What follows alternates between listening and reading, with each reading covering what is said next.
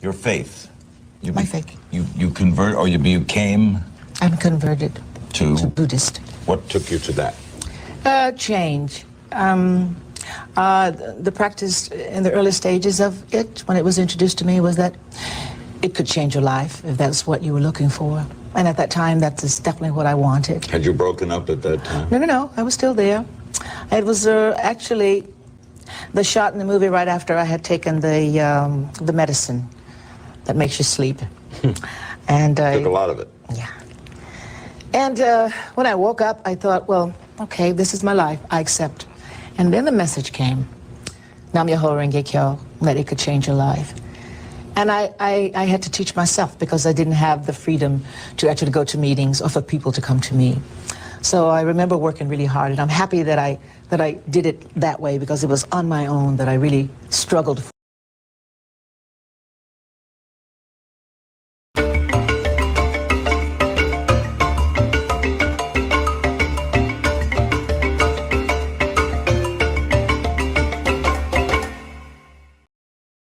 Hey, 40 million voters in the Democratic Republic of Congo.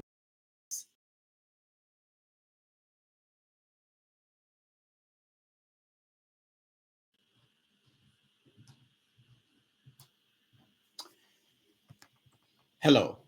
On Wednesday, 40 million voters in the Democratic Republic of Congo will go to the poll to elect a new president.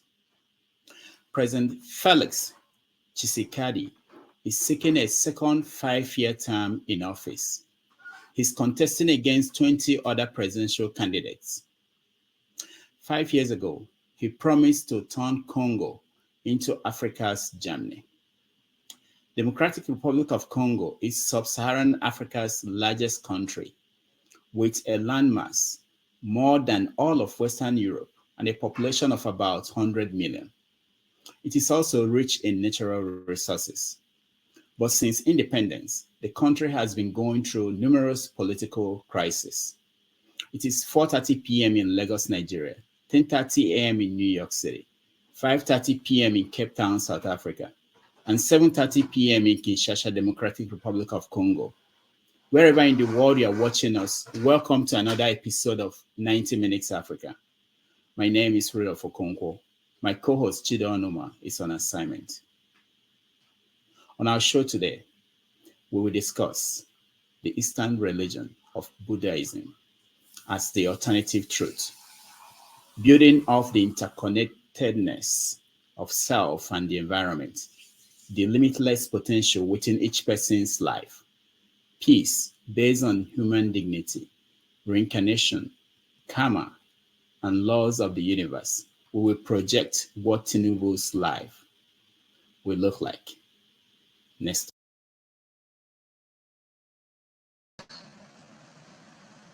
My purpose is to condole the entire country through the army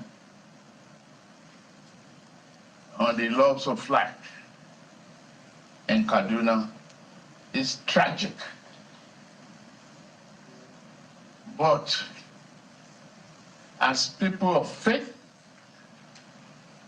and the people who believe in this country, and importantly, faith, death through Maulud Nabi, and the separation of God, the Shahada.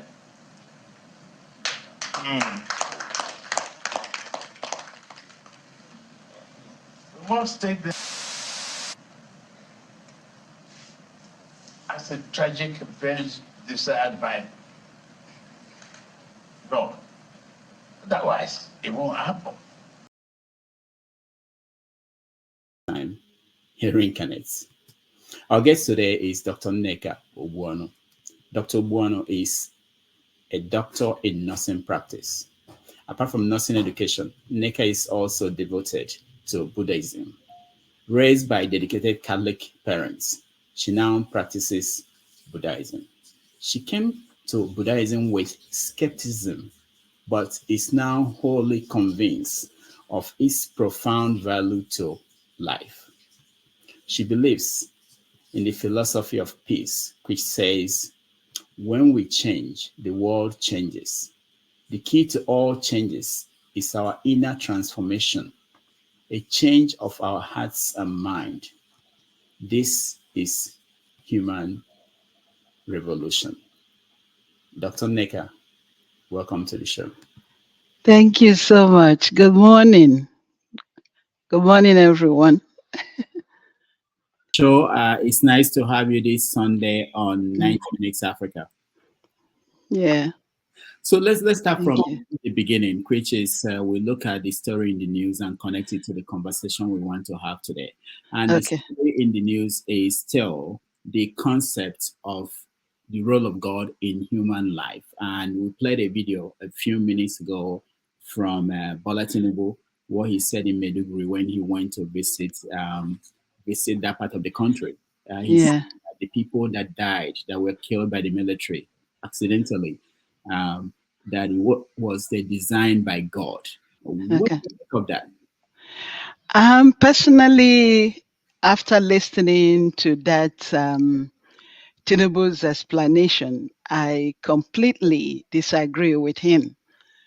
Because what Tinubu is not really looking at is what led to the tragic event. We cannot make mistake. We cannot be rascal with our lives, and then push it forward and say that is the design of God. I don't think God is that evil to do such a thing. So if I'm basing it on the video that you just showed, and also for me, I did go back to listen to what Tinubu was saying, that is completely wrong. And I know that is wrong because if I was still a Catholic, I probably 100% agree with what he was saying. But after 30 something years of my Buddhist practice, I completely disagree with what he said there. If Tinubu's leadership is anything to talk about, I think he should rather find out what really happened to those lives, or where did the mistake start from. And I think that's what he has to say better than what he just portrayed to to the whole world, to the people of Nigeria, to the people of Kaduna that lost all these lives, to say that is God, that God designed it to happen that way. I don't think so. I totally disagree with him. I spoke to some people who are my friends who are Muslims, and Mhm. they said that it's from their religion that they believe that anything that happens to someone is something that God wrote down that it will happen. Now, in the case of Christians, they tend to think that if it's good thing, it's God. If it's a bad thing, it's Satan, it's the devil that did that. Um, Yeah. what is the difference? The huge difference here is that with my Buddhist philosophy, that everything that I have learned as a Buddhist is again what Tinubu said, and I read so much about Muhammad, because even in my Buddhist practice, we have a book where everything was explained about Muhammad and what his beliefs are. And Muhammad will not say what Tinubu just said. That's not the design of God. I think many of us as humans, we really misunderstood what religion is really all about. Religion is not here. Uh, People are supposed to be happy when they practice any types of religion, but not to make a mistake and somebody will lose their life and will say that that's what God wants, for them to lose their life in that tragic way. Again, don't misunderstand me. Death can occur, but not in that tragic way. Death is part of life. So people shouldn't even be afraid of dying. But when the time comes for that individual to exit this universe, it's okay based on my practice, but not to tragically destroy people's life, whether it was a mistake from the part of the army or whatever happened there. I think a thoroughly investigation needs to be done, but not for Tinubu to convert it and say that this is what it is in his Muslims' belief. I disagree with that. But then, as Muslims, if you said that you spoke to a friend of yours that is a Muslim, and they said that in their practice, that's what they believe, I personally will not agree with that. And we beg to differ on that. All right, we will With get any more. we will get to Buddhism and what it means. But Yeah. first, I want you to help us understand, based on your own understanding of life, Yeah. someone who thinks that God is responsible for everything that happens in that way, good and bad. What are the wider implications of how that person looks at life? Before we say that God is responsible for everything that happens, and it's written somewhere, even in the Bible, that God said, I've created you in my own image. You can now go. So we are that God. In in my Buddhist practice, the first thing that I learned when I became a Buddhist is that every human being, regardless of what type of religion you're practicing, that we have a Buddha nature. And that Buddha nature is that God that we are talking about. And because I'm originally an Igbo woman, I then reflected back when I started my journey as a Buddhist. I reflected back to what I saw my grandmother doing and how my grandmother worships her chi. In Igbo land is called chi. So many of the things, or most of the things that I see with my Nichiren Daishonin practice of Buddhism, I truly connect it with what I've learned as an Igbo young girl growing up, and it helped me to really dig deeper when I started this journey as a Buddhist. So I do not believe that many a times that when bad things happen, that God designed it to happen that way. As human beings, we really need to look into what we are doing. If I make a bad decision, obviously I'm going to get a bad result. The word you had Tina say, Namyo Horengekyo, the renge in that word comprises lotus flower. Lotus flower bears fruit at the same time it bears flowers. So simultaneously, it does both things together, meaning that the moment we take an action and do something, we're going to get the result of it. So if we make a bad decision, we're going to get a bad result from it. And if we make good decisions in our life, we're going to get good result from it. Now, how is that connected to karma, what you are just talking about? Okay, the how it's connected to karma, and I'm going to read a little bit. It says, what is karma all about? Karma, although we all possess within our lives all these 10 life states, as you might expect, we all manifest them in a way that is unique to us. So karma is that if I'm constantly doing something wrong to people, and I feel like, okay, nobody is going to be able to do anything to me, I get away with it. When the condition is, the environment is conducive, those things can come up, and somebody could retaliate and do that also back to me. And the simple example that I will give is that I'm going to use my personal life to really explain how I understand this karma to be. Growing up, I've always, when people comes for a relationship, I never had any genuine relationship with people. It's not from my own design, is that whether it's a female or a male, I have this relationship, but it wouldn't be authentic from their own end. But from my own end, I truly want that relationship with that individual. So when I became a Buddhist and I started reading about karma, I began to say to myself, this is really me. I don't know what in my past life that I did to deserve this.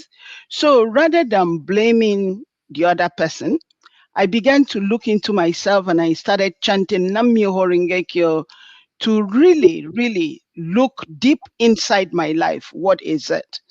And I'm going to say to you that some of the things, like maybe if somebody does something and I'm going to get really upset with what that person did, I began to change that condition, not to really get upset with everything that everybody, not to be judgmental with everything an individual does that will trigger me to probably say, okay, I don't want this relationship anymore.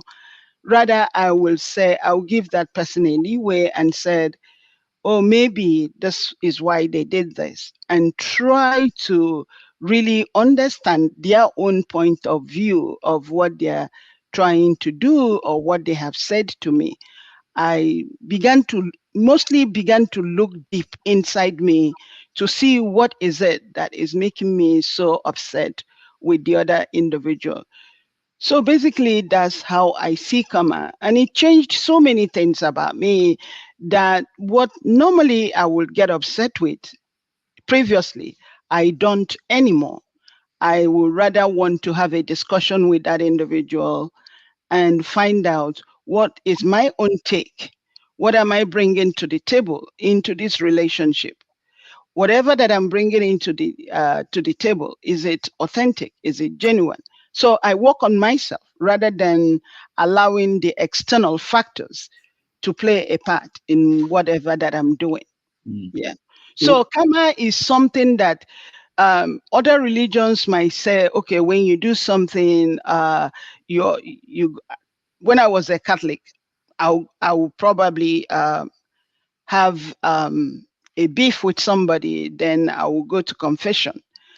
And I tend to confess my sins and said, oh, I'm quarreling with this person. But what I found out is that then after that confession, I'm still upset with that individual.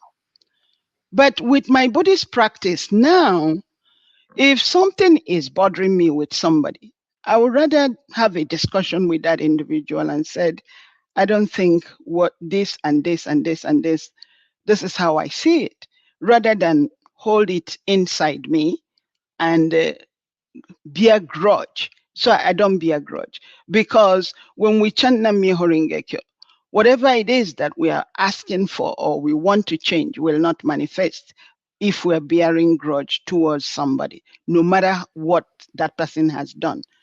I have to have an open mind and really chant Nam Myoho Renge Kyo. And if I feel that other individual is doing something wrong, I will still chant for their happiness, authentically chant for their happiness.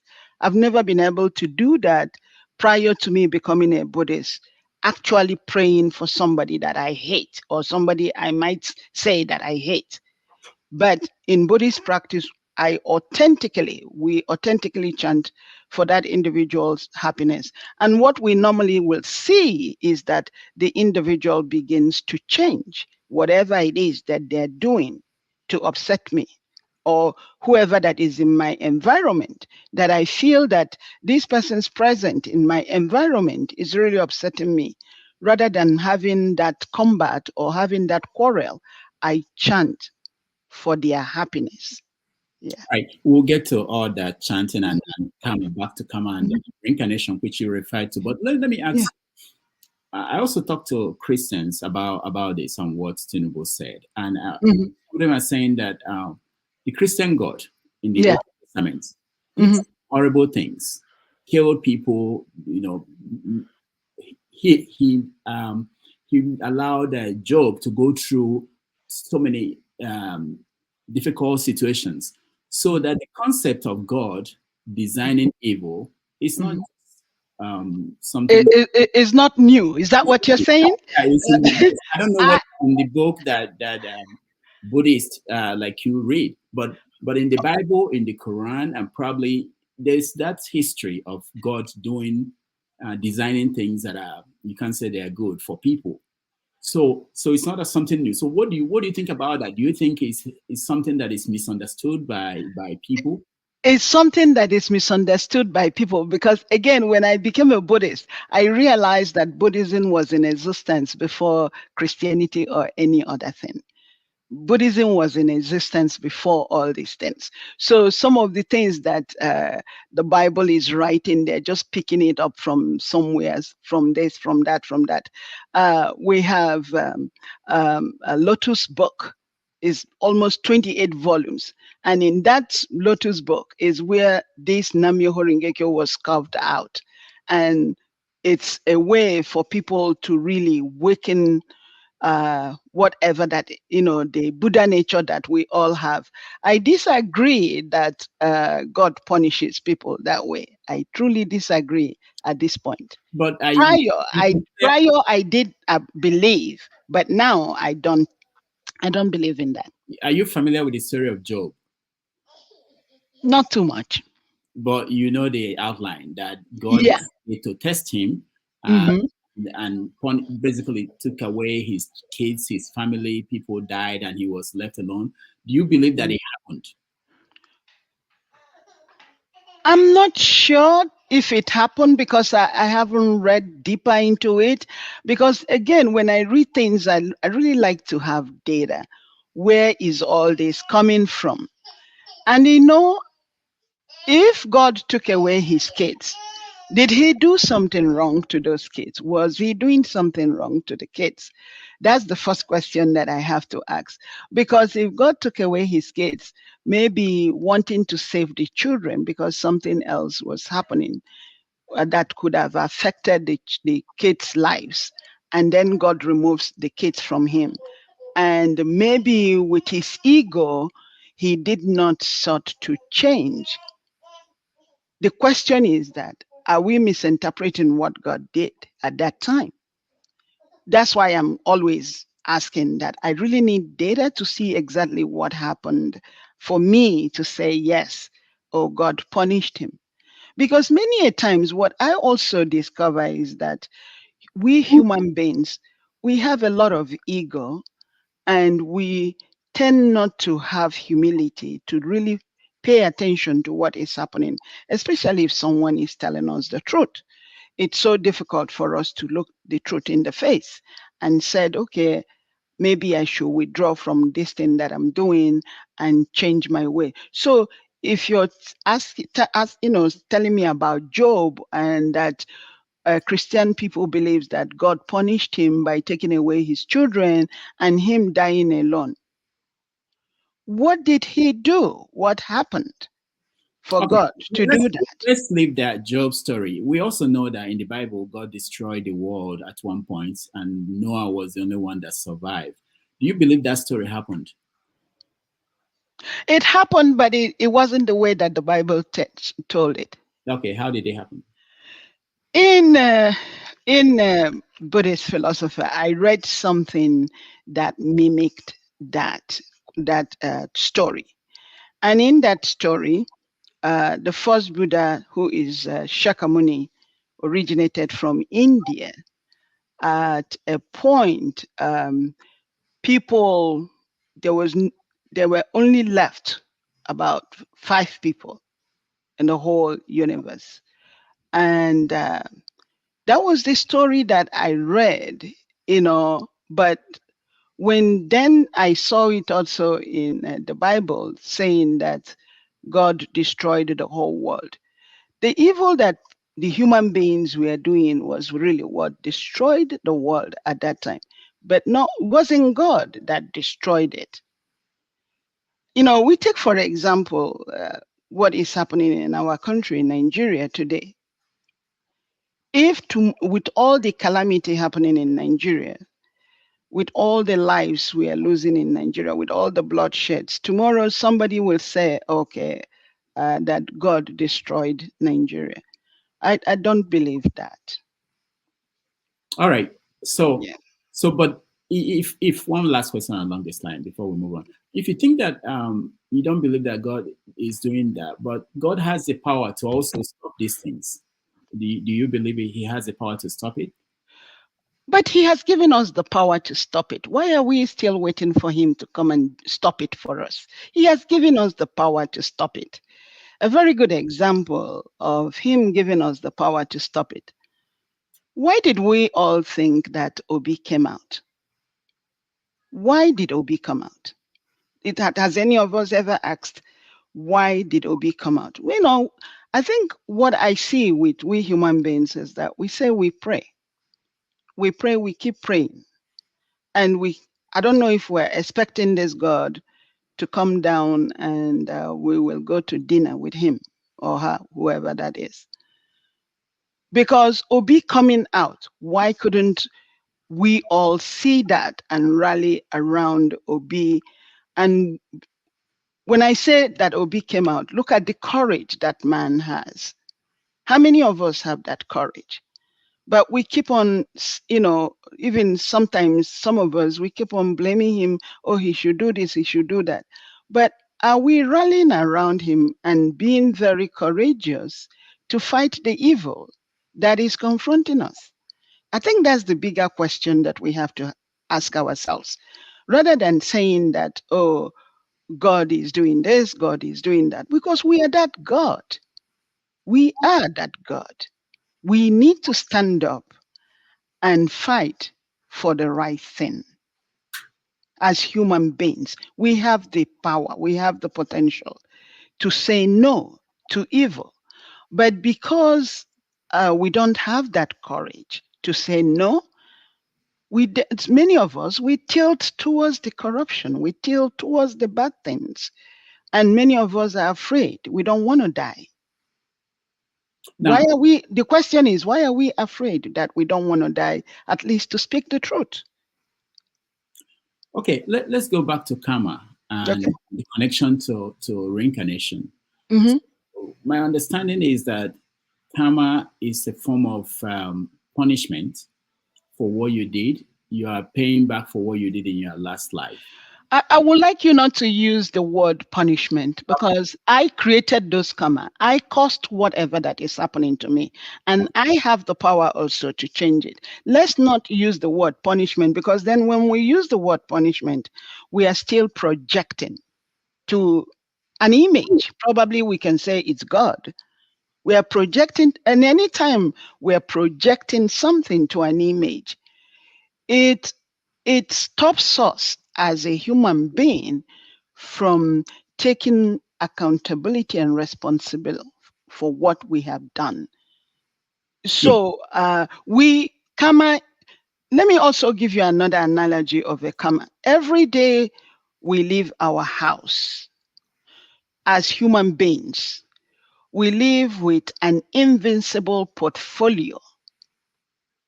By the time we get back, let's say we do 9 to 5, by the time we get back home, that portfolio is already filled up.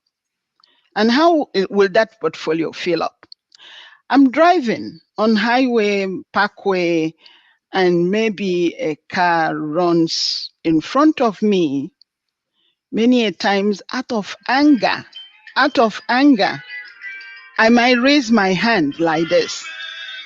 You know, I could raise my hand or maybe say bad words to that person.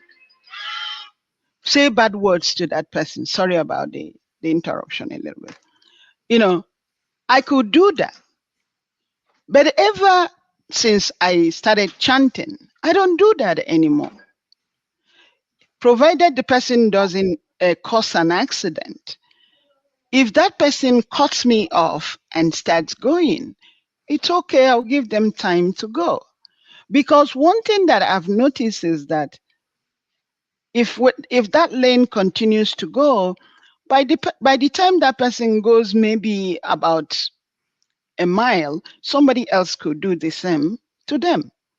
But for my own human revolution, I do not get upset with everything people will do to me anymore, like I used to before. So Now, that's that change that I'm trying to say to you. So karma is not punishment, but even if you want to use the punishment, just use the punishment, be understanding that I created all these things and is dormant in my life. So lifetime after lifetime, I will pay for it. There is no escape. Christianity will tell you that you go to confession, it's forgiven. Buddhism teaches me that you must change it. Whatever that you have done, you have to go back into your fundamental darkness and really uproot whatever that is making you do those things that is not good to another human being. okay. Political analysts, some of them have said that part of the problems we're having in Africa is as a result of religion, that we have people leaving things to God, as was said with Tinubu's statement. Christians basically saying that God will punish someone. They could have a governor or political office holder doing bad things. Instead of them to insist that there should be punishment, they leave it to God. So isn't this belief in karma making it also possible for people to live that aspect of their life, which is to insist that the right things are done, leave it for God or karma to punish the person who is doing wrong? So how is that different? Okay, please remove leaving it for God to punish. Remove that. Again. Do you see what we are doing? Yeah. We are not. We as human beings, we keep deflecting, not to take responsibility. And again, can I take you back to the our Igbo tradition in the old days? In the old days, at least in the 70s or 60s, even some of the stories that our grandparents told us. You don't deliberately hurt someone, even in the village. In the village, everybody takes care of everybody. You don't deliberately go and steal somebody's things. You do not deliberately do things, because the elders, when they gather in the Obi, and they ask you a question, there's no two ways for you. You're going to confess. You're going to tell the truth. So because people are aware of all these things, people tend to do the right thing more at that time. That's why I said I saw a lot of Buddhist philosophers in what I learned from my grandparents growing up as a child, that you do not deliberately hurt someone thinking that you yourself, you're not going to pay for it, or that you're going to run away from it, or because you're rich, then nothing will happen to you, which is what we're doing now, because everybody feels like, okay, now I have the power, then I can snap somebody's life and get away with it, or I could do anything and get away with it. No, it's not. Okay. A politician like Nneka Egbuonu, senator from Enugu State, is serving time in the UK. Yeah. For most Nigerians, they were happy that he was held accountable for certain things he did. If we leave it to karma, if we say that we're not going to enforce laws, that karma will take care of this, where would that leave the society? Is it not what we have in Nigeria, essentially? Because you have politicians who rig elections, who commit crime, and nothing happens to them. Where is the karma taking them? What is happening to them? Definitely, there has to be a law. You have to have a law. Buddhism is not saying that because karma exists, that we shouldn't have a law. There has to be laws and order in a land. Even in my Buddhist practice, we have rules and regulations of what we do. And so with you talking about Ike Ekweremadu, you know that what he did was not right. Absolutely not right. That's, again, brings us back to people not caring for another human being, because he was in a position to have built a massive hospital in Nigeria so that when any members of his family or other human beings are sick, he could have taken them there so that they will get adequate treatment.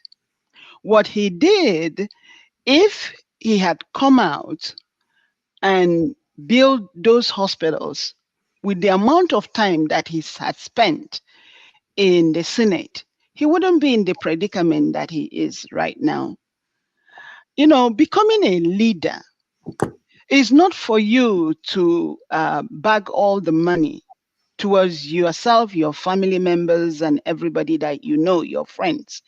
You are leading the people, and you must respect everybody, because everybody that you're leading, they're also human beings. So there have to be a law and order. But that doesn't negate the fact that when we do wrong, we will pay for it. And we might not pay for it in this lifetime, but it stays dormant in our life. We will pay for it anytime. That brings us to reincarnation. What do Okay. you believe? What is reincarnation? Reincarnation is definite. It is a definite thing. We reincarnate. Buddhism said that imagine if nobody dies in this world and we keep on reproducing everybody, we keep on having babies and babies, and nobody is ever dying. The world will not contain us at all. So death is that, I tell people, when you look at, you go to work every day and in the night you get home, you get tired and you go to sleep. Sleeping is like a mock to death. The only difference is that when it's dead, we don't see that person anymore. But when we go to sleep, we don't, some of us, or many of us, when we are in a deep sleep, we don't know what is happening around us. None of us knows what is happening around us. But if somebody taps you or there's a big noise, you might wake up. But when he's dead, you do not wake up anymore. But reincarnation, you're going to come back. I clearly remember in a family, sometimes a child is born and we say, oh, this person looks like grandma, or this person looks like my father, or this person looks like my mother that has already died. And you will pay attention to their behavior. They might start saying things even at a very young age, things that you begin to say to yourself, how did they know this? Is that individual that came back? So it's like a vicious cycle. Even in a family, you belong to the same family at all times. Somehow, if you don't reincarnate and come back through your immediate children, your grandchildren, somehow you're going to come back again. And the thing is that we are, as human beings, we are really not paying attention to the mystic power that we all have. And so these things come across and we don't even recognize it, you know. And in Igbo tradition, again, many of our parents, that's why in Igbo tradition, sometimes you will see somebody is given a name, Nnennaya, Nnanna. It's because our elderly at those time, they recognize that person and they will say that this person is your mother or this person is your father. I personally, I truly, truly believe in reincarnation. And in terms of dying, if you have lived your life, because as human beings, we don't just come to the world to galvanize all over the places. We have a mission. We all have a mission. The problem is that some of us, we don't want to find out what is our mission. And when you discover what your mission is and you accomplish it, you need to go and rest. And when you rest, the beauty as a Buddhist is that with Nam-myoho Renge-kyo, when a Buddhist individual dies, we do what we call every 7 days of the person existing the earth. We chant for them, and we do it for 49 days. And we subsequently continue to chant.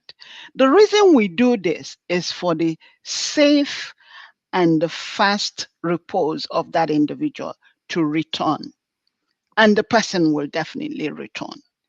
That's my belief. Are you the original person, or are you an incarnate of somebody? I'm an incarnate of someone.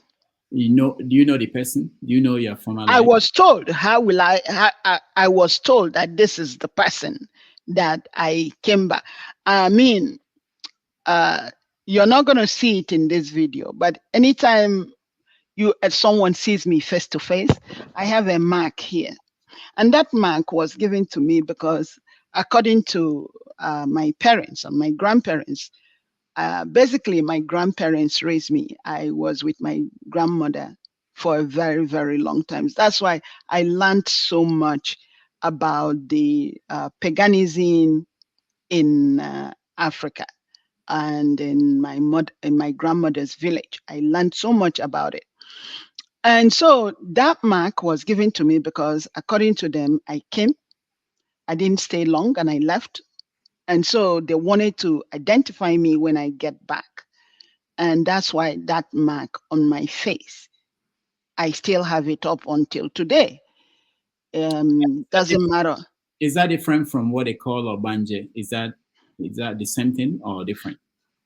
They didn't tell me that I was a Wanje to say. So it's definitely, they wanted to recognize me when I get back. That's what they told me. Okay. So, but they didn't tell me that I was an Wanje, and I have not in my family hear of anyone saying that any member of my family is an Wanje. There's a lot of reincarnation in my family. And when I say my family, it's not just my siblings from my mother and my father. It's also because there's in Ogidi, where I originally come from, we have a big compound and each family on their own, but with that, under that one Egbuonu name.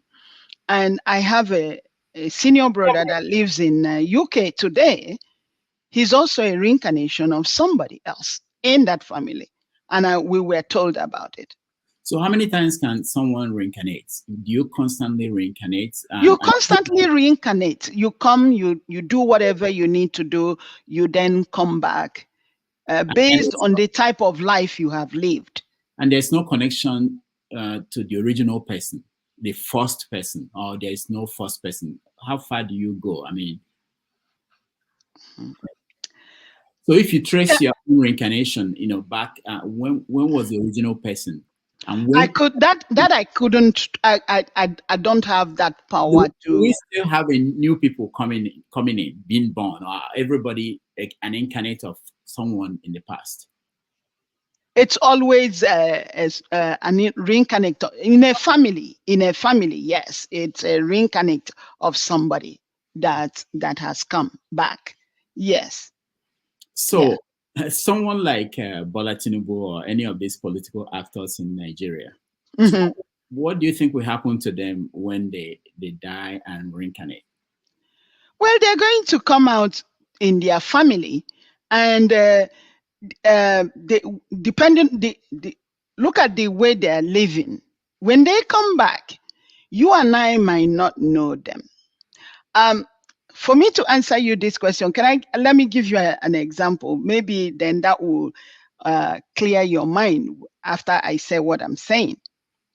Since I became a Buddhist and I got deeper into it, when someone is on the street begging for money, like on the subway, I don't give them money anymore.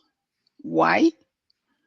because I don't know who that person was before, for them to be living the type of life they are living right now. Tinubu, if I'm going to use Tinubu as an example, all these things that Tinubu has done, all these atrocities that he has done, to pay for it in his next lifetime, he will not be in the position to be in this power. Rather, he will be in a position that when something is happening to him, if you and I or people see him that time, they tend to pity him, but they don't know what he has done to be paying for what he is paying for. Because he has done a lot of damage to people's life, thinking that he has power. He doesn't have power. We, as human beings, as Nigerians, we allowed Tinubu and his gangs to be doing what they're doing. If we have had the courage to stand up and say and demand change in Nigeria, we're definitely going to get that change. But all of us, we are afraid, including me. We're all afraid, and we keep saying, let Obi go and do it. What will Obi do single-handedly? He's trying already. And that's why so many people are not seeing what Obi is doing. Me, from the get-go, even before the election took place, I have stood with Obi, and I will always stand with him, because I know that Obi came, the universe brought Obi for us, but we're still not paying attention. We are really expecting him to perform magic by himself. I don't think so. This ideology that if someone is suffering, that the person must be paying for what they did in the former life, isn't that a dangerous one? You know, if, say, all the charity organizations in the world that are helping people who are poor, suffering, if they just gave up and said, you know, was it that these people are paying for what they did in their last life, how would the world look like? If I see someone suffering, what I normally do is I try for them to chant, because I know that if they chant, they're going to change their karma. If I they try. to change their karma. Yeah. All what right. did you say? You've been talking about chanting. Let me play for our audience Yeah. a sample of that. If that individual chants, they're going to definitely change their karma. Okay, this is Tina Turner, Yeah. appearance on Larry King Live years back. Let's watch. That's what I do. That's it? Oh, it's that, but then there are 5 prayers. But Can you give me a little variation? I like that. Nam-myo renge-kyo, Nam-myo renge-kyo, Nam-myo renge-kyo, Nam-myo renge-kyo, Nam-myo renge-kyo, Nam-myo renge-kyo, Nam-myo renge-kyo, Nam-myo renge-kyo, Nam-myo renge-kyo, Nam-myo renge-kyo, Nam-myo renge-kyo, Myo renge-kyo, Hoben bon tai ni.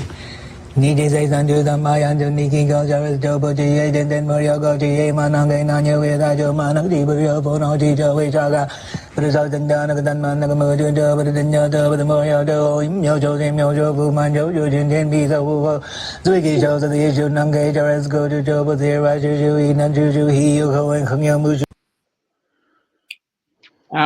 How is this different from speaking in tongues? She's not speaking in tongues. Some people, when they do the prayer, they are very fast. When I do the prayer, I will be fast, but not as fast as Tina is. No, it's not. You are not speaking in tongue, because it's written that it doesn't matter what country that you're in. I'm going to say to you, we have Buddhist members, this same Buddhism that I practice. We have Buddhist members in Nigeria. You have Buddhist in 192 countries. You have in Togo, you have in Cote d'Ivoire, everywhere. You have in Ghana, right? We have members in Ghana. We have community in Ghana. You have everywhere, 192 countries. And the prayer is written the same. When I started practicing, some people said, why is it that this prayer is not translated in English?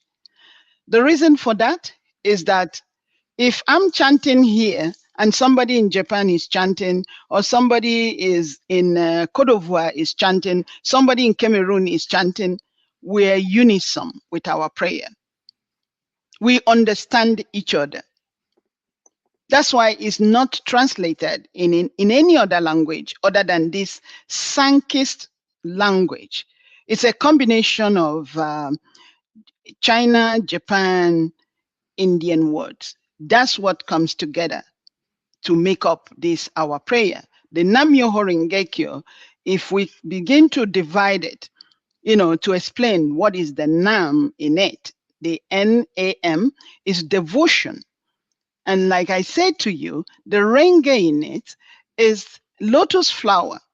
So telling us that whatever action that we take, we should expect to see a result out of it.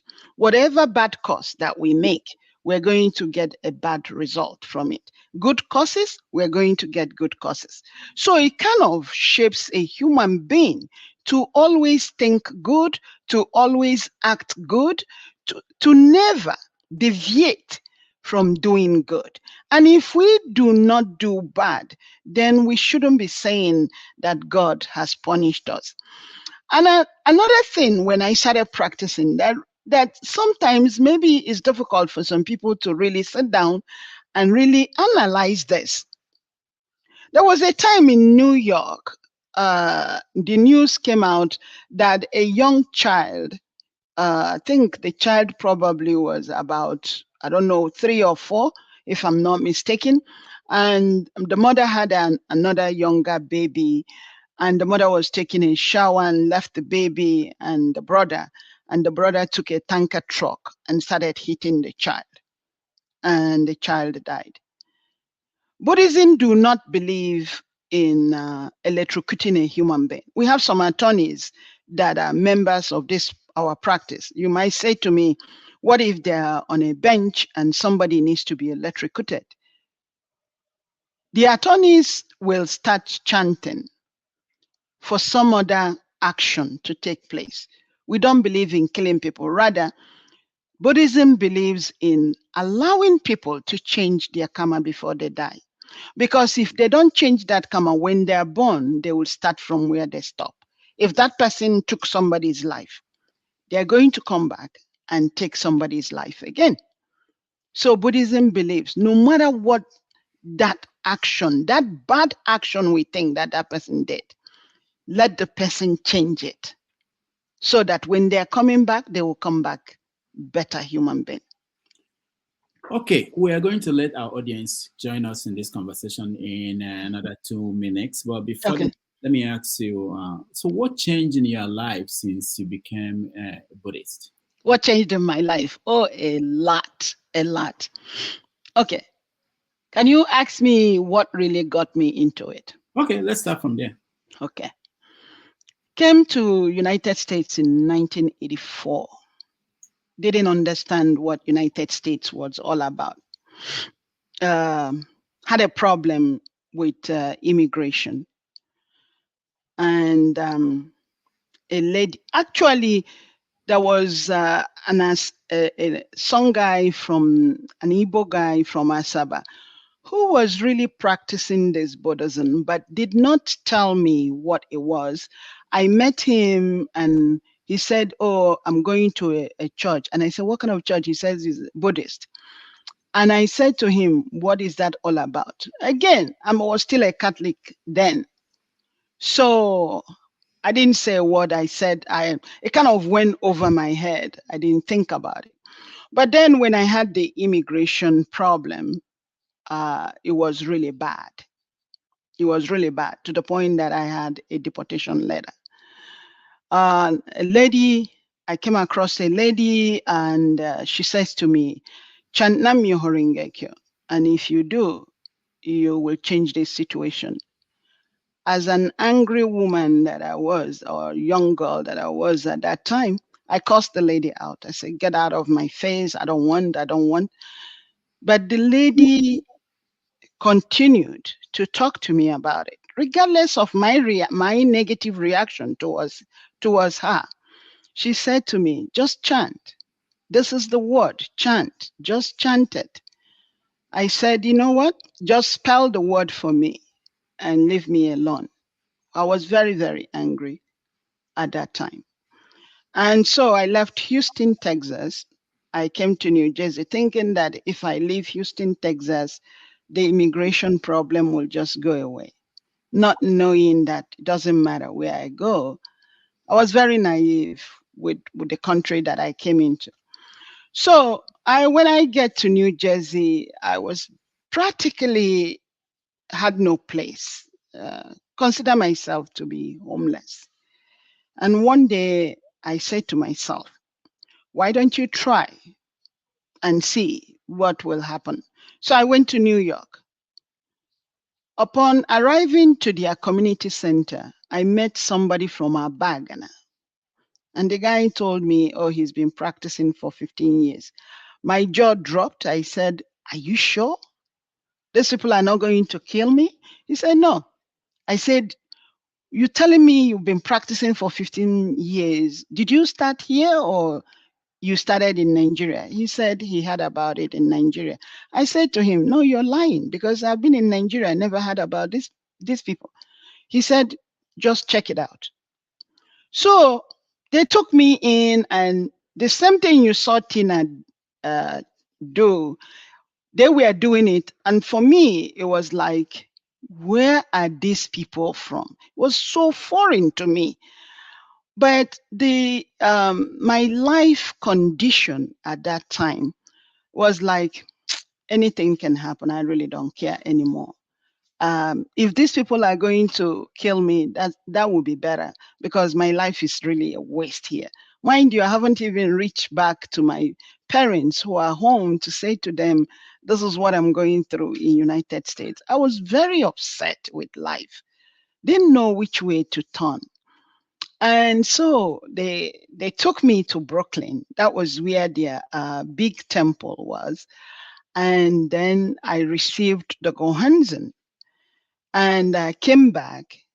I was able to get a job at St. Peter's in New Jersey to work as their EKG tech. I did not connect the two together. And I worked there for about a year. I didn't practice. And one day I was paid to come and do EKG on a patient in ICU. And the patient, when I walked in, I saw the juju beads and their prayer book. And the word came out of me, Namyo Horengekyo. And the patient says to me, are you a member? I said, no, I'm not. He said, but how did you say that word? I said, I rehearsed everything, how I went to New York and how I was inducted into the practice, but I haven't been practicing because I didn't see any member in New Jersey. So he said to me, I will call my wife and we're going to help you and take you to a meeting. The guy is originally from Panama with the wife. And so they came, they picked me up that day, took me to Piscataway. We had other members, I met other members. And as they were doing their prayer, I was like, I won't be able to do this prayer. I can't. I don't understand what they're saying. This is traumatic for me. But they kept encouraging me and they kept visiting me. They came and they enshrined my Gohanzen. Every day somebody will come and help me to learn how to do the prayer. And I myself, I began to develop interest to learn how to do the prayer myself, and Lord and behold, I saw things start changing for me.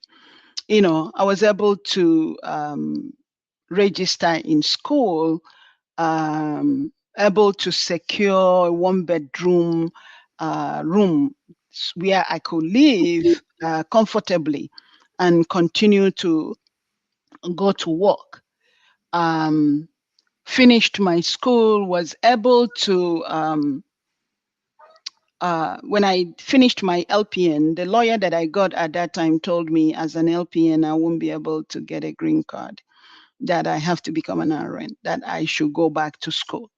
I went back to school, finished my RN, and was able to get approved by a hospital that I was working for at that time. And then I remember when they told me, they approved it in Vermont, and they told me that I have to step out of the country. I remember some Nigerians that I speak to at that time, they told me, oh, this is your end. They're definitely going to take you back. Don't trust them. Don't go. Don't do this. Don't do this. But I'm already a Buddhist at that time, and members came and said to me, just chant and go. And that's what I did. Because when I went, it was during the time of Abiola. There was a huge riot in Lagos, but everything went smooth for me. I was able to do my fingerprint, went to St. Nicholas Hospital, uh, went to Alabon Close, did all the paper, and wasn't up to 3 weeks. My papers came out. They called me to come and get my green card. So this our Buddhist practice. When a member comes in, one thing that everyone will say to you is, when you chant, you're going to definitely see actual proof, and then you decide whether you want to continue. If you do not see any actual proof, you don't need to continue to practice. So time after time, I continue to see actual proof in my life. I don't have the hot temper that I used to have before. I started calming down. When I'm in school, I pay attention to what I'm doing. I strive to do well. I strive to do better without saying, oh, this person is better than me or that person is better than me. I do not envy anyone. There's so many things that changed with my life, a lot of things. And now, as an educator to young people, to nursing students, when I come into class the first semester or the first day of a semester, the first thing that I will say to whatever cohort that I have is, who in this class thinks that they're not smart? Or sometimes I try to use that things that Beyonce is better than them. Believe it or not, sometimes I will get students that will raise their hand, and then I'll have a kind of a conversation with that individual. What makes you think that Beyonce is better than you? And when that person says what they have to say, I will say to them, you have the potential to be whoever you want to be. Don't look at Beyonce. Beyonce is a pretty girl. We are all beautiful, all of us. All of us are beautiful. We don't need to add anything external to look beautiful. We are all beautiful human beings. We just have to go deep inside and bring out the beauty that each and every one of us have. But many times, some of us, we don't have these encouragement. We don't have good mentors in our life that will instill all these things in us. And so we look outside of us for somebody to acknowledge, oh, you're a beautiful person, by adding some external things to ourselves. And many a times it leads all of us into trouble. So the greatest change, if I may just add, is I developed a lot of courage. I'm not afraid of telling someone the truth. If I should go to Nigeria today, I'm not going to be afraid. If Tinubu is standing in front of me right now, I'm going to say to him, what you're doing is wrong. The only thing he can do is ask his DSS to detain me. If his DSS arrest me and detain me because I told him the truth, I'm not going to flip in that detention, because I know that I'm right, that what I'm telling him is the right thing. And with Nam Myoho Renge Kyo, you can open a closed door. And when I say you can open a closed door, I mean a heart that is as a rock. With me chanting Nam Myoho Renge Kyo towards that person's heart, let them have peace, let them be happy. Their heart will definitely open, and they will realize that what they're doing is not right.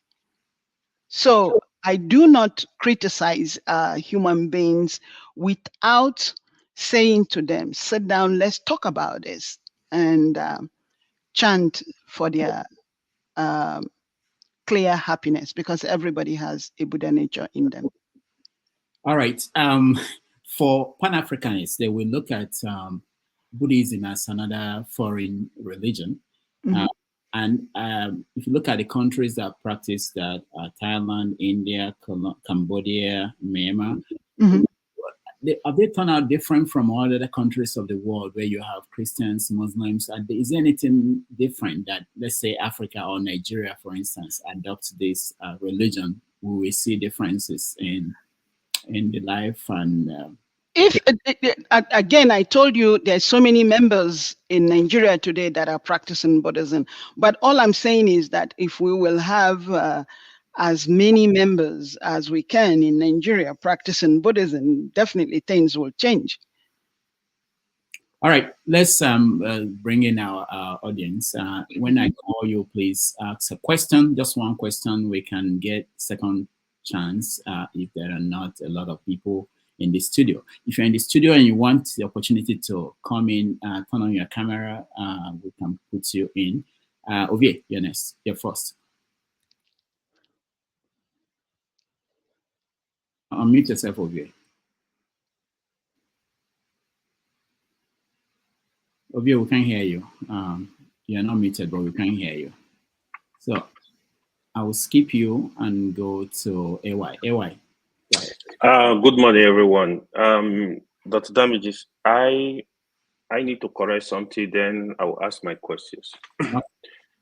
So you made mention that you spoke with some Muslims that said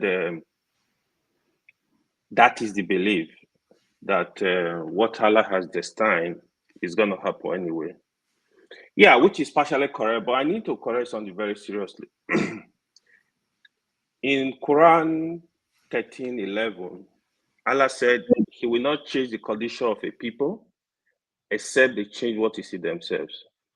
To follow up with that Quran verse, there is an hadith of the Prophet that the Prophet said, tie your camel and put trust in Allah. What this means is we have a lot to do as people. If you are a student of a school or university, you need to write an exam. You can't go sleep and waiting for Allah to give you grades. Yeah. You have to study as a human being. Where the trust in Allah comes is do your part, put the trust in Allah. Mm-hmm. Islam uphold this very strongly. Mm-hmm. Whatever the result, the outcome, you now believe that this is from God after doing your part. A very typical example is the story of Moses in the Quran, where you go to Quran chapter 26, 61 to 63, there is a strong emphasis there. What happened to Musa when they were driven out by Pharaoh was he got stuck with the ocean. When he got stuck, what happened next? The people were scared. They're like, we're done. Musa said, no. Allah is going to give me a way out. And Allah instructed Prophet Musa to strike the sea with the rod. So the significance of these verses is, one, Musa himself does not have the power to strike the sea, neither does the rod have the power to divide the sea. This is inspiration from God.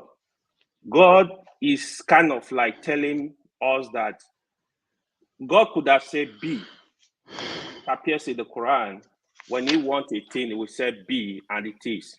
But no, he still instructed Musa to strike the sea. So he could have just said sin, break the sin open, move ahead. But he says strike. When he strikes, so it also shows us that you have to do something. You have to do something. You have to do something. I have that structure in Allah. That is for that. So when you relate this with what the president said, I completely disagree with what is going on, because we really have to do our work as a country for us to have that belief in this is what God has destined for us. My question to you, Madam Nneka, I have two questions. The first one is, what do you believe as a Buddhist? Do you believe in the supreme being, God? Do you believe in supreme God? If I follow that, what is your view? How do Buddhists see the Abrahamic religion? Do they have any connection? The very last one is, you made mention of paganism in Africa. What makes a people pagan? And I want you to relate this with Buddhism. Do you see element of paganism in what they do? If they don't, I need you to differentiate between what Africa paganism doing that Buddhists are not doing. Just be very clear with that. Thank you. Okay, thank you, AY. Basically, even with your first explanation that people have the power, I believe you had me when I mentioned it, that we, as human beings, we all have the power to change things. When you say to me to relate paganism with Buddhism, I did also say that when Rudolph was asking me question, I said what really cemented my practice was my knowledge of paganism, because I really watched my grandmother practice paganism. And paganism, the relationship that I see with paganism and the Buddhism is that under no circumstances will you hurt another human being. And when I say that, I mean in a general form. If you and I are doing business, I will not con you. I will not deceive you. Regardless, whatever that we are doing, I have to be authentic with you. And you just also mentioned that you used the exam to give an example of we human beings. That's also some of the things that I've just highlighted here. We have the potential to be whoever we want to be. We need to work hard. We cannot be looking up at somebody that the person is going to do something. We already have that Buddha nature in all of us. And that Buddha nature, you might look at it and call it a supreme being. Because even I said it at the opening of this discussion, that even in the Bible, it says to you, I've made you in my own image. What image is he talking about? In his own image, then you can go. So if you're then sitting here and be looking outside yourself, that God is going to do something for you. God is going to do something for you. But in your own way, you're not even doing anything. Like the example you used, I have an exam and I haven't studied and I'm sleeping. And then now it's time for me to do the exam. Will I be expecting to pass that exam? Or when I don't pass that exam, then I will blame my professor, I will blame my teacher that they don't like me. Isn't that what a lot of human beings are doing? So we do have that power. So everything that I saw my grandmother do when I was growing up, I also saw it in this, my Buddhist practice of Nam-myoho Renge-kyo. And again, if you had, because Larry King had Tina Turner more than 20 times in his show. And at the end of any of those shows, he will always ask Tina to chant Nam-myoho Renge-kyo. If you had listened to Tina Turner also, you will hear when she said, the first time that she was introduced in this, she didn't listen. And things keeps happening. And when she finally listened, it's like she took the power into her hands and she was able to change things and lived a wonderful life up to 82 years before she finally left us. She also wrote so many books regarding her experience and the things that she was able to change in her life with the practice of this Buddhism. And Rudolph asked me before you guys started coming in, what is it that has changed in my life? And I said a lot.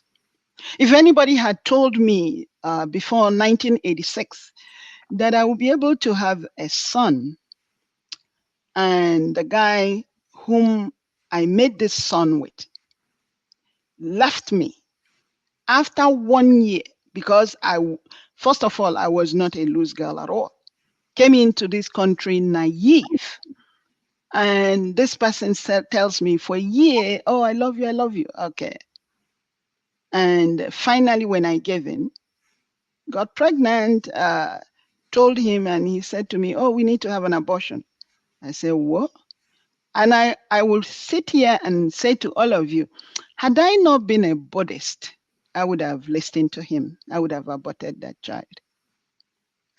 But because I was already a Buddhist, the members said to me, I remember asking some senior members in this, our Buddhist organization, what will I do? They told me, we're not going to give you any advice. Just chant. The advice will come. But we're not going to tell you, abort or don't abort. If you abort, you're going to suffer. If you have the child, you're going to suffer, because look at your condition. So I started chanting. And the more I chant, what happened? The change that I saw was I was very courageous to keep the child. He told me that if I do, I should not speak to him. This is somebody, I'm in this country, no green card. I'm just walking under the table here and there, trying to go to school. I'm talking to you from that person's house today in Atlanta. I live in New Jersey, but I'm here in his house in Atlanta. I raised him up. He went to Soka University in Aligio Viejo, finished his 4 years, went to Cornell University. Because chanting Nam Myoho Renge Kyo then gave me the courage, and I kind of said to myself, I must raise this child to be the most wonderful citizen, human being. And that was what I did. And I will sit here and tell you that had I not been practicing this Nam Myoho Renge Kyo, I, Nneka, I personally don't think I would have done it. I wouldn't have. All right. Thank you. Let's go to Henry. Henry, you're next. Yeah, good evening, Mr. Rudolph, and good evening, Madam Nneka. I was listening to some of the things we were talking about, like reincarnation. I believe in that. I believe in karma too. Yeah.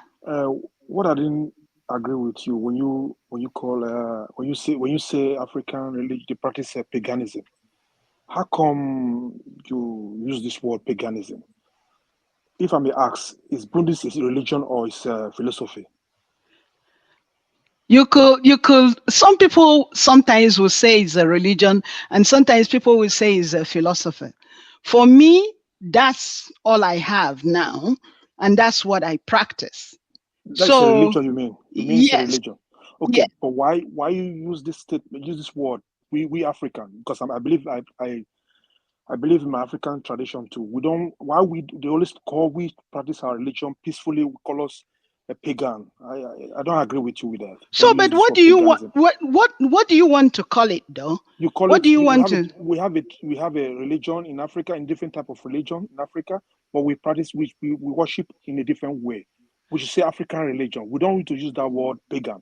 It's like when the white people want to say we pagan, like the Christian want to say we are pagan, like we are outcast. All this kind of stuff. I don't like it when people other religion try to downgrade our African proud religion, because I believe our religion is more older than other religions I've ever seen, ever heard. So when people use this word paganism, it's not disrespectful to African religion. Thank you. Henry, I don't think that using the word pagan, because I also had my grandmother use that word, and in Igbo way, my grandmother will call it that anmefe chim. So she's worshiping her chi. So using that word paganism is not in a derogative way for me, because growing up in my village, Ogidi, I hear people use that word. That's what they were doing. We have to say African spiritual religion. We Africans, we are spiritual. When we talk to God, listen, please. Okay. So if that's what you respect, Okay, if that's how you want to use it and don't want to use the word paganism, but I also want you to understand that using the word paganism is not in a derogative way at all. Yeah, no, I am proud. I am very proud to mimic, like I said to you before, having a full knowledge of what they were doing at that time, especially my grandmother, because she has we will call it Ogu.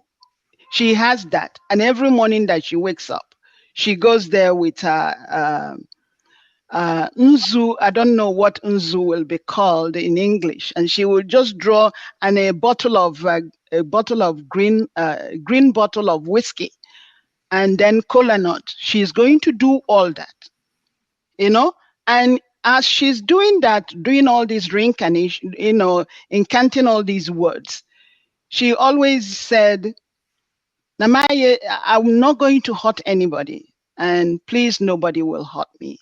She says things like that, and that's why when I came into this practice, it really made sense to me, because the major thing that is in this practice is that under no circumstances will I hurt somebody else, no matter what that person has done to me.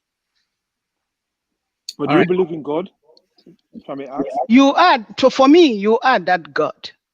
No, I because we all have a Buddha nature. No, we have Almighty God. That's my belief. We have Almighty God. We as human beings, we are God.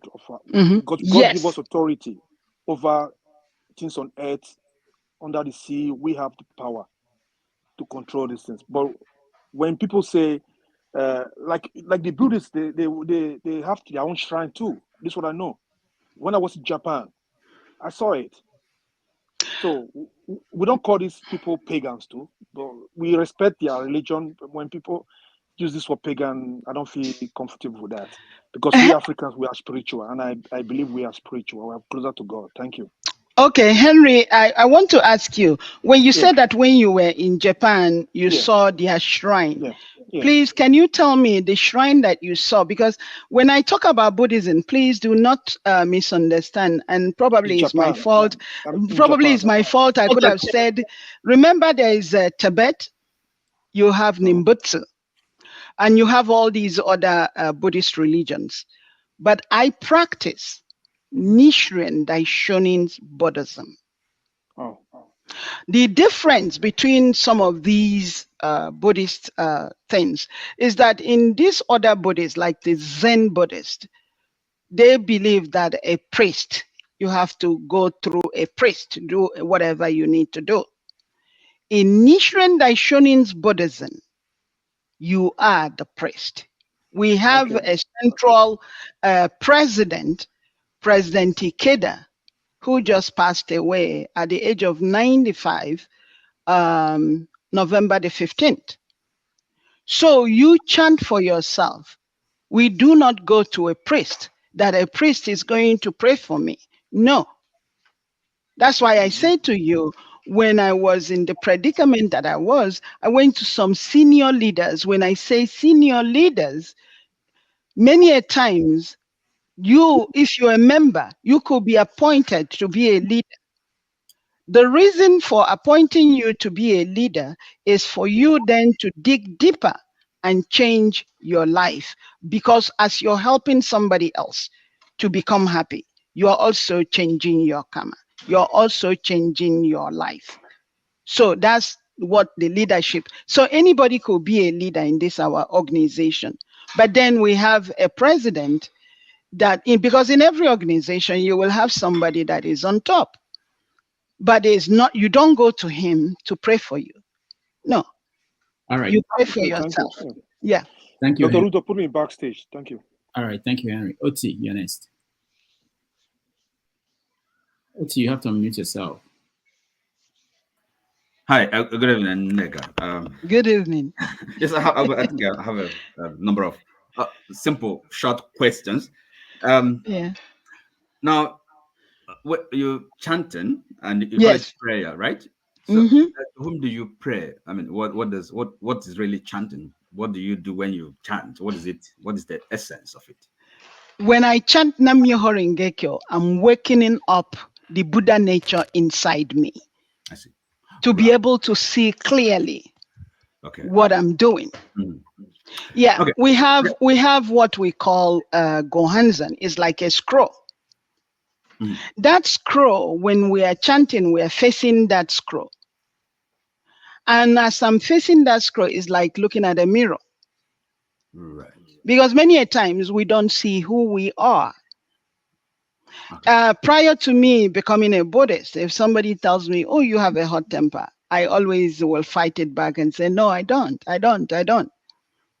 But Okay. as I chant, Okay. does I that, think this is, did I answer your yes, yes, question? yes, answer the question. Okay. Okay. I mean, so that Okay. I get quick questions. So Okay. now, Okay. um, is it correct? Would it be correct to say that Buddhism is really a kind of a spiritual practice and not necessarily a religion in the sense of having a philosophy, a theology, or an interest in the truth, in the search for the truth, the truth of human existence, of the cosmos, where we're coming from, where we're going. So is it just my understanding? If I'm wrong, you correct me. Buddhism is just Mhm. more like a spiritual practice. So When you say spiritual practice, what do you yes. mean? Okay. Now, for example, have you heard about Eckhart Tolle that wrote a N- famous book called Eckhart Tolle wrote a book no. called The Importance of Noun. I think he's a Zen Buddhist.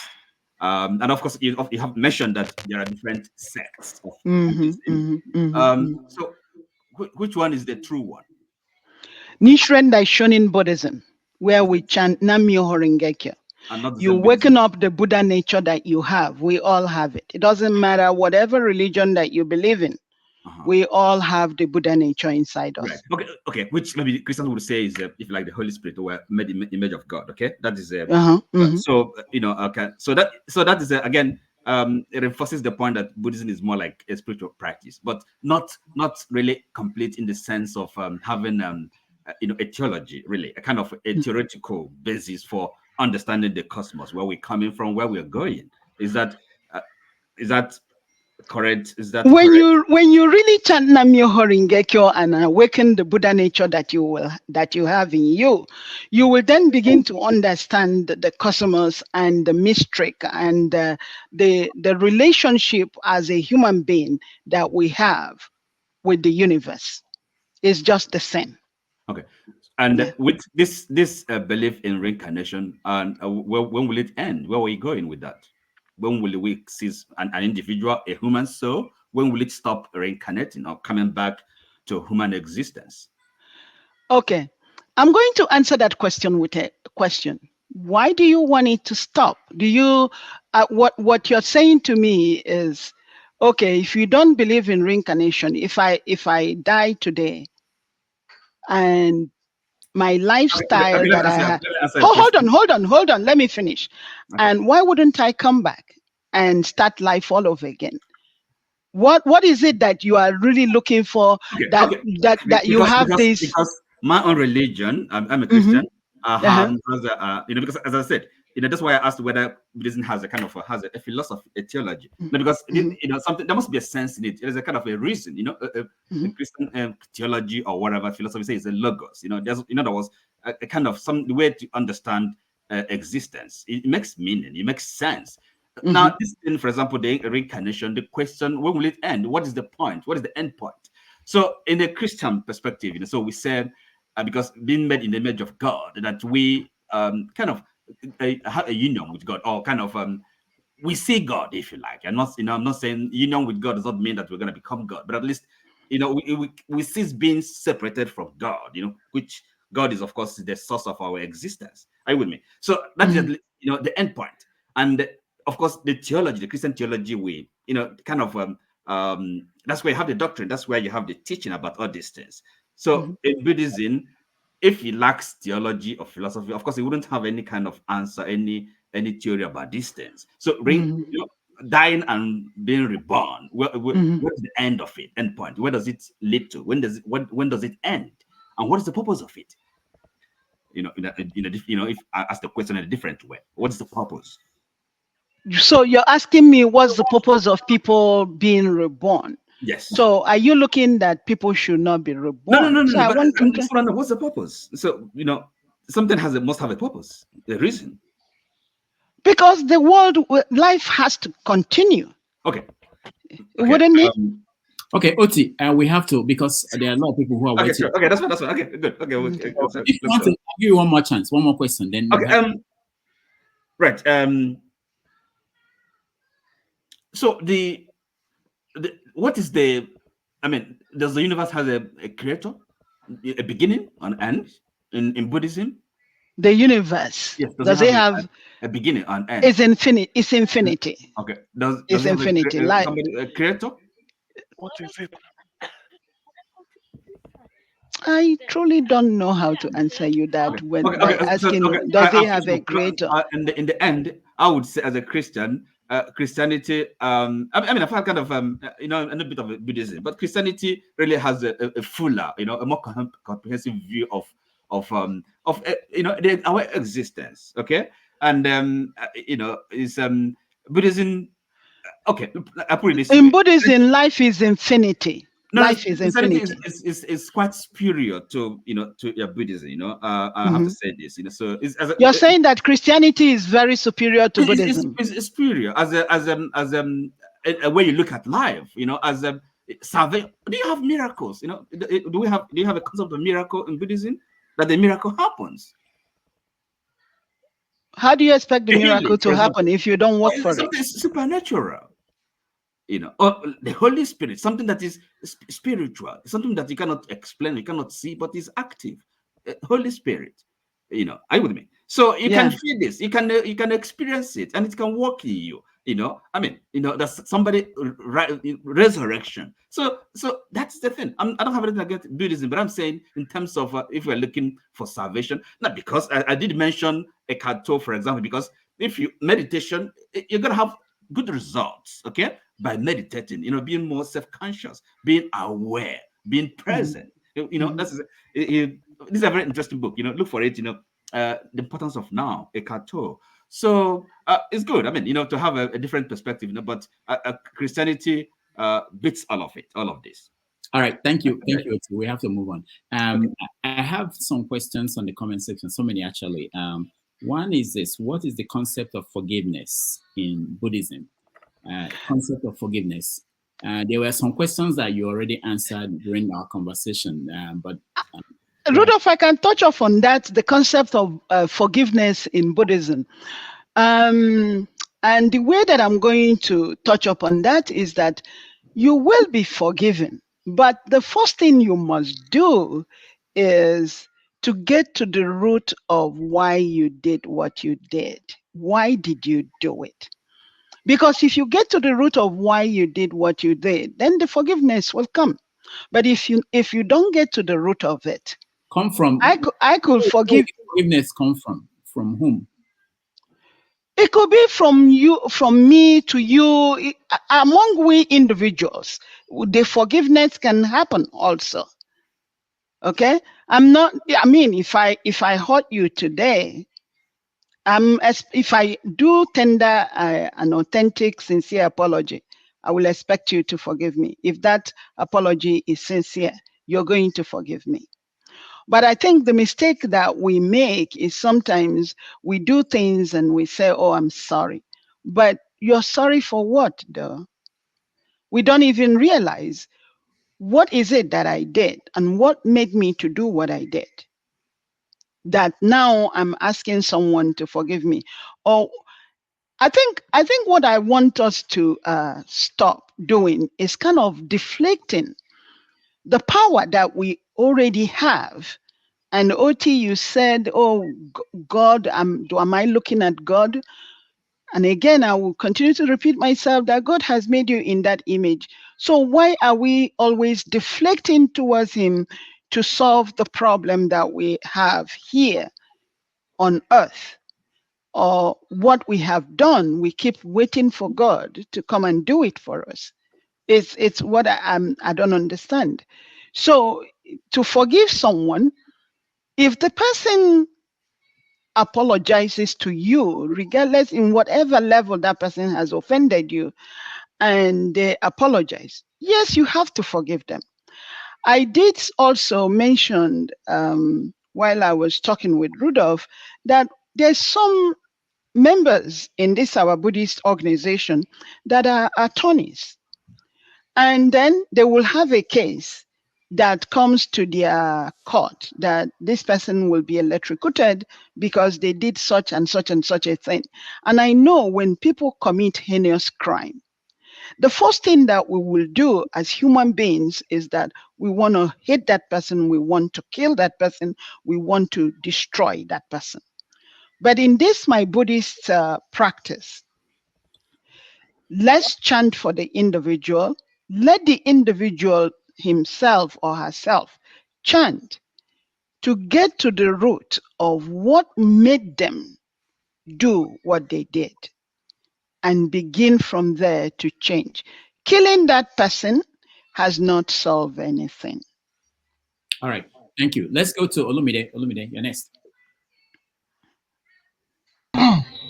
Hello, Nneka, Rudolph. Yeah. I'm a fellow panelist. So my question is going to be pretty straightforward. I don't have anything against what you believe. I totally respect your belief as a Buddhist. But my question only relates to the kind of environment that we all subscribe to, where we're back from Nigeria as a country. So what is your own thinking? Do you think that the Constitution there has given enough inclusiveness to all religion, especially when you mention the issue of Ekwere Madu, with this issue in the UK, and more particularly inclusiveness to all ethnicities in Nigeria? So what is your own opinion regarding that? Olumide, I know that watching you from my previous panels when I come in, you're always insisting about this constitution. Now I have opportunity to talk a little bit with you about that constitution. You remember that the constitution has been written by human beings. Again, until we as human beings, all the groups in Nigeria, we all come together. Because one key point that I want everybody to walk away from with this, my Buddhist practice, Nichiren Daishonin's Buddhism, is respect for every human being. And so when we put respect for every human being, every individual, then let's take it back to this constitution. Do not operate on the constitution that we presently have in Nigeria. We need to bring it down. We all need to wake up to our Buddha nature and then stand for peace. And then everybody will be included to then rewrite that constitution. We can operate on the constitution we have right now because it's not favoring everybody. When I say to you as a human being that everybody is a human being, I mean that everybody is a human being. I cannot come to you and respect you because you're a rich man, and then I will see somebody else that is not well off like you, and I don't respect that individual. Everybody is a human being. When I see people sometimes, when I'm greeting them, I will bow. The bow I'm bowing to you is that I'm bowing to the Buddha nature inside you. And when I bow, you're going to definitely bow back to me somehow.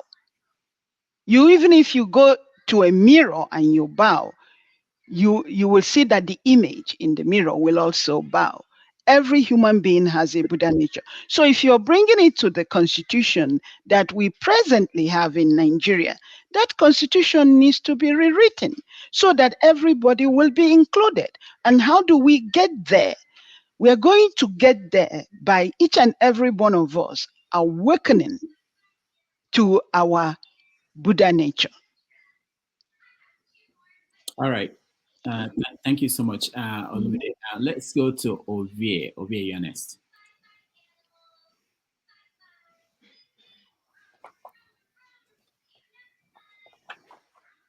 Ovie, we can't hear you still. We can't hear you. I'm sorry. You have to try again. And let me ask you, Nneka, let me ask you a question from the comment section. Someone wants to know if someone can reincarnate as a goat. Oh, I have to add in that reincarnation is based on how did you live your life. An example that I will give, one example, there's so many examples, but one example that I can give is that if all I do in life is to kill people, keep on killing people, I could come out as an animal, and every time I try to come through the highway, a car will knock me down and splash me all over. Yes, people can reincarnate as a goat. People can reincarnate as any type of animal. And that's why sometimes you see certain behaviors with certain animals. Based on what kind of karma did we create in this our existence? So people can, yes, the answer to that question is yes, people can reincarnate as a goat. So there is a risk that Ababio could reincarnate as a goat. There's no doubt about that. With all the things that they are doing, you know, I mean, I will, you know, and I know that so many people in this panel, they knew about this boy that was killed in Lagos, Imole. It's not just the wife; they just used the wife to finish that boy. The boy was writing. The boy said the Oba Elegushi is trying to kill him, and nobody listened to him. Okay, you watch.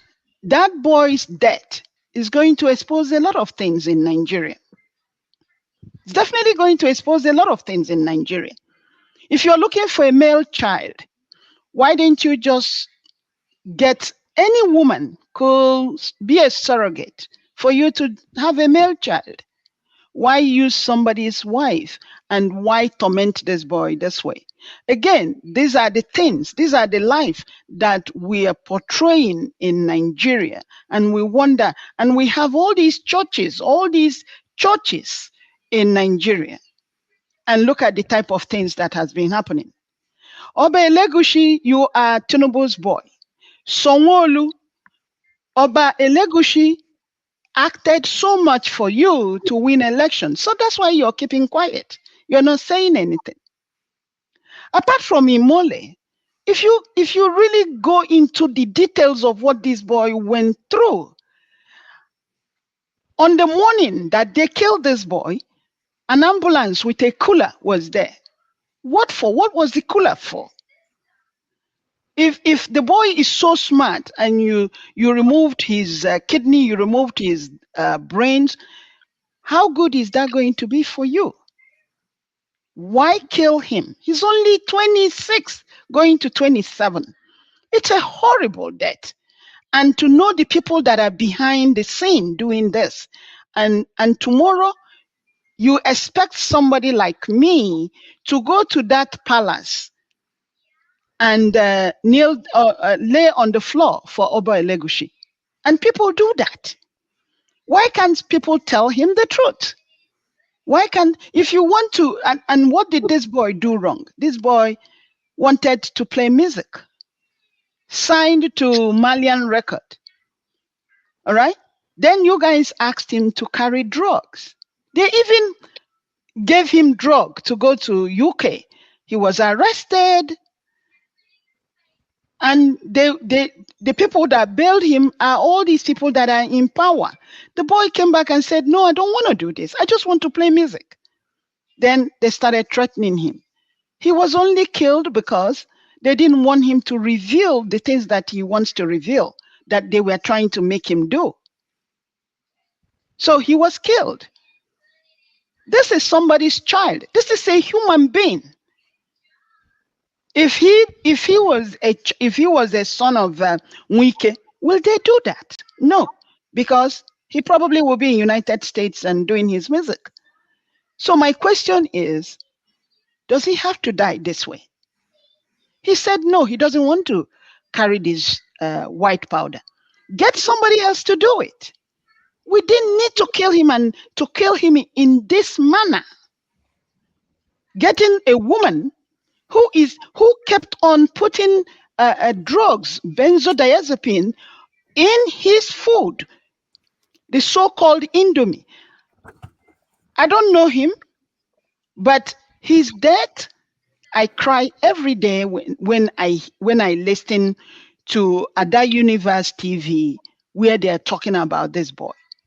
So these are the things that we all are condoning in Nigeria. All of us, because we don't want to tell the truth. We are afraid. Nobody wants to speak up. All right. Thank you. Let me, Janab, I will skip you. Let me go to Wale. He's been trying to ask questions. Can you hear me now? Can I be thank heard you. now? And Ovia, Yeah. we hear you now. Sorry, I'll be short. Wale first, and then Ovia. Yeah. Thank you. Thank you, Madam Nneka. I really appreciate your coming. I know we all created differently. Number one question is Buddhism. I don't know much about it, but I've seen people practicing it, and I don't see it as a Nigerian thing, except apart from when I step out of the country and I see more of Asian or Indian people of that origin practicing it more of. What I know as a religion is Christianity and Islam, and traditional religion in Nigeria, and traditional practices in Nigeria. But this Buddhism seems to be foreign, just like Islam and Christianity to me. But because we were taught from childhood and primary school, we tend to know. But now my question is, where is humanism?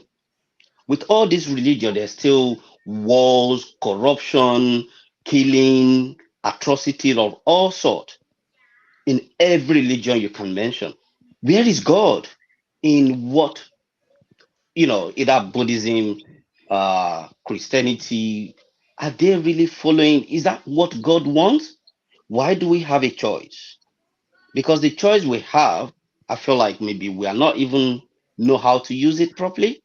And if Buddhism, it's what you practice, that when you chant, you can see, or you can, have a control of things, or when people die, or they are in, what is it called? When they come back, they turn to butterfly or something. Where is God in all these? I just want you to enlighten me more. Thank you, Wale. When it comes to Buddhism and God. Okay. Thank you. Again, when people, if you said, where is God, and all these other churches and people are still doing the wrong thing, I will categorically stand up here and say to you that since 1986 that I joined this Buddhist practice, I have never seen anyone that chants Nam Myoho Renge Kyo that digs their hands into any wrongdoing. If there are Buddhist people that chant Nam Myoho Renge Kyo in Nigeria today, they are not going to do what all these politicians are doing in Nigeria. It will not happen. I can bet my life on that. Ever since I became a Buddhist, I have not seen anybody who chants Nam Myoho Renge Kyo that has eliminated someone's life. I have never seen that. Never. Directly, indirectly? Directly, indirectly, I've never seen that. Okay. Yes, sometimes like when Shakyamuni in India started preaching, his cousin, who was also practicing, became jealous and got out of it and started fighting Shakyamuni. Because, sometimes when we started this, I tried to clear that there's so many types of Buddhism. You guys sometimes, I remember when I started this practice, one of my cousins that lives in Korea sent me the Buddha with a pot belly. I called him, I said, I'm going to send this back to you because this is not what I practice. Shakyamuni was a very skinny man, and he did warn his disciples when he was about to die, please practice what I taught you. Do not add anything and do not subtract. But then people separated in different ways. And sometimes people want an image that they can always look at to do things. And that's how this pot-belly man came. That's not really the Buddha. That's not really Shakyamuni. So again, prior to me becoming a Buddhist, what I read in sociology books, I was thinking that big pot-belly man is the Buddha. No, Shakyamuni is a skinny man.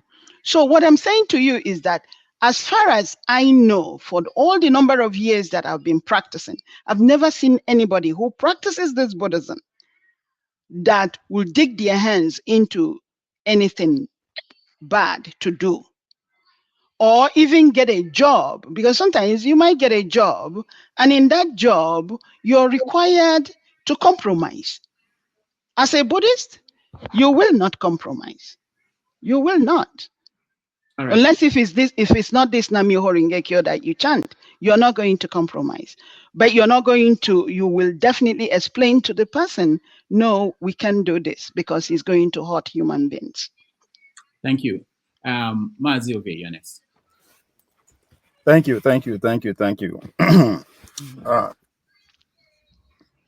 According to Rocha Sokorichi, I was in my people. Talking of religion,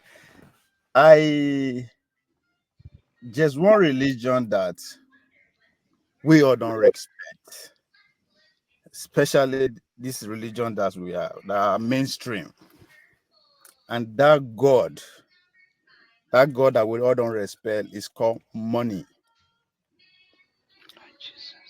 The Abrahamic religion, talking about the Christianity, the Muslim, believe that you will die first before you enjoy the real life, what life is about. And that message is so powerful that there are billions of people believing in that, right? You are here telling us that Buddhism believes in camera, the incarnation of us. You literally come back opposite of what you are now. And Dr. Aurora Dameji had put it brilliantly when he asked you that you are an incarnation of who? Or do you know pretty much your 50th great father? You know the first person that started that reincarnation, and you said you don't know. That actually answered the question that I would have put across in that dimension. Now, the other religion that I say we don't respect so much is called capitalism, right?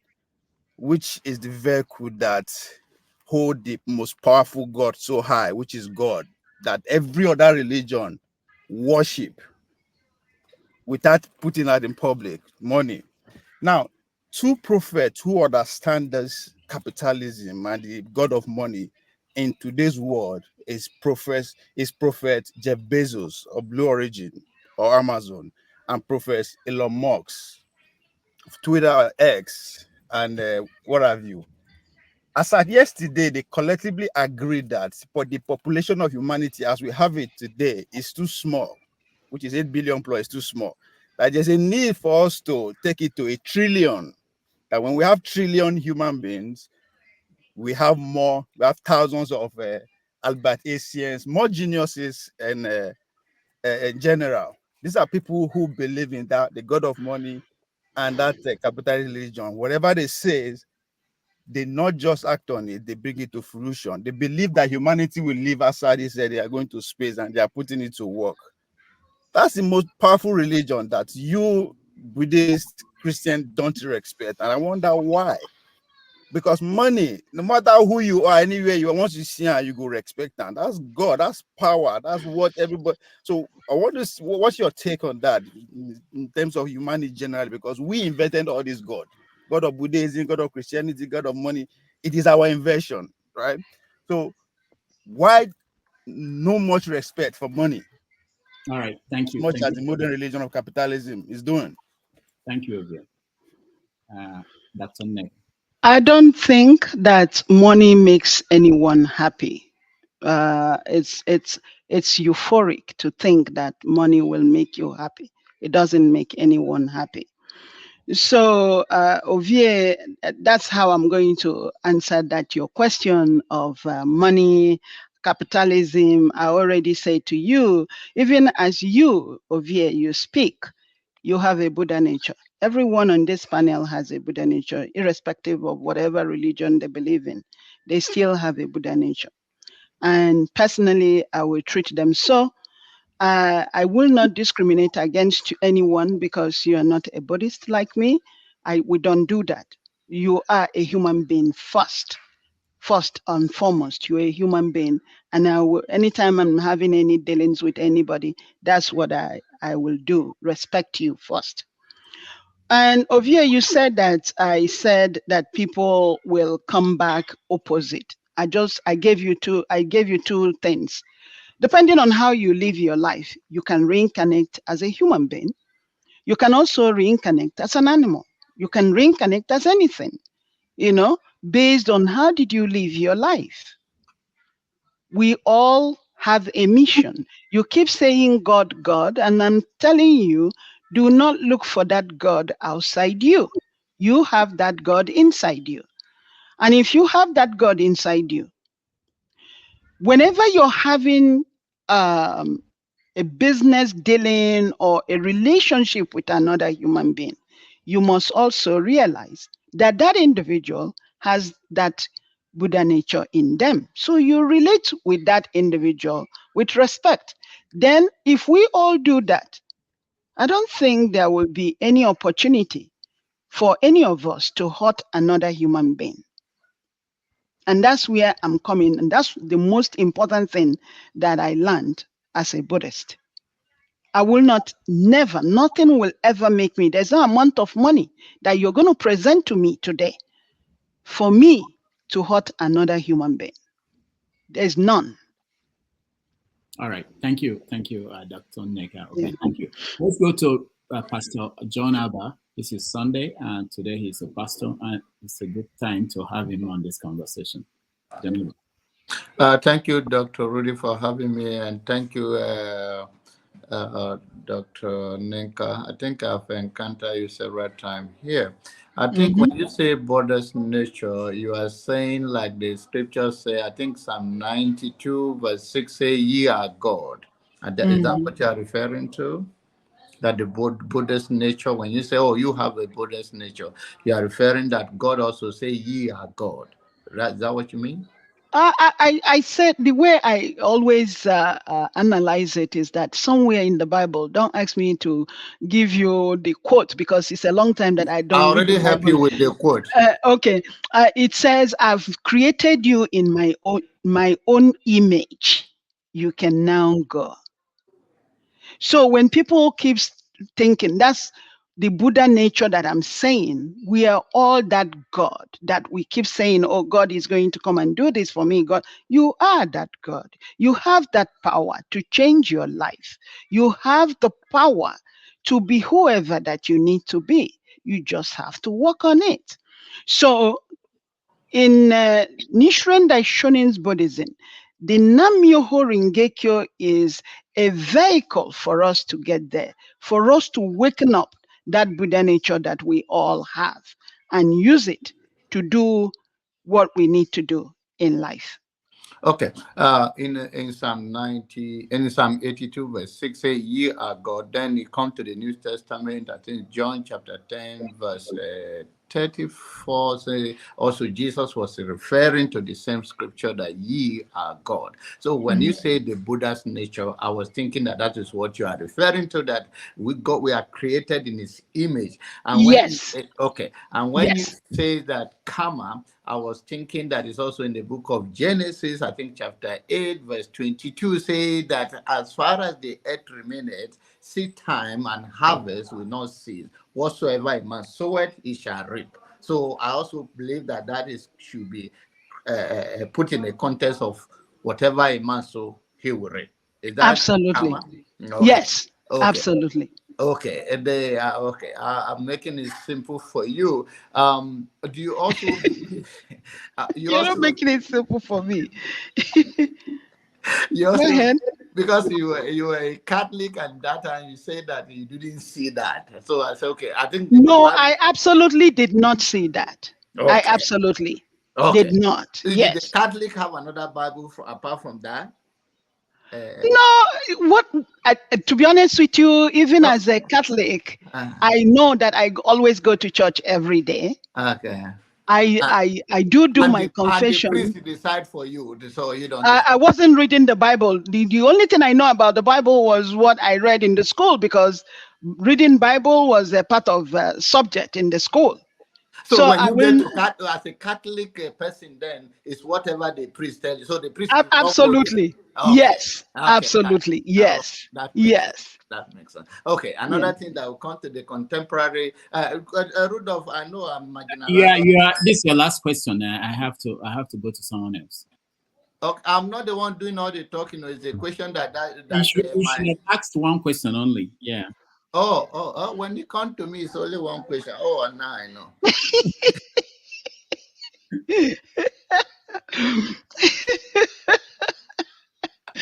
All right. It's a good thing. I think this is the God's nature is for us to be happy. So whenever, Absolutely. yeah. So I will Yeah. hold my question as a good citizen and a senior So you citizen. can ask one more, and then that will be it. And Okay. if you have just a second chance, you Okay. One of the things that you say is, and in the political arena, it says that God sent somebody to us in the name of Peter being a political word, but we do not see it that way. Do you also believe it's the will of God To do what? for him not to win the election? Obi won the election.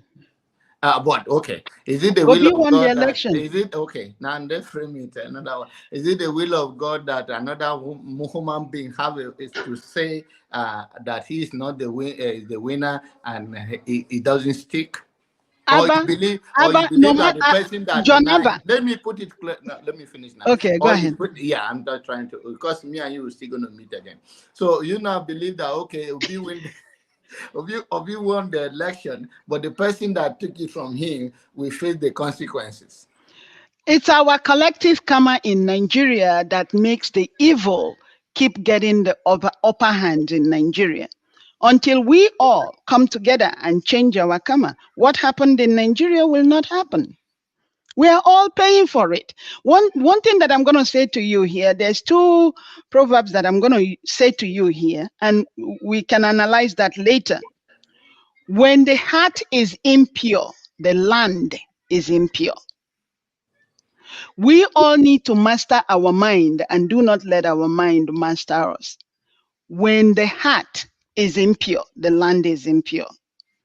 It's a big thing. So what is happening in Nigeria is a collective of all of us, until we change. What Okay, happened in Nigeria I will know not I only change. have one question and I'm No, going to Janaba, let no, go. no, No, Janaba. I'm not asking. No, it's a follow up, my brother. You are getting interesting. All these people very soon step and Nancy. Now, another thing is that I'm saying that, do you believe that Obi win the election in Lagos? Obi won the election all over. No, I'm talking about the Lagos. I Yes, know. yes. Do you okay? Why don't you believe he lost the election in other states? John Abba, for someone to be the president of Nigeria, Obi won the election that satisfies him to be the president of Nigeria. Thank you. Yes. All right. Thank you, Janaba. Let's move on to Max. Please, I want to limit everyone to one question. I know I've not enforced it, but I will try to enforce it. Max, go ahead.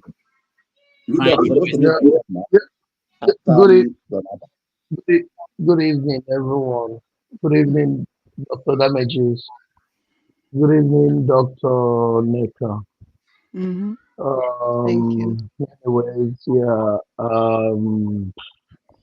Dr. Damages Kila Mokunono by saying that I have to ask only one question.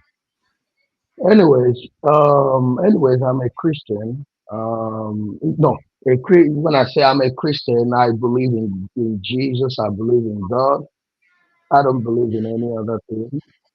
I'm not against what you believe in or whatever you you worship, you call God. Mm, All I believe is that whatever anyone is doing mhm, that is good, as long as we are living in this mhm, world, that we do it good. mhm, I believe in God and I believe in heaven. I believe in hell. mhm, So whatever right thing that I do, whatever right thing that I do, if it's justified to God Almighty when I go to heaven. If I do wrong, that it doesn't is unjustified, I go to hell. I believe that, and I don't think I have any problem with anything that any other person believes. Why is that I can't force anyone to believe in Jesus mhm, because I believe he is the savior of the world, and I believe that if one can die, we don't know what is going on behind. If anyone, goes down to the on the mother earth, it's only that person that can tell what he or she is going through over there. All mhm, right. So mhm, we don't, we cannot say certainly what exactly. Or sometimes a lot of people like what you're talking about reincarnation, what you're talking about. I know with your name, you're an Igbo person. mhm, There's something they call ago that mhm, I don't believe in that. Why?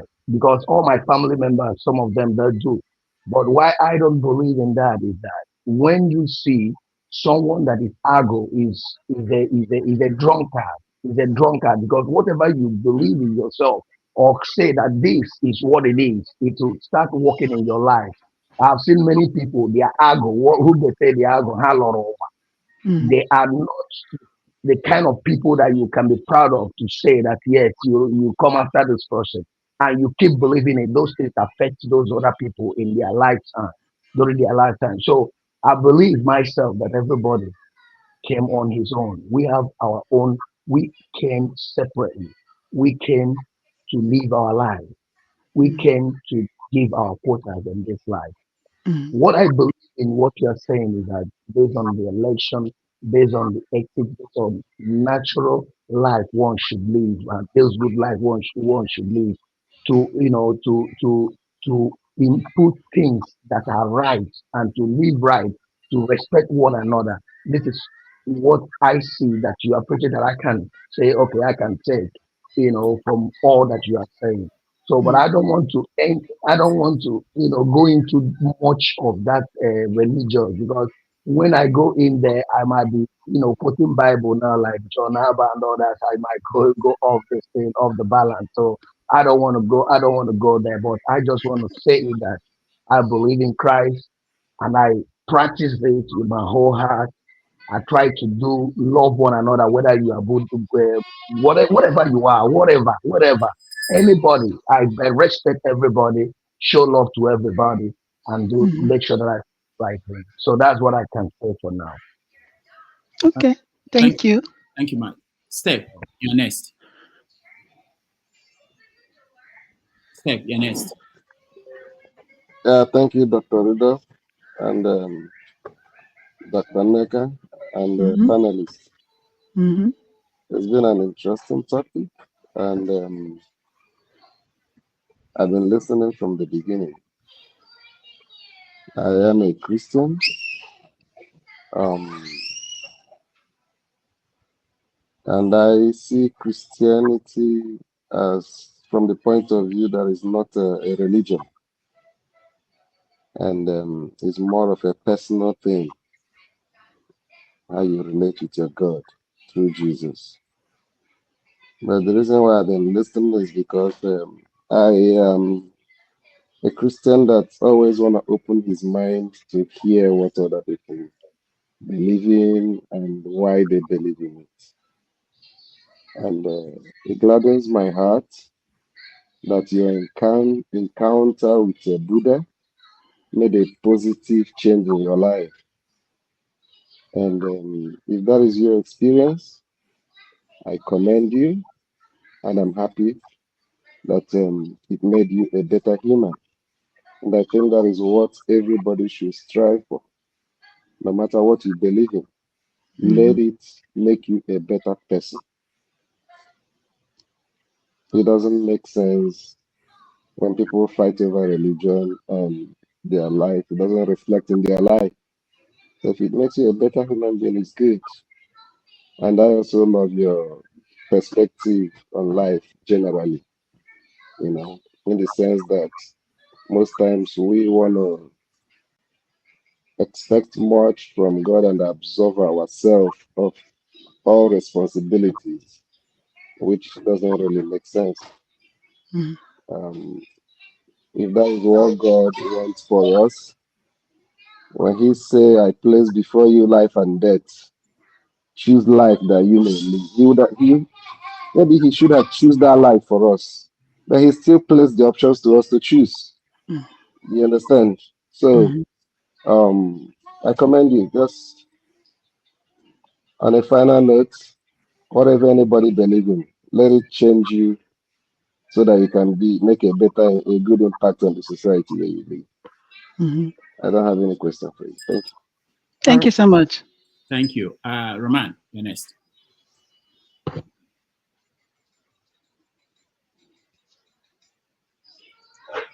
All right, thank you very much.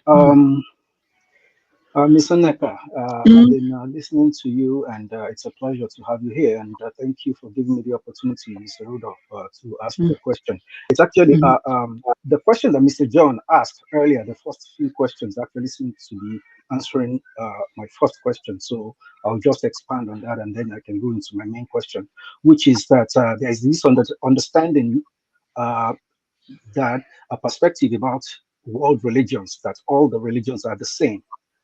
They are all looking for the same thing. The practices actually geared towards the same thing. It's just that because these religions developed in different regions of the world, different environments, so the language and some of the practices just seem to be different, and that's what people don't understand when they fight. So in that aspect, when you talk about the Buddha nature, is it necessary to insist on the word? Was what I initially wanted to ask, because just like Mr. John mentioned about the Christ, some people will say the Christ in you, and you have in Hinduism, there's this belief also that the God is in you, which also informs some of the way they behave towards one another. So when you say the Buddha nature of all Nigerians, does it sound correct? And can we also see it as like the Christ nature of people, or the godly nature, so that in such a way that even Muslims will be able to recognize that you're talking about the same thing, just using a different language. So I think that's important to be able to clarify, so that we know whether you are talking about this as a separate religion that you want to share with people, or just to be able to see the good in the practice, and how you can actually see it in every other religion that we have. So I hope you can do that. But the second question, which is also about the intellectual foundation of Buddhism. Maybe I'm late here. I don't know if I heard you talk about the basic foundations of Buddhism.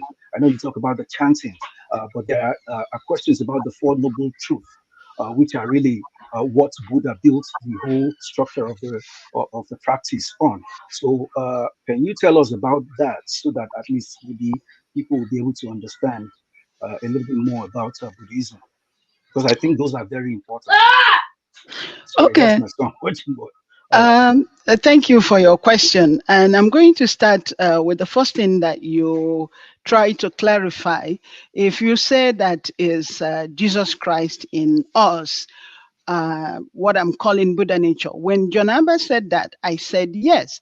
But for me, the difference that I see is that by chanting Nam-myoho Renge-kyo, as an individual, we are able to really look into ourselves and be able to wake up that Buddha nature, and then begin to view things differently from the way that I was viewing it when I was a Catholic.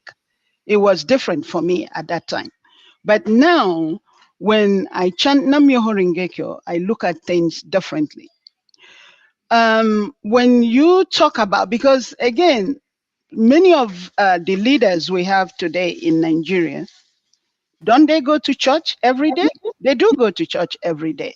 And I just said to you that I have never, since 1986 that I started this practice, never seen anyone that practices this Buddhism or chants Nam Myoho Renge Kyo that will go in and do something wrong or agree with somebody doing something wrong just because they want to enrich their pocket, or they want to control people or want to have power.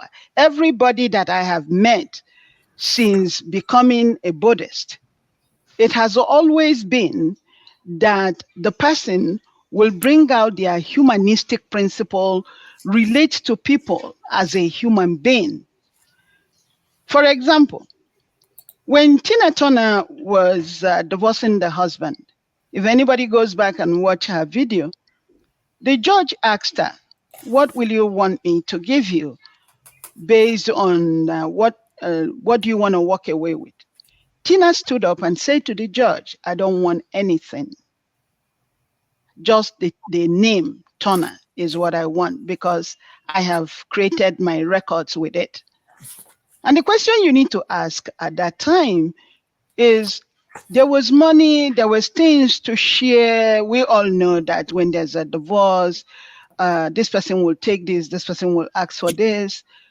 But she boldly said to the judge, "I don't want anything." So the question is, what made her say that?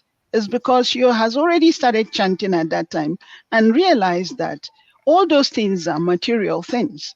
She can make them again because she know that she has the potential to do that. So she didn't go start fighting over those properties. And all she asked was that name. So she will continue her music career with that name because people have known her as Tina Turner. And that was the only thing that she walked away from that courtroom. She didn't ask for any other thing. So with that being said, in Buddhism, we have every human being, regardless of what religion that you believe in, we all have 10 worlds. We have the first 6 worlds. We go from hell to becoming a Buddha, going into Buddhahood. So, and one other example that I could give you so that it will probably be a little bit clear for you. Sometimes we meet someone and let's say the person gives us $1 million. We are happy at that moment. And then maybe a week later, or not even up to a week or a month later, something else happens to us and we sunk into depression or we become unhappy again. So do we ask for Buddhism? We chant Nam Myoho Renge Kyo because whether we are going through somebody giving us that $1 million or somebody just hit me with a brick on my head, I will still be happy. So that's what we call absolute happiness, not relative happiness. When the going is good, we're happy. Then when we are sick or something is happening in our life, we are not happy again. So regardless of whatever that we are going through in life, we're always going to be happy because we know that whatever that bad thing happening in our life, we are still going to emerge from it by chanting Nam Myoho Renge Kyo and having a positive attitude, having the wisdom to be able to change whatever that it is that we're going through. But for me, if I wasn't chanting Nam Myoho Renge Kyo, and this also comes across from every member that I have met that chants this Buddhism, that chants this Nam Myoho Renge Kyo, they've always said how this has helped them to become very strong with whatever they're doing, have courage and continue to fight for whatever that they are doing, whether it's a business, change the way that I do business with people. If I'm a business person and I'm doing that business, I have to be very authentic with the people who are coming into my business place. I have to tell them the truth. Not everything I will focus it on. I want to make money. I want to make money and then jeep my customers. No. So money is, I'm not saying that working for money is not good. Don't misquote me. But as I'm pursuing that money, I have to do it in a way that is fair to humanity. It has to be fair to humanity. Excuse me. I just want to mention again, the reason I asked the first questions, the first one was that because from my perspective, I mean, I studied a few religions. So in a way that's why I'm asking, because I see all of them as pretty much the same thing in different ways, as I've mentioned. And that's why I wanted to see if you have that emphasis from your perspective of Buddhism when you talk about Buddha nature, because it's something that I think I've seen, which was why, but I don't practice Buddhism like the way you do. I don't practice any religion pretty much like you do. So that's why I want you to bring your perspective. So seeing that all religions are the same, and an example in there is a story of a time somebody asked Buddha about him becoming talking about the Buddha nature becoming enlightened, and Buddha asks him that what is Buddha? Who is Buddha? Which is a negation of even the word that people are using, because it's talking about the whole thing as purely psychological, and which is why Buddhism has been very successful in America among psychologists, especially because it goes straight, rather than all the different stories that you have in different religions. It goes straight to the psychological proclivities of human beings. But at the same time, you are able to see that, and I think that is the way you're able to see that it is just a different language of talking about the same thing that you have in other religions. And then other religions may emphasize on certain things, just like you're talking about the chanting, which doesn't necessarily make the Buddhism different from any other thing. So I'm trying to see the similarities so that maybe we can be able to all see that, yeah, you can chant. Somebody else can say Hallelujah in church. Someone can say Allah Akbar. However, how can we be able to see the commonality? Because that's a recipe for the religious fights that we tend to have when people are able to understand that all these things are the same. So that's the reason I'm questioning that idea. Do I have to say the Buddha in me for it to really be the Buddha in me? So. Okay, again, I understand exactly what you're saying, and I'm looking at it in this way also. Let's take, for example, because most of us here we are from Nigeria. All the people in leadership today, I'm sure that each and every one of them is either they are Christian or they are Muslims. Am I right? Am I right to say that? Okay.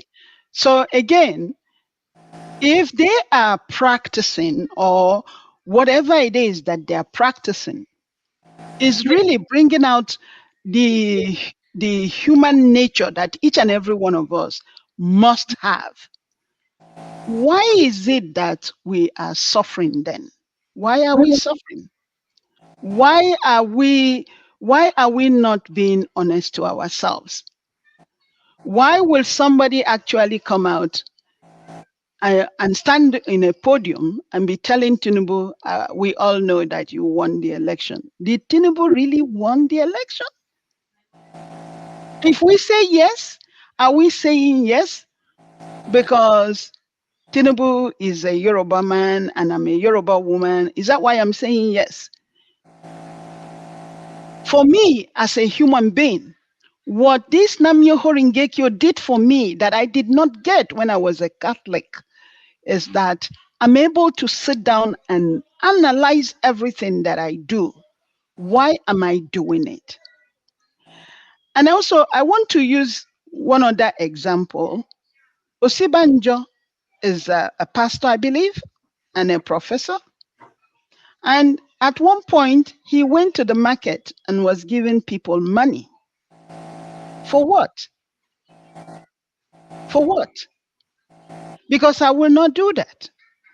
Rather, if I was in the position that Osibanjo was, I will build companies and schools and things that will help those people. Build a good marketplace so that when there's rain, the rain will not be beating them in that market. Make the roads or the streets where that market, you go from the people who are selling meat to the people, to the women selling leaves, and pave all that rather than giving them that money. Because if you give them that money, all those people that Osibanjo gave money, are they still eating that money that he gave them? But The answer is absolutely no. Excuse me. No, Is Yeah. that the function? No, 1 second, please. Is that the function of the religion or the people? Because if you look at Myanmar, in Myanmar, Buddhists are the ones killing Muslims over there. Which Buddhist are you talking about? I mean, in Myanmar, No, they are no, no. Buddhists. Remember, I said to you that I personally practice Nichiren Daishonin Buddhism. So before you say that Buddhists were killing people in Myanmar, I want you to say to me, who are those Buddhist people? Are they Tibet, Nimbutsu, Zen? Because those ones are not the Buddhists that I practice. And when you're talking about Osibanjo, some people can also ask you that, who are the Christians you're talking about? Are you talking about Methodist, Catholic, or Pentecostal? They can also ask you. In Nigeria, we have everything. In Nigeria, we have everything. 1984, when I left Nigeria to come to United States, every street, let's say we are living on Pitokoye Street in Enugu, every house on that street has block rosary. We have block rosary. Children, by 6 p.m., they have their hair gear, their chaplet, everybody. The candles are light all over the street. We are praying. So my question to each and every one of us, is this prayer working in Nigeria in particular? And we are still suffering the way we are suffering. You know that we were better than Ghana before. But when Ghana, we had a lot of members. These are our Nichiren Daishonin's Buddhism in Ghana. Ghana toppled Nigeria. Look at Togo, Cote d'Ivoire. The people that we have a lot of members. These are our Nichiren Daishonin members in these countries. I'm not saying to you they're 100% there, but they are better. They're still better than Nigeria. So my question to you again back is, we are practicing all these religion. Why are we not getting better with ourselves? Is the question that I'm asking. Because I say to you, all of you in this panel, I will never, no matter what, see any of you and hurt you or hurt anybody that is related to you. For what? Because I want to be a president, because I want to be a leader, or change a ballot paper because I want my brother who is contesting election to win, or tomorrow I become a president and you are my senior brother or you're my junior brother, then you come for me to give you a position. If you're not qualified for that position, I won't give it to you. Not just if you're not qualified, but if you're not going to be authentic, I will not give you that position, regardless whether you're my brother. I will not do it with what I know today. All right. Thank you, Nneka, and we have to move on. Raman, thank you so much. If you stay, you may have a chance for a second question or that question. But let me go to Mazi Prince. I thought because you had a chance already. I want to get to people who are here to say. Okay, we can come back to you. Oti, you wanted to overshadow me, huh? Well, good morning, Dr. Rufo, and then good morning, Nneka. Thank you. Pretty much, mine is not actually. I don't really have a question. Rather, I just want to applaud you for your faith. I'm somebody that don't subscribe to a particular religion. I don't believe that religion is all about a building, all about somebody being a bishop or being a pope or whatever. I don't, my own practicality is just that love that exists, which is universal. Love Mhm. that never as thyself, that is me. Mhm. Um, because when we talk about religion, we talk about even people who would say, "Oh, but politicians are politicians," but they go to church Yeah. and they go to mosque. And Mhm. how come the imams, the pastors, the whatever don't tell them the single truth? They don't tell them the simple truth because they go there, they give money, and those ones we praise them. That won't they will even close the church for them to sit in front of the sin. So I just want to applaud you and thank you for what you do. Keep up the faith and keep up with what you're doing. Thank you so much. Thank you. All right, thank you, Master Prince. Austin, you're next. Not Austino, Austin. Yeah. Good evening, Dr. Damages. Yeah. I've been in and out because of the network. Mm. Good evening, Nneka. Thank you, I wrote it well. Thank you. Very good. I just want to, not really a question, just want to say thank you for your enlightenment about Buddhism. Well, let me just put it selectly. What is the difference between the chants you do with the chants from the monks in Abbey and the Christian chants? Uh, these days, Christianity, they don't really practice chanting, because I know when you do chanting, you chant at a particular frequency which releases your inner self, like the Bible in Psalm 82 that said, "Ye are gods." We are all gods. God is everything, and everything is God. Mhm. So, what is that difference between the Buddhism chant and the chant which obviously Christians do but not really practice these days? That's one. Can you limit it to Two, one, please? We want to get to. We're running out of time. We want to get. you keep skipping me, so it's my own turn. Let me just ask two questions. No more, just one more, please. One more, please. You know I'm why I'm sorry. laughing? Because I have the power to. I have the Buddha. Let me use the right one. I have the Buddha. Please let your Buddha be praised. Buddha's name be praised, please. Oh, thank you so much. So, Nneka, when you finish answering that one, then I guess you must have read a lot of books on Buddhism and other religions, which culminates to somehow how most of religion come about. Could you enlighten me more how Buddhism came about? All right, thank you. All right. There's a man called Siddhartha, and the other name is Shakyamuni, originated from India. Shakyamuni. The father, very rich. So, and he was the only child.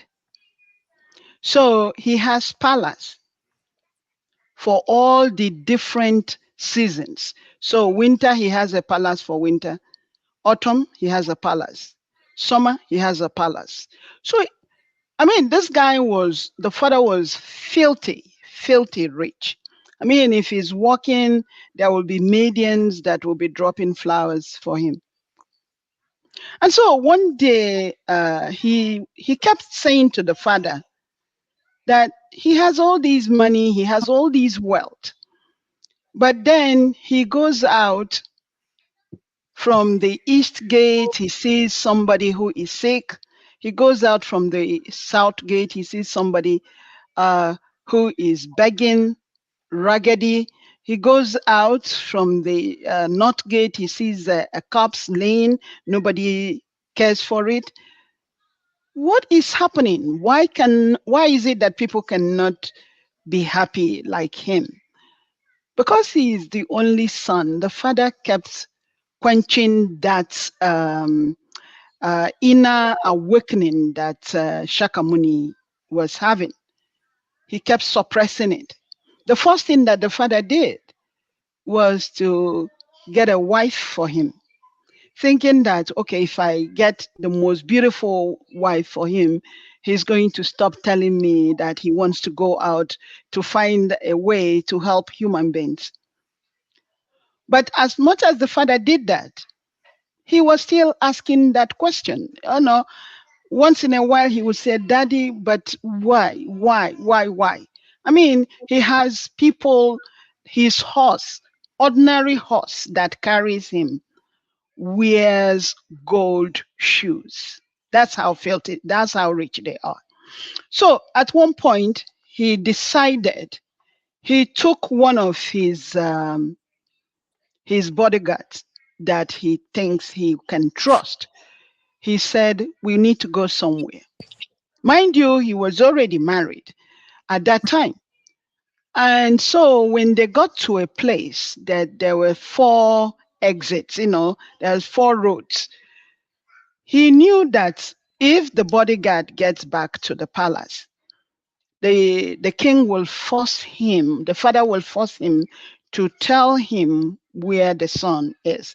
So he took off the gold from the horse, took off everything, and gave it to the bodyguard and said, we need to stop here. I need you to take this horse and turn back. And the reason he did that is so that the guard will not be able to identify which of the road that he took. So he took one road and he kept going, and at one garden, he saw some monks praying. So he joined them. He wasn't shaving anymore. He wasn't eating. For 40 nights, he was there praying. And he develops all these sores all over him. And with his beards, he wasn't shaving anymore. He looked haggard. And so he started hallucinating. So he said, this cannot be the way to find enlightenment. This cannot be. He's just hallucinating. And when I read about that hallucinating, I equated it to when I was a Catholic and I would do fasting. And when I do that fasting, depending on how long I would do that fasting, I'll have a headache. I'll feel dizzy. So he said this couldn't be the way. So he left, and while he was leaving that garden, the other monks were mocking him. They were calling him a coward. But he continued, he left. And he got to a river.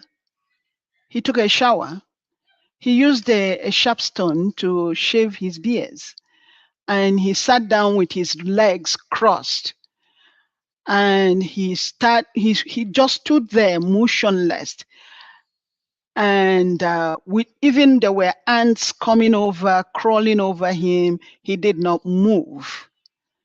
And that was when he, got awoken. Nothing, he wasn't moving to nothing, he wasn't, even though everything that was coming towards him, he wasn't disturbing that thought. He concentrated. And that was when he woke up his Buddha nature and then started preaching. He never went back to his father again or went back to his family or anything. He continued to preach. And then at the time he was preaching, he said to people, his disciples then, that they're not going to understand much of what he's telling them, but there will be somebody who is going to come from Far East and break his preaching so that people will understand it. And that person came in form of Nichiren Daishonin from Japan. Nichiren Daishonin at the age of 12 left his family and went into Buddhist school. And he said to the priests that were there before him, this was a 12-year-old boy born to parents, they were fishermen. He said, but why is it that there's so many schools of Buddhism? Are they not talking about the same thing? Why then do we have different, this Buddhism, that's why you hear Nimbutsu, you hear Zen, you hear this. He said, no, there has to be one unifying thing that will make people happy. The idea is what will make human beings happy. It's not the money. And so he also set out, he read all the books. He went from Japan to China, went back to India, and then back to Japan. Then while he was going through all these books, that's when he came out with this word, Nam-myoho Renge Kyo. And that when people chant that Nam-myoho Renge Kyo, you will be able to awaken the Buddha nature inside you and be able to really see who you are. Who are you? A lot of times, human beings don't even know who they are. We keep reaching out. External factor. Everything we're reaching out for externally is inside us. And so that's what the chanting does for me, that I did not get when I was a Catholic. When I was a Catholic, I would do my Our Father, hallowed be thy name, my Hail Mary, my, in Igbo we call it Nai Binigwe. I'm now forgetting most of those things because I've not been doing it. And I have to go to church with other religion. But as a Buddhist, I have my altar in my house. We have a center, like in New Jersey, we have a center in New Jersey. We have a center in New York. Once in a while, or maybe on Sundays, we do what we call Soccer Spirit 2030. We go there, we chant together, we share experience of what someone is fighting for and how they were able to achieve it, But every morning that I wake up, I always chant to my Gohanzen at home. And every evening I chant to my Gohanzen also. The other thing that I was doing before I became a Buddhist is that sometimes if I'm riding on a train, I see people, they will put a handkerchief over their head and they're reading their Bible. So the way I look at that, you wake up in the morning, you are able to put on all your makeup, but you couldn't say good morning to your chi, to that your God, but you decide to do it on the train. I'm not knocking anybody, but for me, when I wake up, that my daimoko is the first thing that I will do. I will chant. The same thing you guys saw Tina Turner was doing for Larry King when Rudolph played Tina Turner's video. I pray first. Then I pray that whatever that I'm going to encounter for that day, that I will use my wisdom to handle it. And then I will leave. When I come back, I will also do my daimoko and chant, appreciating whatever that I went through, whether good or bad. It doesn't mean that I'm only appreciating God when things are good. Even if it's bad, I'm still appreciative, because with that negative or badness, there's something good that I'm going to get out of it and put it back into my life. All right, thank you. Let's move on to Okija, please. If you can help us, one question we want to really get back to. No, Dr. Damages, you can't ask. I can't do one question. You get the link you gave me. I click on the link, and I was listening to the show like 1 hour behind. So you can't just give me, you can't just give me, 1 minute. So this is the kind of topic I like. So let me go get into this. Dr. Nneka, welcome. Thank you for being here. Thank you, Okija and Okija. Yeah. So I'm gonna come with, from a mostly Christian perspective. Look at it this way. What I found out about religion. Listen, I'm from Okija, and there are many roots and herbs in Okija. I can smoke up one, and then see things and come up with religion. So that's basically what what it is. People come up with so many things, and they tell us that that's the way. But I have to take some of the things you said. You said that what chanting did for you, Christianity didn't do it for you. it's not that it's not that Christianity didn't do it for you, that you didn't understand Christianity. Look at it this way. You can find contentment in Christianity. Jesus said, like he was talking about, the birds, how people, like how they worry about life. He said, look at the birds of the air. Even Solomon in all his glory, he wasn't clothed like them. But but they were fed. They were clothed. I mean, they were fed every day by God. So that's the mentality you have to come up with. That God, everywhere you are, you have to be contented that God will surely take care of you. But it didn't divorce it from the fact that you have to work. Okay, so that's what you were looking for, something in Christianity you didn't find. You thought chanting. Then prayer in Christianity is not all about just praying for God to give you things. It's prayer is about total submission to the will of God. That's why he said, "Let thy kingdom come." Okay, I beg no. No, please don't interrupt me. Don't interrupt me. Rudolph, I only came to say don't that. Interrupt me. Don't think that you are the. Don't interrupt me, please. Don't interrupt me, please. It's for all of us. Your channel. It's for all of us. It's not for only you. Okay, this is your channel. Please don't interrupt me. Rudolph, take him out if he continues to interrupt me. In Christianity, Jesus, like when he said, "Let their will be done, let thy kingdom come, let your will be done." That means it's not about your will, it's not about what you want, it's about the will of God. Even if you don't believe in that God, but believe in the way that whatever you are doing, whatever comes out of it, you have peace, you have understanding. So it's not what it's the problem is you, what Christianity didn't do for you because you didn't understand Christianity. Okay, and again, also you can't divorce religion for human experience and human reality. Okay, you are talking about, Buddhism came from Japan. Japan, they're about 70% Buddhism, and they have Shintoism as well. But Japan, they are, in that society, they commit suicide more than everyone else in the world. But they're supposed to practice, Buddhism. So it has something to do with, there's human reality, there is understanding. People in Christianity can understand something. People in other religion can understand something else. So it has something to do with trying to shit on Christianity and that Buddhism is better. Buddhism is not better. And also, you say something about Muhammad. You said something about Muhammad that I can't remember what you said, but what you were trying to say was that it wasn't like that they believe in God, that God will do everything. I was reading this article. One guy, he was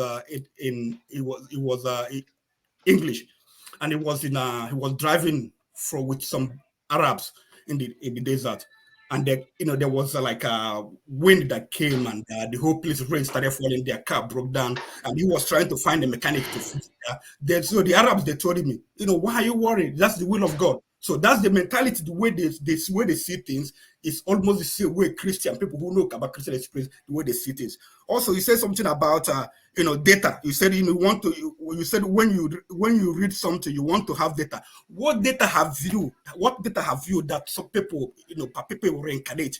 Have you reincarnated? What data do you have that people reincarnate? You don't have data there. So, I mean, who has reincarnated before? Tell us someone who has reincarnated, and tell us, how the person told you about his or her previous life, so that that will make you, you want data that will make you now to believe in Buddhism. That is, that's the religion for you. Because all of this is just errant nonsense. All right, Okinjo, thank you. And Nneka. Okay. Again, I seriously believe that people reincarnate. There's nothing that you're going to say to me today that will make me to stop believing in that. I just say to you that I have a cousin whom, when he came back, even my great grandfathers or the elderlies in our compound did acknowledge that this is him that returned back. I myself, my parents told me that I came back. So this data that you're asking me to provide for you, in our village, in growing up as an Igbo person in Nigeria, I've always heard the elderlies talk about people returning back. And I am a true believer that people do reincarnate, because In Christianity, they said that when we die, we're going to wait and Jesus Christ will come and wake us up. I believed in that before, but I don't anymore believe in that. I don't believe in that anymore. So I truly believe that when people finally exist this universe, the flesh is all that goes. Other people just exit the body. That's all. Right. So if you're asking me to give you a data, and you did also mention that in Japan, where they practice Buddhism, people commit suicide. Well, Yeah, I out of never said frustration. to you that I just said if people, a lot of people are chanting Nam-myoho Renge-kyo today in Nigeria. Most of the calamities that we see happening in Nigeria will not be happening. People will begin to say the truth. Because if we look at what is happening to us today in Nigeria, is that nobody wants to tell the truth. All we are aspiring is to be the person that has the most money, and everybody is worshiping us. I just talked about Imola dying and how Oba Elegushi has a hand to do with that. Why is it that Sanwo-Olu is not saying anything and he's the governor of Lagos State? Why is it that such a tragedy happened in Nigeria and Tinubu has not commented on it? When George Floyd died here in United States, didn't the president, the president at that time, didn't they say something? So was Imole a butterfly? Is he not a human being? And especially all the petition that this young man wrote to our police people that look at what is happening to me. Look at what is happening to me. He even mentioned this Oba Elegushi. How come the police people did not take action to safeguard this boy's life? Why didn't all this happen? Or are you telling me that in that Panti police station, that all the police people there, if they're not Christians, they are Muslims? So my question is, why are we saying that we are Christians, but we are not behaving like Christians? And I think that's what each and every one of us need to find out. And again, when any of us in this panel, when we're in that position, let's say Tinubu calls any of us here and said, I would like you to be the minister for solid gold and mine or whatever. What are you going to do? What are you going to do as not to compromise yourself? Will you be able to stand all the corruption that will be coming your way? If you're able to answer that question yourself, you don't need to tell me. If you're able to answer that question, then you know that whatever it is you're practicing is working for you. But if you're going to cave in after pressure, then I don't know what you're telling me. Because personally, as I am, I won't cave in. And I will give you an example why I'm telling you I won't cave in. For 2 years now, I don't have a full-time job as an educator. Why? The reason is that I had a school. It was a private school. I teach nurses. And the owner of that school, what he was doing to the students, I didn't like it. At a point, he offered me to be the dean of the school. Who wouldn't want to be a dean? I said, no. Unless if you do right by these students. And he thought I was joking. Every other professor or faculty, they're always afraid of him because he's the owner of the school. I wasn't afraid of him. Students were failing, and some of them will graduate, they're not able to pass boards. What did I do? I wrote my resignation and I gave it my resignation and walked out. I said, I'm not going to be part of this. Why wouldn't I want the money? I'm a single woman living by myself. I want the money. I want to pay my bills. I want the accolades. I want to be a dean. I want to be this. I want to be that. But on what condition do I want to be that? No, I'm not going to do that. I've been for 2 years now on a part-time job, paying my bills. Am I not surviving? Sure, I am surviving. Well, how am I surviving? In United States, with the inflation that we have today. Have I not gotten other jobs? So I made a determination. The next job that I will take, this is what I'm going to get. This is how distance I'm willing to travel. This. And when I interviewed, if all these conditions that I lay out is met, I will accept. If it's not met, I'll turn it down. Before 1986, this Nneka will not have the courage to even say no to somebody in such an authority. I won't. So these are, again, some of the things that I have achieved from being a Buddhist, the confidence to do what I need to do and make sure that I did not hurt anyone while I'm doing it. Be able to tell people the truth. And I will not criticize you with whatever you're doing. But if you engage me in a conversation, I'm going to say to you, think, this thing that you did, why did you do it? You know, earlier when I was talking to Dr. Rudolph, I said, many a times we do something and we say, okay, I'm sorry. Are you really sorry? What are you sorry for? You need to go back and find out, what did you do and what pushed you to do what you did? Is it because I'm greedy of money, or is it because I want to control you? Is that why I want to be a leader? Or do I want to be a leader because I want to make a difference in people's lives? Well, these questions are questions that each and every one of us need to ask ourselves and answer it. Or again, mind you, I'm not criticizing any religion, but I'm telling you that this Buddhism that I'm practicing in my next lifetime, I've already made that vow. Whoever is going to be my parents in that next lifetime, better be practicing, because I want to practice again. All right, thank you. Let's move on to Ostaino. Ostaino, you have the floor. You can ask 10 questions. Dr. Rudolph, thank you. Dr. Nneka, good. Thank you. I have 3 simple questions. Number 1, we're talking of reincarnation. My Bible says that immediately after death, judgment follows. People will go to hell or heaven. Are you saying that there is no hell, there is no heaven? Your heaven is here, your hell is here, based on my Buddhist practice. Your hell is here. If you're happy, when I mean happy, I don't mean relative happiness. We have 2 types of happiness. You have relative happiness, you have absolute happiness. Absolute happiness is whatever situation you are in life, be happy.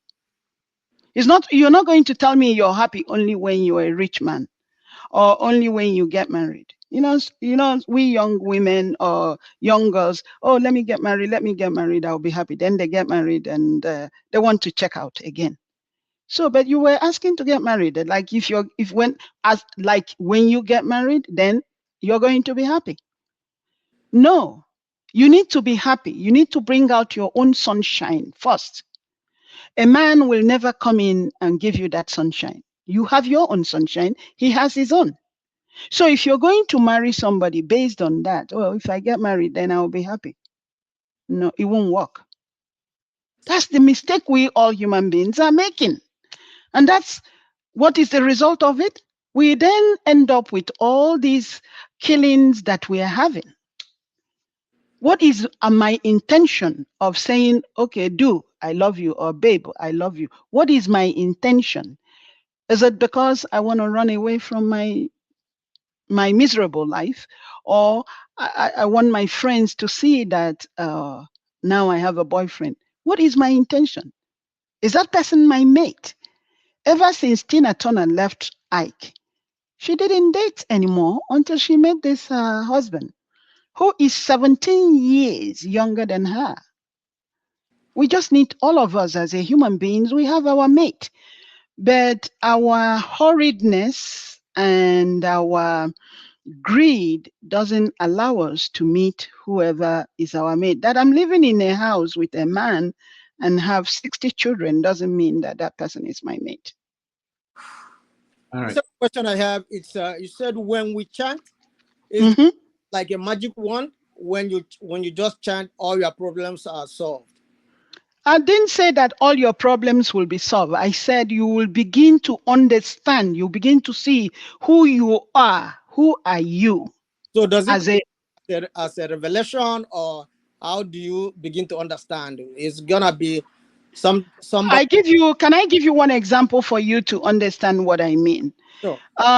If somebody gets very angry quickly, or somebody gets angry quickly when people are saying something to them, and if you come and you say to that person, you know what, you have a quick temper, they're going to say, no, I don't have a quick temper. It's because this person did this to me.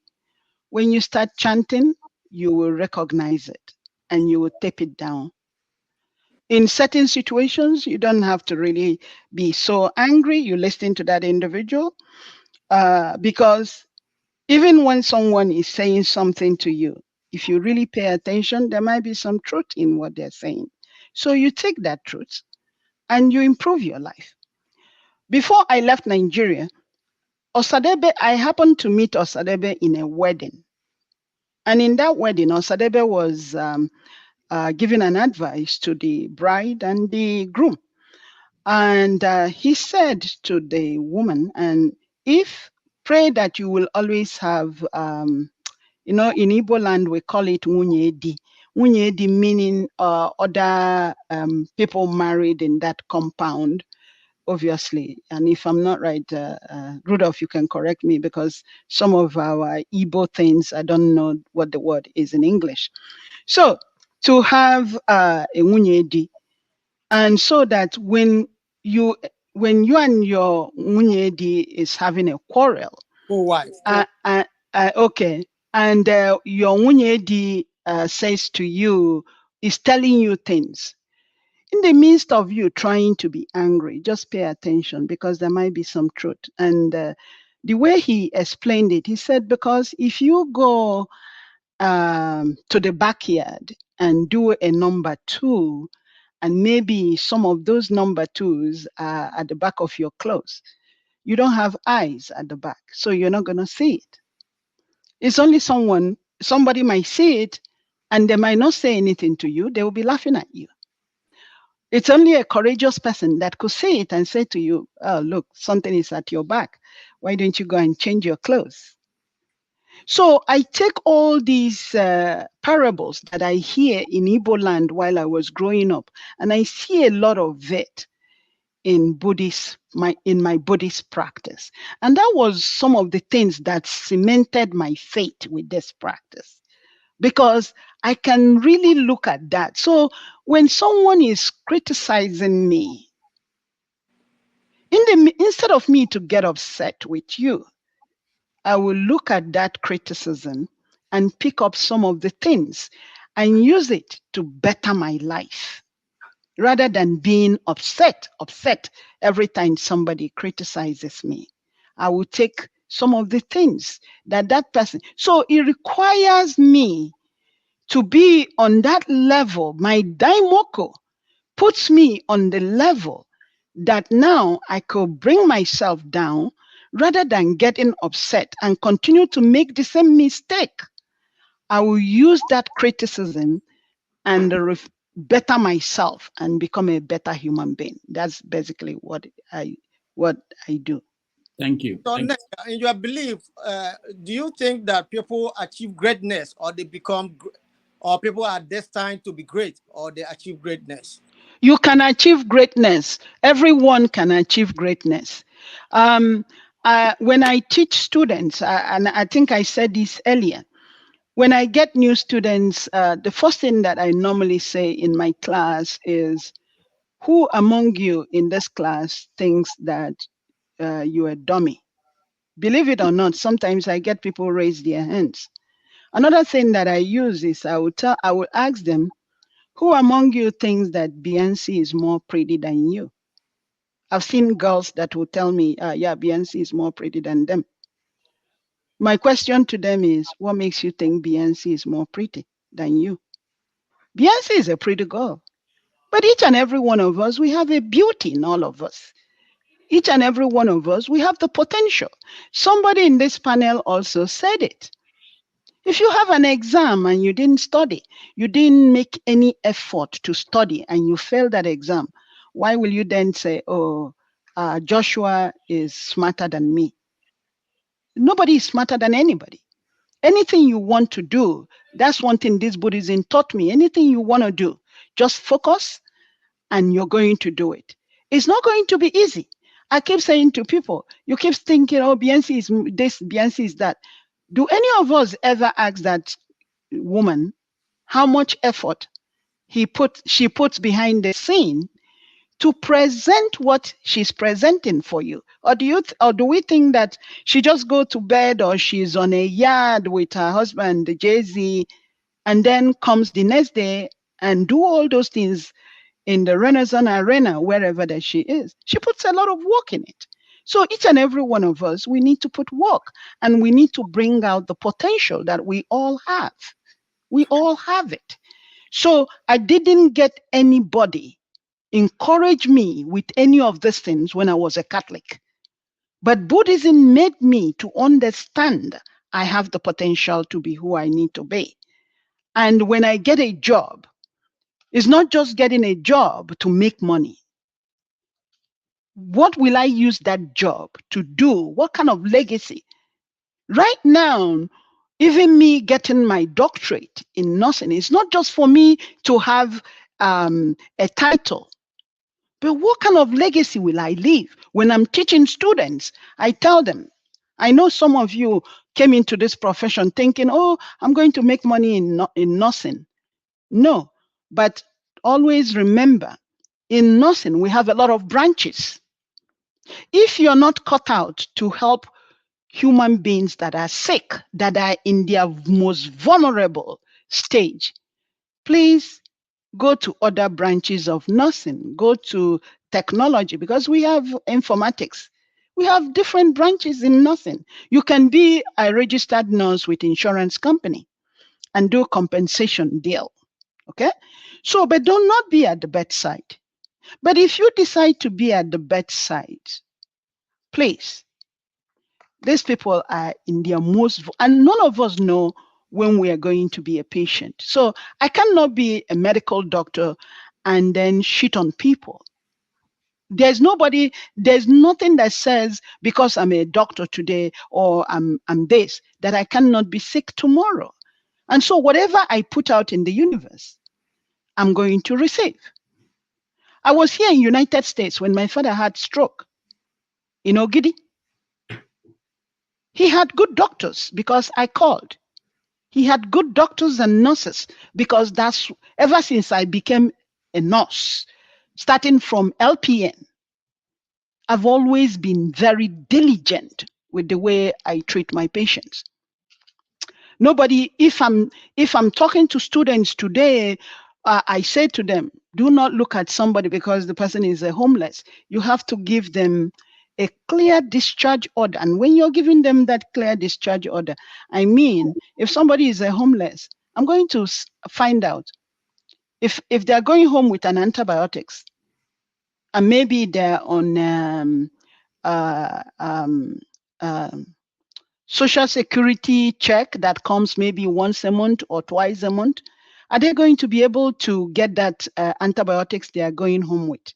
And if the answer is no, I must make sure that I go down to the pharmacy and get them enough starch that will carry them through. Because what are we treating? I was treating the infection. So if we break that cycle of taking that medication, well, I haven't done anything good for that patient. And why will I want to do it for somebody who is a rich person and don't do it for somebody who is on the lower pole? Again, everybody is a human being, and I treat everybody that way, regardless. All right, thank you, Osaino. We have exceeded the time. We said 3 hours with our guest, but I will let Chim Electricity and the flagship to ask their questions. Then we will take a break. If she wants to continue, it's up to her. We can continue. If not, we round it up. Chim, you're next. Thank you, Rudolph, and good day to everybody. everybody, and pleased to meet you, Nneka. I didn't start exactly from the beginning, so I always love to be honest. I'm not going to be asking any question. I think that would be very ingenious of me to do that. But I want to make comments based off where I started from, based off some of the things I heard you say. But before I proceed, on the issue of Munyedi, literally means in the first instance, some men marry multiple wives. Yeah. So each of those wives will refer to their co-wives as Munyedi. That's the primary meaning. Then taking it to the plural perspective, based off good relationship in a clan or in a community, women describe themselves as Munyedim. You understand? Just trying to show some comradeship, and so just to put that out. So full disclosure, I am a Christian, and my understanding of Christianity, first of all, I was born a Methodist. I was raised an Anglican. I went to a Catholic church. When I became of age, I chose to go the Pentecostal way. But in all of this, I have grown in my spiritual relationship with Christ. The Bible makes me to understand that God is looking for those, not those who will go to a specific mountain to worship him, but those who will worship him in spirit and in truth. And if you sit down to dissect this, it's deeper than what we see. As human beings, God is not necessarily calling us to perfection. I use that word advisedly. He wants us to grow in perfection. But you are not a Christian, or your acceptance as a Christian is not because of your perfect or moral standing per se, but it's because that you understand your decadence, the fact that you are burdened by a sin nature. The Bible says that for all have sinned and have fallen short of the glory of God. And because of that, that's why God sent Christ, who was God incarnate, to bear the moral burden of that sin and restore our relationship with God. That is what Christianity is all about. Those who have accepted what Christ did for them, not those who are being morally correct, not those who are necessarily being the nicest people, but those first and foremost, primarily, who have accepted what Christ did. Now, but you cannot continue to be a Christian without some moral perspective. You would love your neighbor as yourself. You would see good for your fellow human beings and do it. So why I'm going that direction is some of the things I heard you say, for instance, like the politicians who profess to be Christians and who in the realm of politics have done certain things that don't seem to align with what you would say a Christian should do. I agree with you. But you see, but that is not what makes them Christian. Human beings falter, human beings make mistakes. And if I go back to the scripture, you will see that there are people, for someone like a man like David, for instance, he sinned, he did what was wrong. But you see, the concept of sin and reconciliation with God also now came in, which is why when he understood the moral bankruptcy of his heart, that the fact that he committed adultery, which is wrong, and then not only did he commit adultery, he now killed the man who owned the wife he committed adultery. He now went to God to ask for atonement, to ask for forgiveness. And it's not a surprise that it's true. This same man who understood that this Christ that we now refer to in the Christendom now came through. So what I'm just trying to say is this.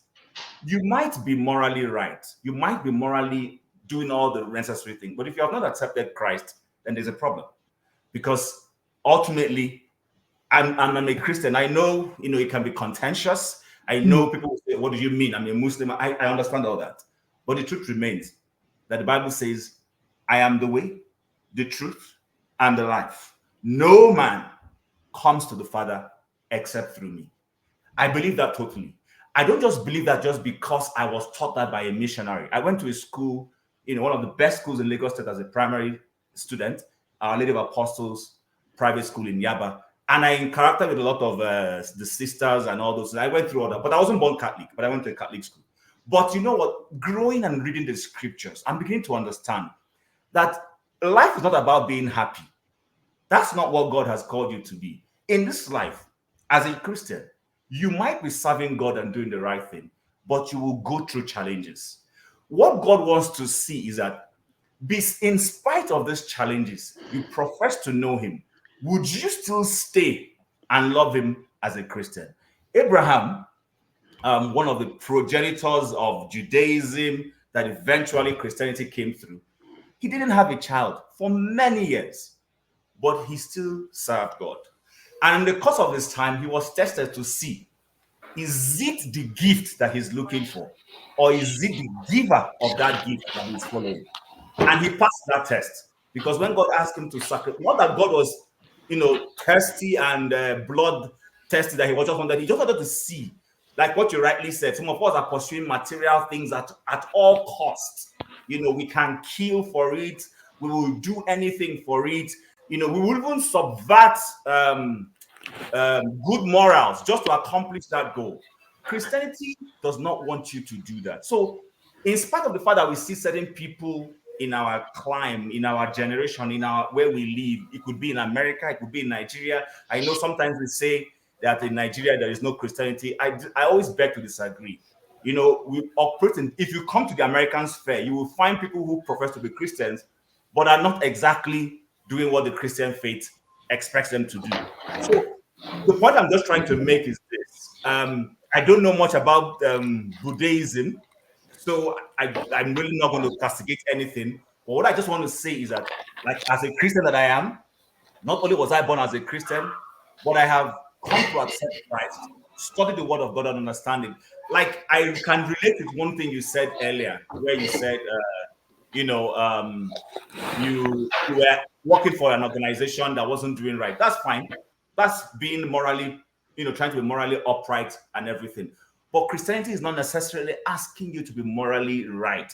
But you can't be a Christian without being morally right. I don't know if I'm making sense. The basis, the foundation of Christianity is not about morals. It's about a savior that came into this world, died for you, you accept what he did, and that becomes a basis of relating you back to your creator, who is God. But to be a Christian, then you will also do right. You would suffer when suffering needs to be done, and you would also, need to make sacrifices for your fellow human beings. Christ does not expect you, okay, good. Let me give an example now. Some of us know the woman who was caught in adultery. A lot of people haven't really understood that scripture. I see people always use it all about. Christ was not saying that the woman was right to commit adultery, because when he said, "He who has not sinned, cast the first stone," people made it look as if, he was, no. What he was simply saying is this: we all make mistakes, but you know what? There is room for forgiveness. There is room to be able to say, okay, this person has done what is not right. Does it now warrant us to now, execute judgment unnecessarily on this person? And then lastly, where was the man this woman committed adultery with? Adultery cannot be something that is done by yourself to yourself. In committing adultery, it takes two to tango. And so there was a lot of hypocrisy in the judgment being passed on that woman, and which is why Christ asked those people, anybody who has not committed any sin, didn't even say adultery, be the one to cast the first stone. And people knew that they have done things. Somebody may have collected meat from their mother's pot that the day before. You may have done one or other things. So I just wanted to say that Christianity is not necessarily just about, being morally right, not stealing, I didn't cheat my neighbor, and all those things. And for those politicians who profess to be Christians, but when they have the platform to, in their office as Christians, as vice president or whatever, they chose to do the wrong thing. Well, it's up to God to be able to point them at the right time to say, I give you an opportunity to show good conduct, to be a good example. And I end in this. The Bible says, let your light so shine before men, that they may see your good works and give glory to your Father in heaven. So everything we do here on earth is not just about us. It is to honor God. And in honoring God, whether it is in your office, whether it is in your town union, whether it is in your interaction with your fellow human beings, if people cannot say, look at Chimezie, wow, I'm so blessed by what he did. What kind of faith does he profess? That is the way you win people over to your Christ, because of your conduct, not because of, that I'm a righteous person, I do this. No. It's because the Bible says is by the arm of flesh, no man can prevail. It's not by your power, it's not by your capability. It is because of the grace of God. So I don't really have any comment. Like I said, I just wanted to put it out there so that people will understand what Christianity is, because people think that Christianity is about rituals, it's about chanting. No, that's not what Christianity is about. It has nothing to do with chanting. It has nothing to do with this. In fact, as a matter of fact, that is why Christians are different from people who are Hebrew Judaism practitioners. And that's why the Jews have not accepted Jesus Christ. These are the primary things that distinguishes Christianity from a lot of other faiths. There is a life after, and that life after is with God. It's not that you are going to reincarnate and come back into this world again. It is the fact that when you have left this world, the Bible says it is appointed unto man, like somebody already quoted, to live this life once, and after that, there will be a judgment. That's just my submission. Thanks. Okay, thank you so much. I just want to say to you that most of the things you're saying, it's the same thing that I'm saying. You're just saying it in a different way. And I would say two things I'm going to comment on two things that you said. You talked about challenges and happiness.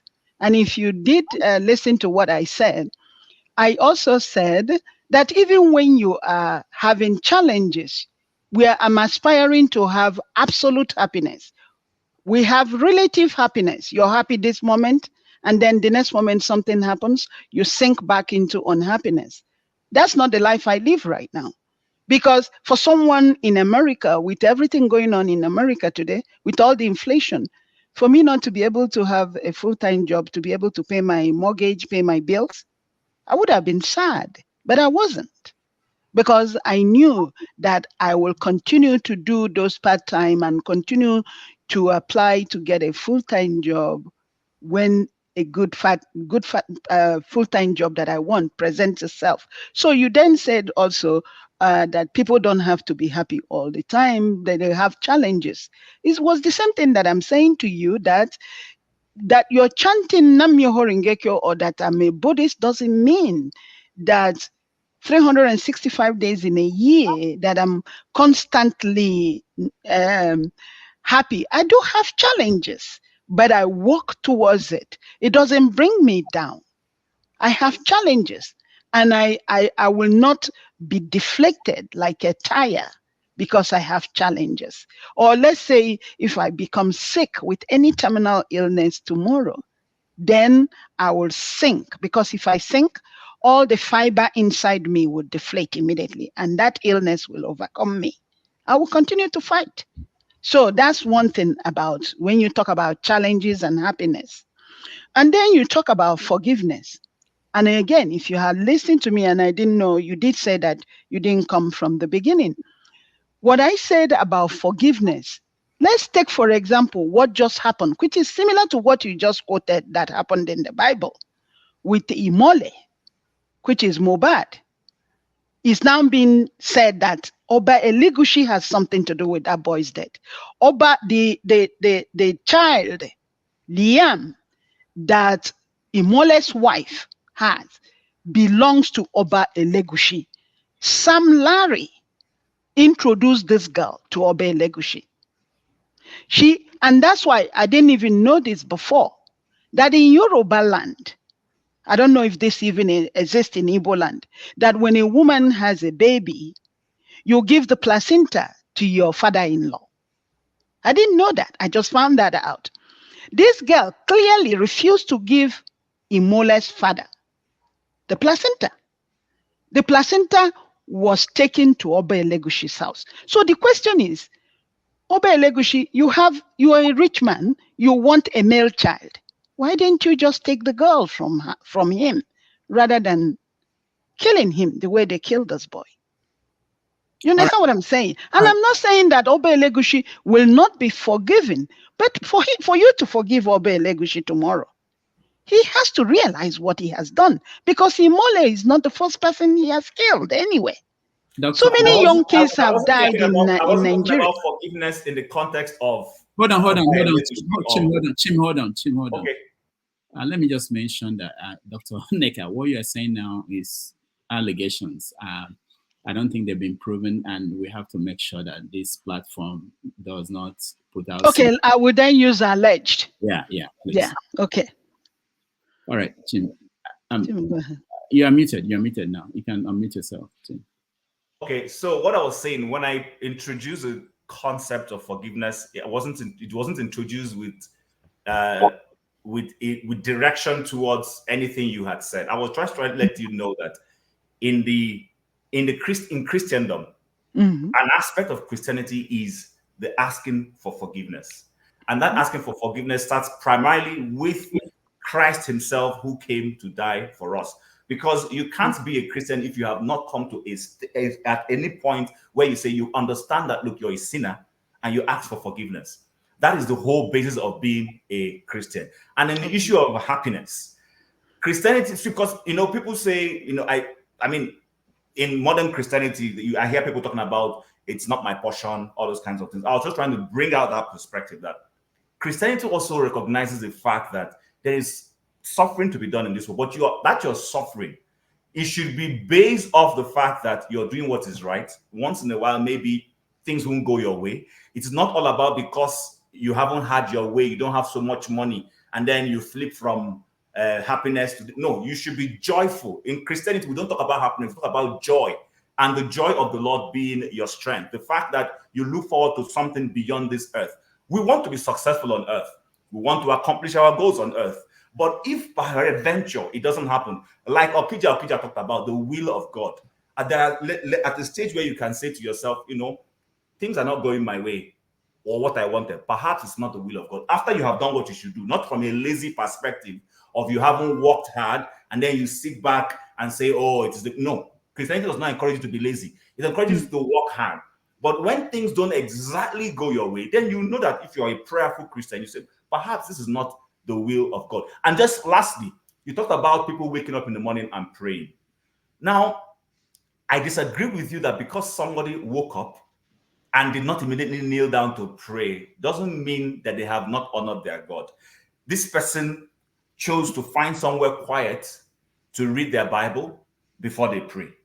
God is not ritualistic. At least in Christianity, it's not about ritual observance. It's about the heart. I don't see what is in your heart. You don't see what is in my heart. But God will see that this person, his intention is pure. His intention is to honor me. And he will accept that person's service as a sacrifice. That this person has done what is right. It is God that justifies. It's not the human beings. We can judge. We can interpret people's actions. It's normal. We do that. But we might also be wrong. All right. Thank you. Thank you so much. Thank you. Let me just throw in a question from the comments section because a lot of people are sending in questions there. There's someone, Abby, wanted to know Christianity, Islam, Hinduism, Buddhism, all those. Which one is the truth? And do you have to be spiritual to be? Do you need religion to be spiritual? So that's the question. There's a question about whether you believe in evolution. Do you believe in evolution? And then there's another one that is kind of funny, but I think it's an important question. If people can reincarnate as goats, should we continue to eat goat meat? All right. Well, now that's a tough one. All I'm saying is that what I just want to say in the terms of reincarnation is that I believe in reincarnation. To ask me if people reincarnate as a goat, should we continue to eat goat? I guess I'm going to defer that question to people who eat goat. I don't eat goat. Are you a vegetarian? No, I'm not. I just eat chicken. That's it, or turkey. I don't eat goat. I don't eat cow. That could be somebody too. Yeah, well, it could be somebody. And if we look at it that way, then even the plants in the environment that we eat, whether we're vegetarian or whether we eat meat, it boils down to what then are we going to eat? I just don't want people, but again, I'm not going to stop people from taking this to whatever level. In this, my Buddhist practice is actual proof. It's not that somebody said. When I started practicing, if I didn't see the type of changes that I saw in me, I don't think I would have continued, regardless. But I saw changes, and that's why I stick to it.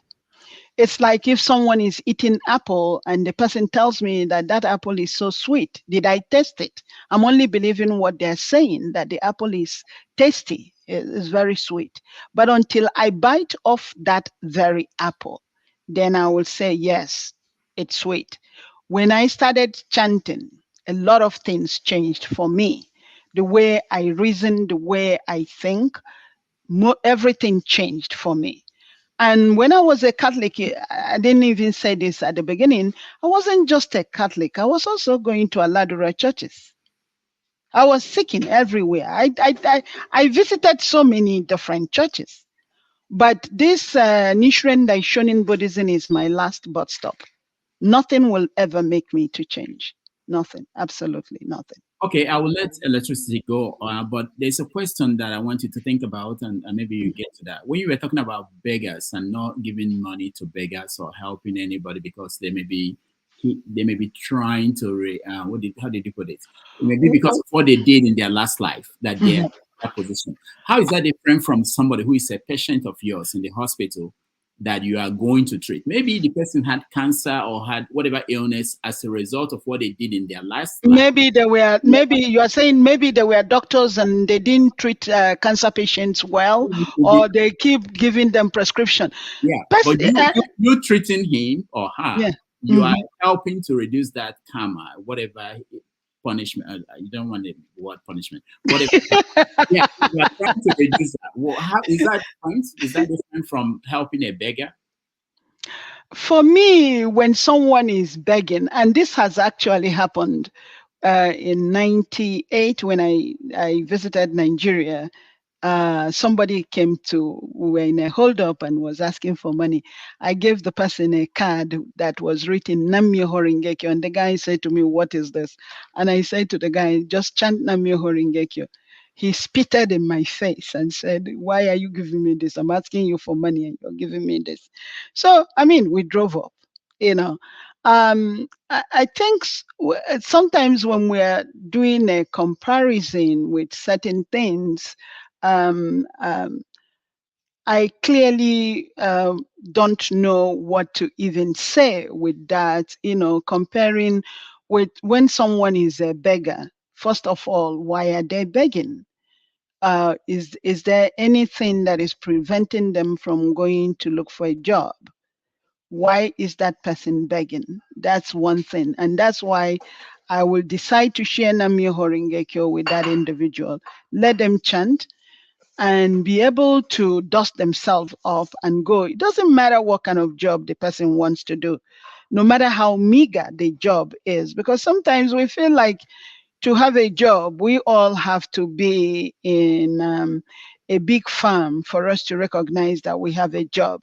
Everything is a job. Here in United States, people that removes the garbage in our homes, they make money. But some of us, we might not want to do those type of job because we might look at it and said, "Oh, this is beneath me."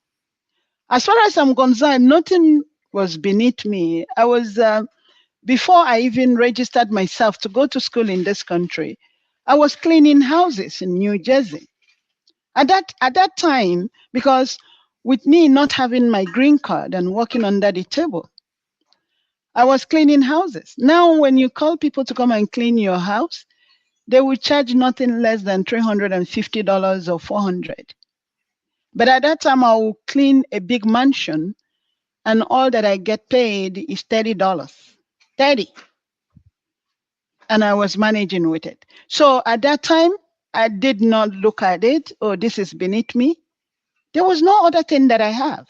So rather than going to ask people, some Nigerians or some people from my village or Gidi, "Oh, can you help me? Can you do this for me? Can you do this for me?" No, I continued to struggle on my own.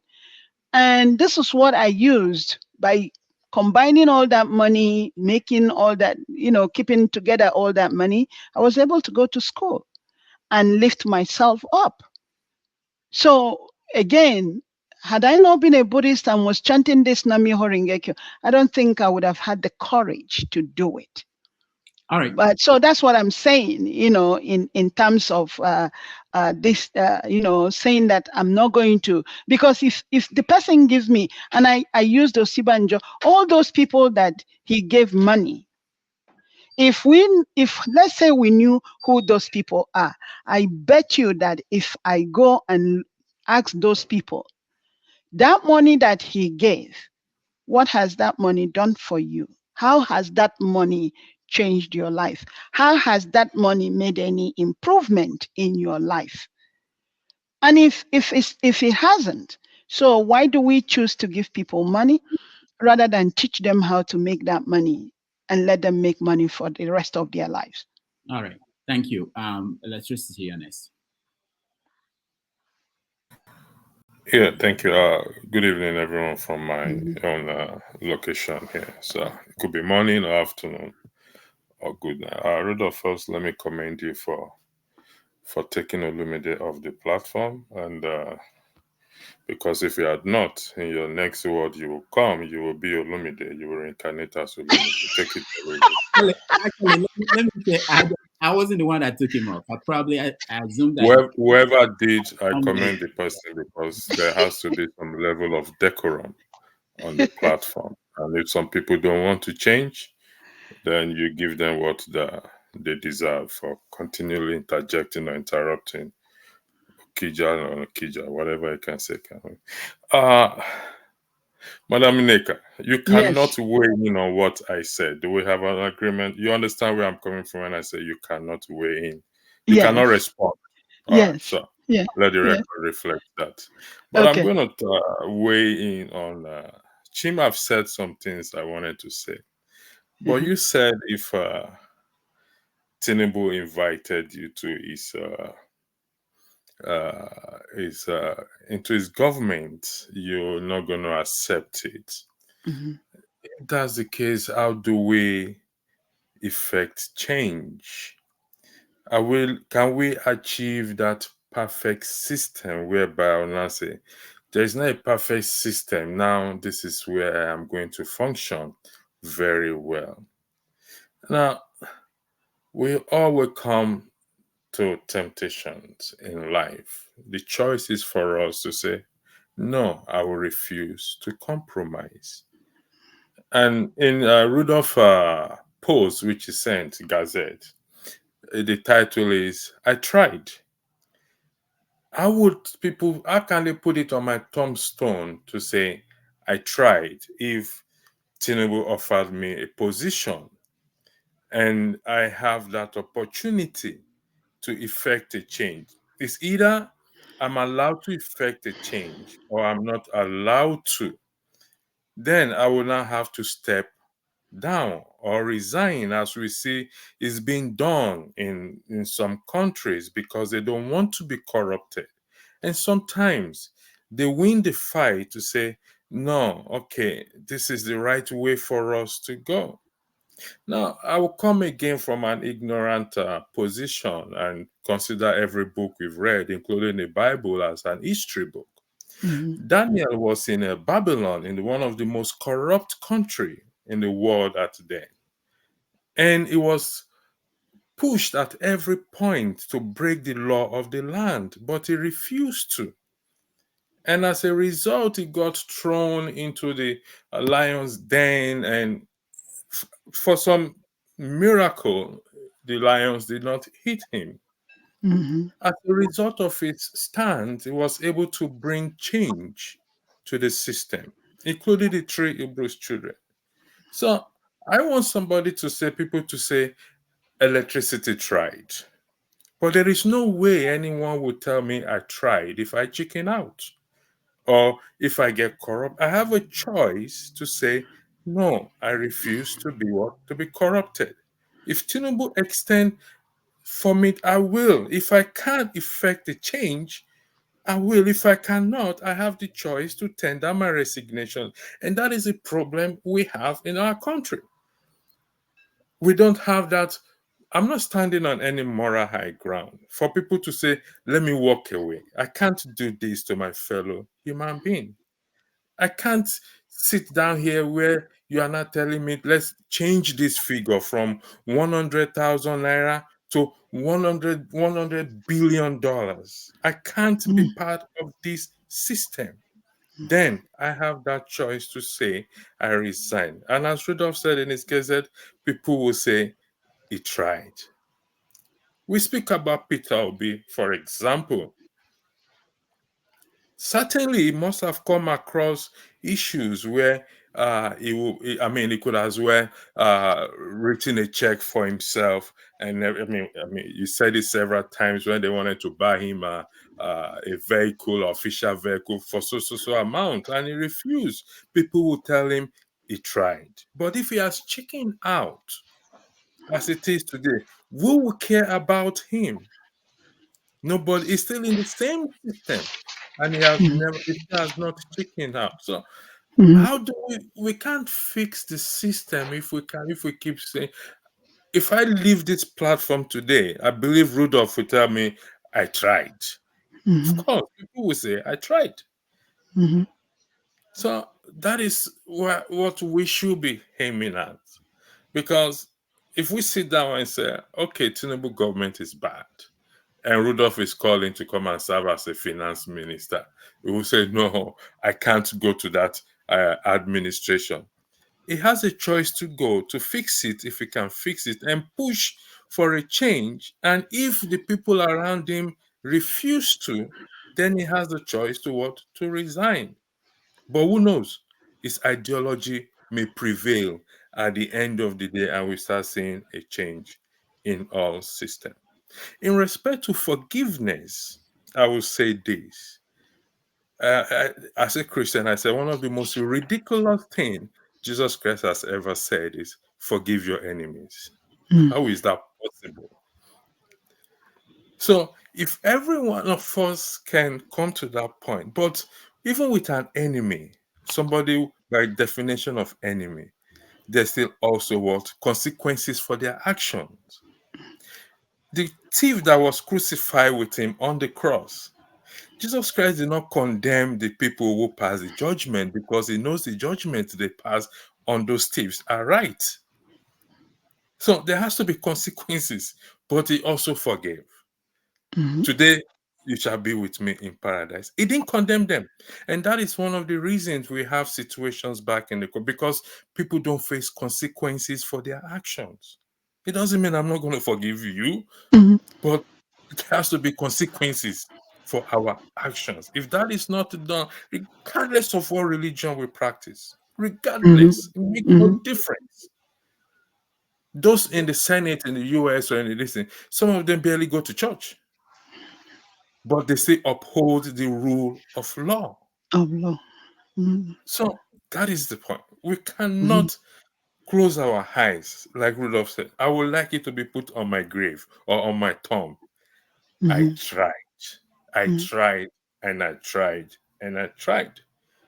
And if that cannot be said about me, about you, about anybody, then what is the purpose of what? How can we effect change in our fellow human being? I yield the floor. Thank you. Thank you. Any comment, Nneka? My comment to electricity is that everything that he said is absolutely true, and me saying that will not work for him is coming from the fact that I know that if I take up any position with his government, they're not going to allow me to make that change that you're talking about. But at the same time, listening to you saying that, okay, if I get there and I'm frustrated, I'm not able to change anything, then I will tender my resignation, which I've already done once in my life here in United States. So then I do agree with you, but knowing or seeing the way his government is working, everybody that Tinubu elects is either that they have something on that person that will make that person not even want to say anything, because if that person says anything, they are going to open the skeleton that the person has in the closet. So they try so much to compromise those individuals. Like I gave you the example that Obe Legushi is Tinubu's boy, that pushes the powder for him a lot, allegedly. Okay. Then we have that same Obe Legushi that played a huge part with his Aboro boys with the election that put Songolu there. Allegedly too, if you want me to say that. So again, because this person has washed this person's hands, well, this person is not, even if the person says that the person has done something wrong, they're not going to speak on that.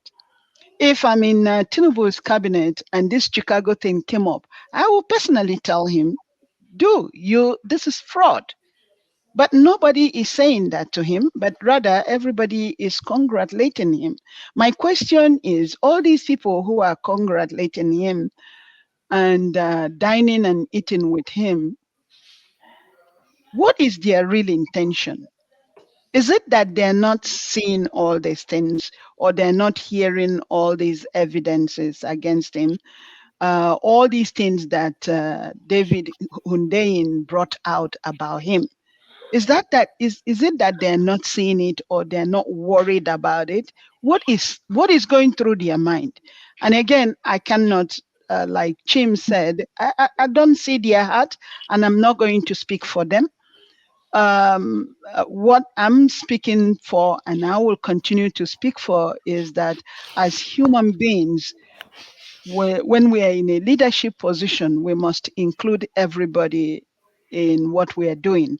We are in leadership to serve people, not in leadership to enrich our pocket, or for us to control people, or for people to always be afraid of us.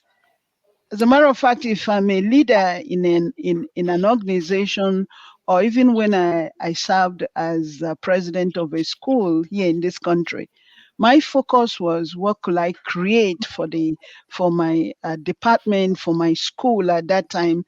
How can I help other students to achieve what all of us came to that school to achieve? That was my motive, So that's the kind of life that I want to live. And if Jim is saying that morally, because if I'm clearly understanding what he said, I'm not separating my moral behaviors from my lifestyle. For me, it all comes together. My chanting, what he has done for me, and I have seen other members that practices this Buddhism. Example, Tina Turner, Herbie Hancock, Orlando Bloom, and one of our actors from Nigeria that lives in UK, and the list goes on and on, is that I see a lot of changes with them. When the late Gorbachev went to Japan to speak with President Ikeda, and they had a conversation, Gorbachev sometimes use some of the discussions that he had with Ikeda. Well, every year, Daisaku Ikeda writes a letter to UN, and what that letter contains every year is that there should not, under any circumstances, be a nuclear attack, have any war, and then a nuclear bomb is released, based on what happened in Japan during the Hiroshima attack. And he kept on saying to them, no matter what they discuss, they should go and see the after effect.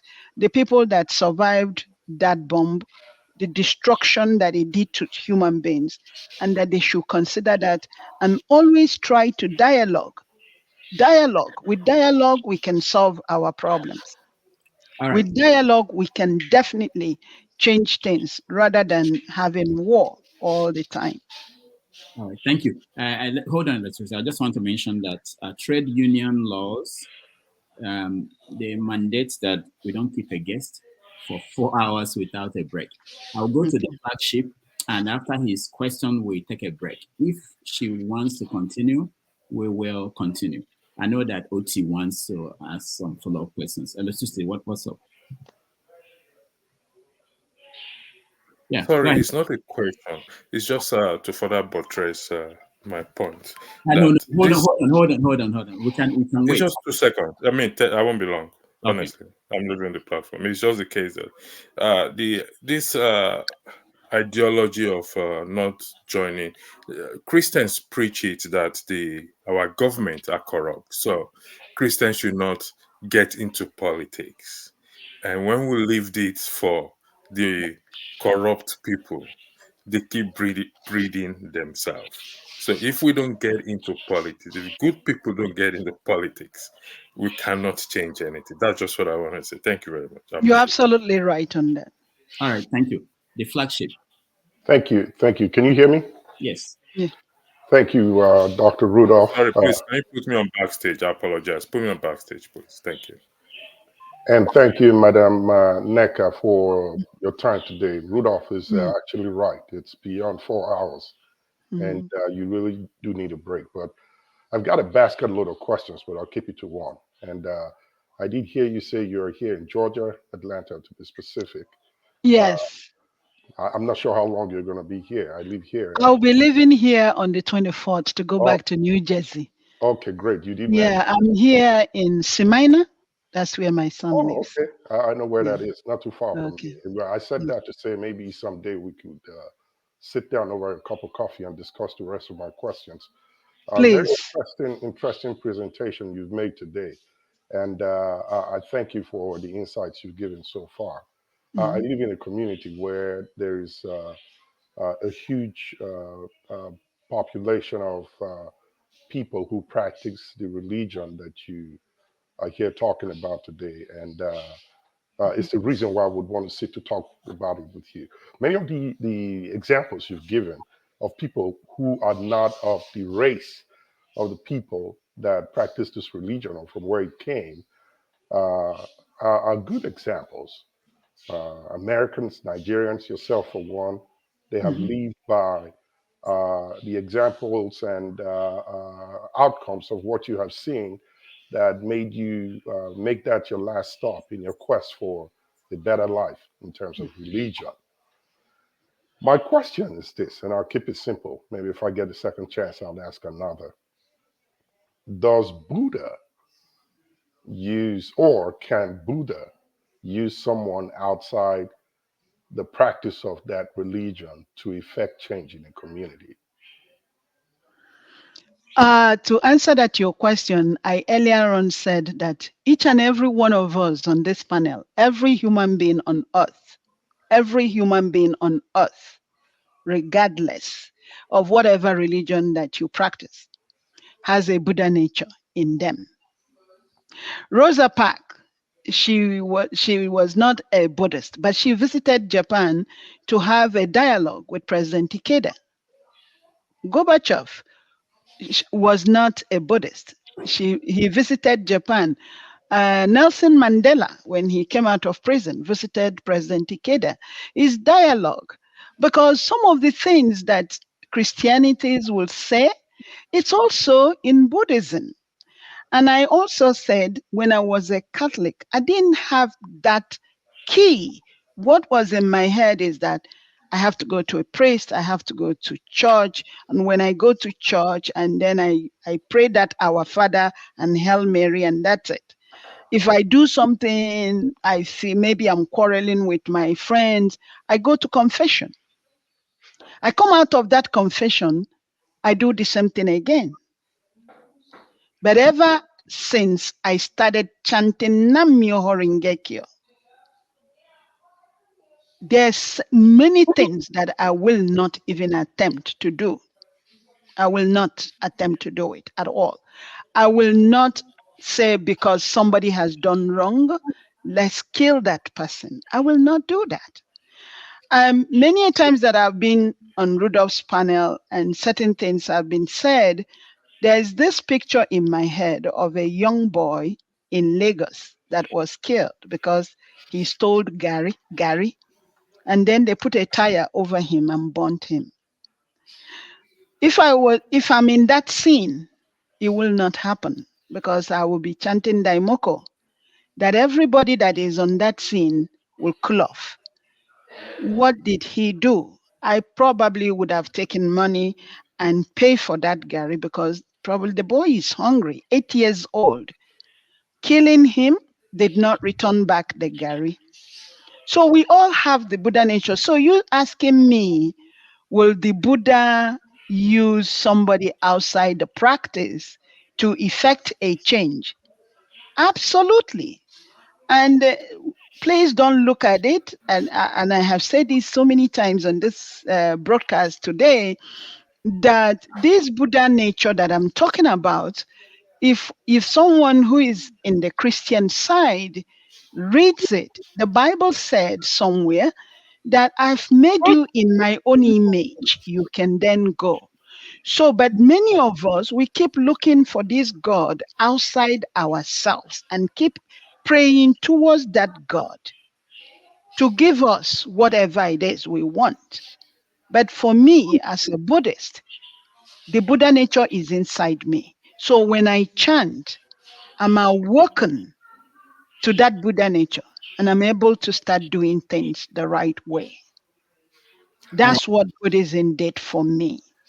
And just to chip in to that, a few seconds. The reason I said that and brought in the people that live in my community, the action seems to be different because you see, and excuse my language, I'll try to look for a better one.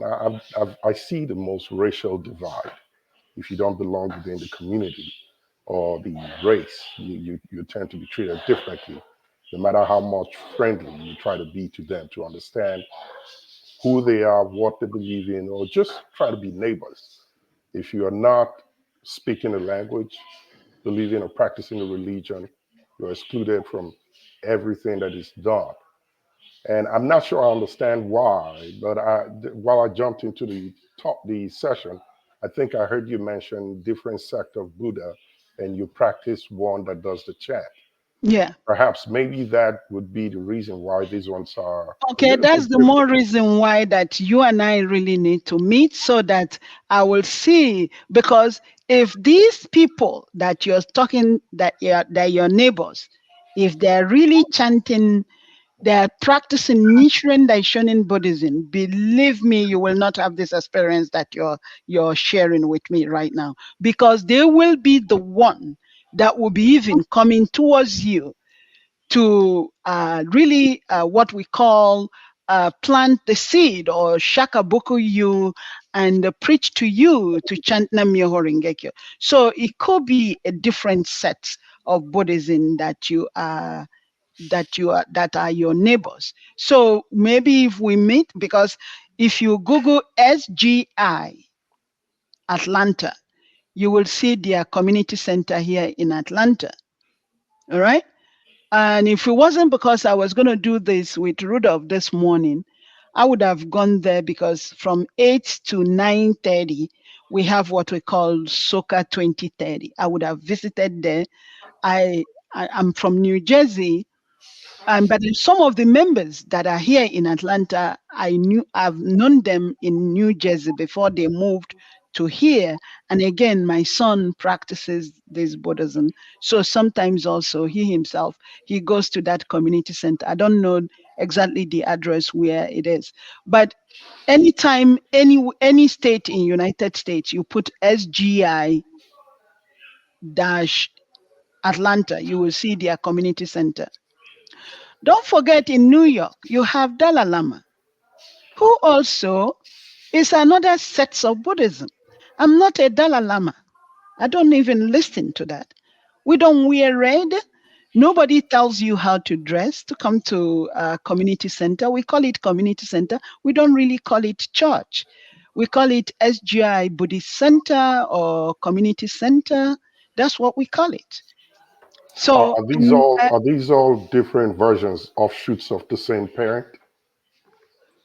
well, also that's why I say to you that it started with Shakyamuni from India, and then Shakyamuni said to the disciples, "Then you all will not really understand what I'm preaching that much, but somebody will be coming from Far East, and the person will break it down. And that was when Nichiren Daishonin, at the age of 12, came out and said, there's so many different Buddhist set schools. Then they have schools of different Buddhisms.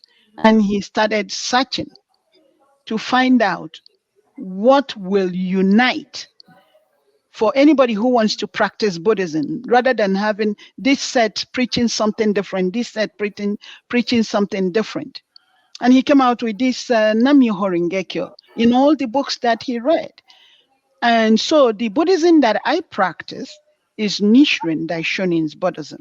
And that Nichiren Daishonin's Buddhism, your neighbor has to be happy just like you. The happiness is not just you. You take care of everybody because everybody has a Buddha nature in them. You respect every human being. You do not pick and choose. I'm going to respect this person because they are rich, because they are famous. Everybody is a human being. All right. Thank you so much. I'll save my other So, question. but I am up for meeting with you so that we can go through it, and I will also then see who are these your neighbors, so you don't misunderstand what I'm saying. And again, with this our practice, nobody says to you, because when I joined, I still have my cross that I was wearing on my neck that my parents gave me, and that they told me, we're not asking you to stop whatever you're doing, but when you want to chant, because it's actual proof, that's what it is.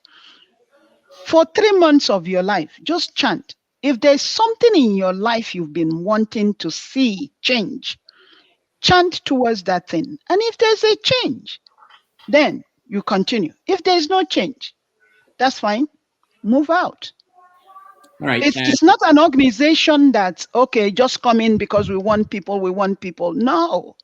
And again, if you become a member, nobody asks you to contribute any money. Even if you want to, they will tell you no. And the money that we contribute after you've become a member is you showing your appreciation. We use it in building all these community centers in different places that we build. So. All right. Thank you, Nneka. Thank you, the flagship. We are going to take a break. When we come back, Nneka will round up, and I will let Ochi ask a question, and anybody else who is here. But my Buddha is saying that we need to take a break. Yeah.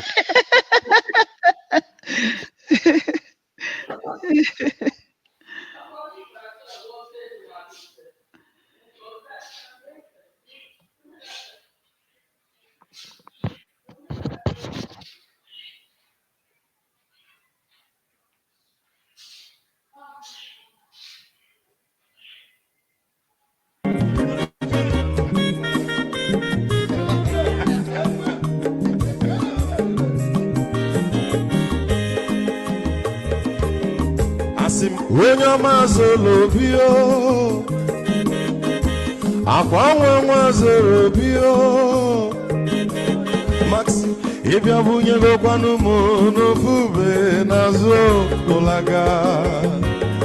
olaga ni biazugo, mama olaga do ni biazugo, akwa mwilo chiyo bikora puzo, kona bazia. Onyo mazoro biko abamba watara dasari ibya unyane gana mo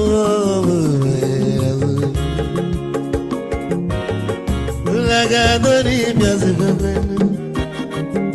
mo laga dori biazego abamba wilo chila bigora fuzoro ona wazia. Mazi welcome up. Odoguna kwerezi neka. Onyo niga dele mo.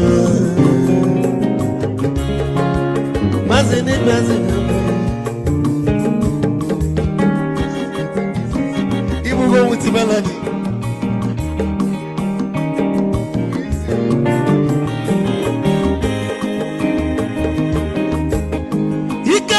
Where you're from, Odogu Nachala Noka, nigga delemo. Olagado ni pesigono. Mo olagado ni pesigono. Mama wilo chilo. Bigora buzoro. Anabazi. Say, Onyamazoro ne. Mama wazoro ne. Sorry. Ibya muyano kwa na mo ofube naro. Olaga doni biasugo, nasa boy. Olaga doni biasugo, amama wilo chilo, biko rapuzoro, anabazi. Ayes. Odogu kenero bikechofo, ama kwa mnika gogodia. Oligwe kwelo. Get your mobile back. Hey, you won!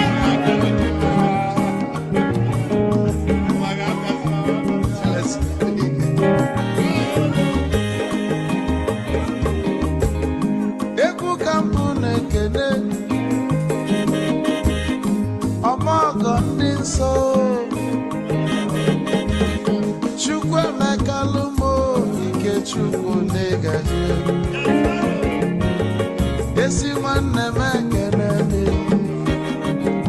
ịlapụlụ ife niile na-eme wee bịa nke gosili na anyị na gị bụ nwanne wisdom ga-adị ka nye gị maịkị ka ogobanya bụ egwu esili mmaksi ọ bụ na-etiri egwu a malụkwa malụ n'imego m ife ọjọọ wee sị gị nwanne m ife ọkụ na-echọlụ na ngeme wisdom onume ekene gị gbamanwụ iyo iyo biko lapụ nabasị ya zoro zoro zoro zoro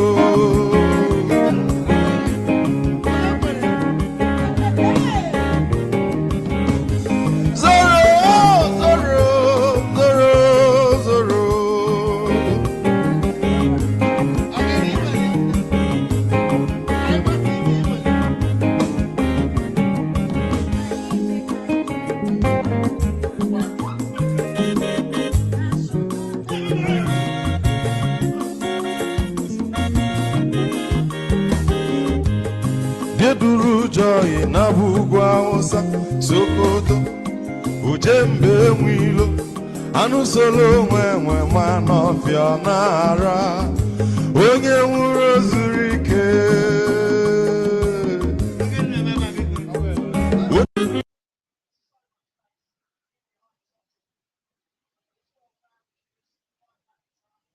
Oh, that's what I do. That's it? Oh, it's that, but then there are 5 prayers. But the Can you give me a little variation? I like that. Namyo renge kyo, Namyo renge kyo, Namyo renge kyo, Namyo renge kyo, Namyo renge kyo, Namyo renge kyo, Namyo renge kyo, Namyo renge kyo, Namyo renge kyo, Namyo renge kyo, Namyo renge kyo. Myo renge kyo, hoben bon tai ni. Ni de say san ju sam ma yan ju ni ki go ja jo bo ji ye den mo yo go ji ye ma nang ge na nye we da jo ma nang ji bu yo bo no ji jo we cha ga. But so den da na dan man na mo ju jo but den yo do but mo yo do myo jo zen myo jo gu man jo ju jin den bi so wu zui ki shou so the ju nang ge jo res go ju jo bo the ra ju ju yi nan ju ju hi yu ko en khang yo mu.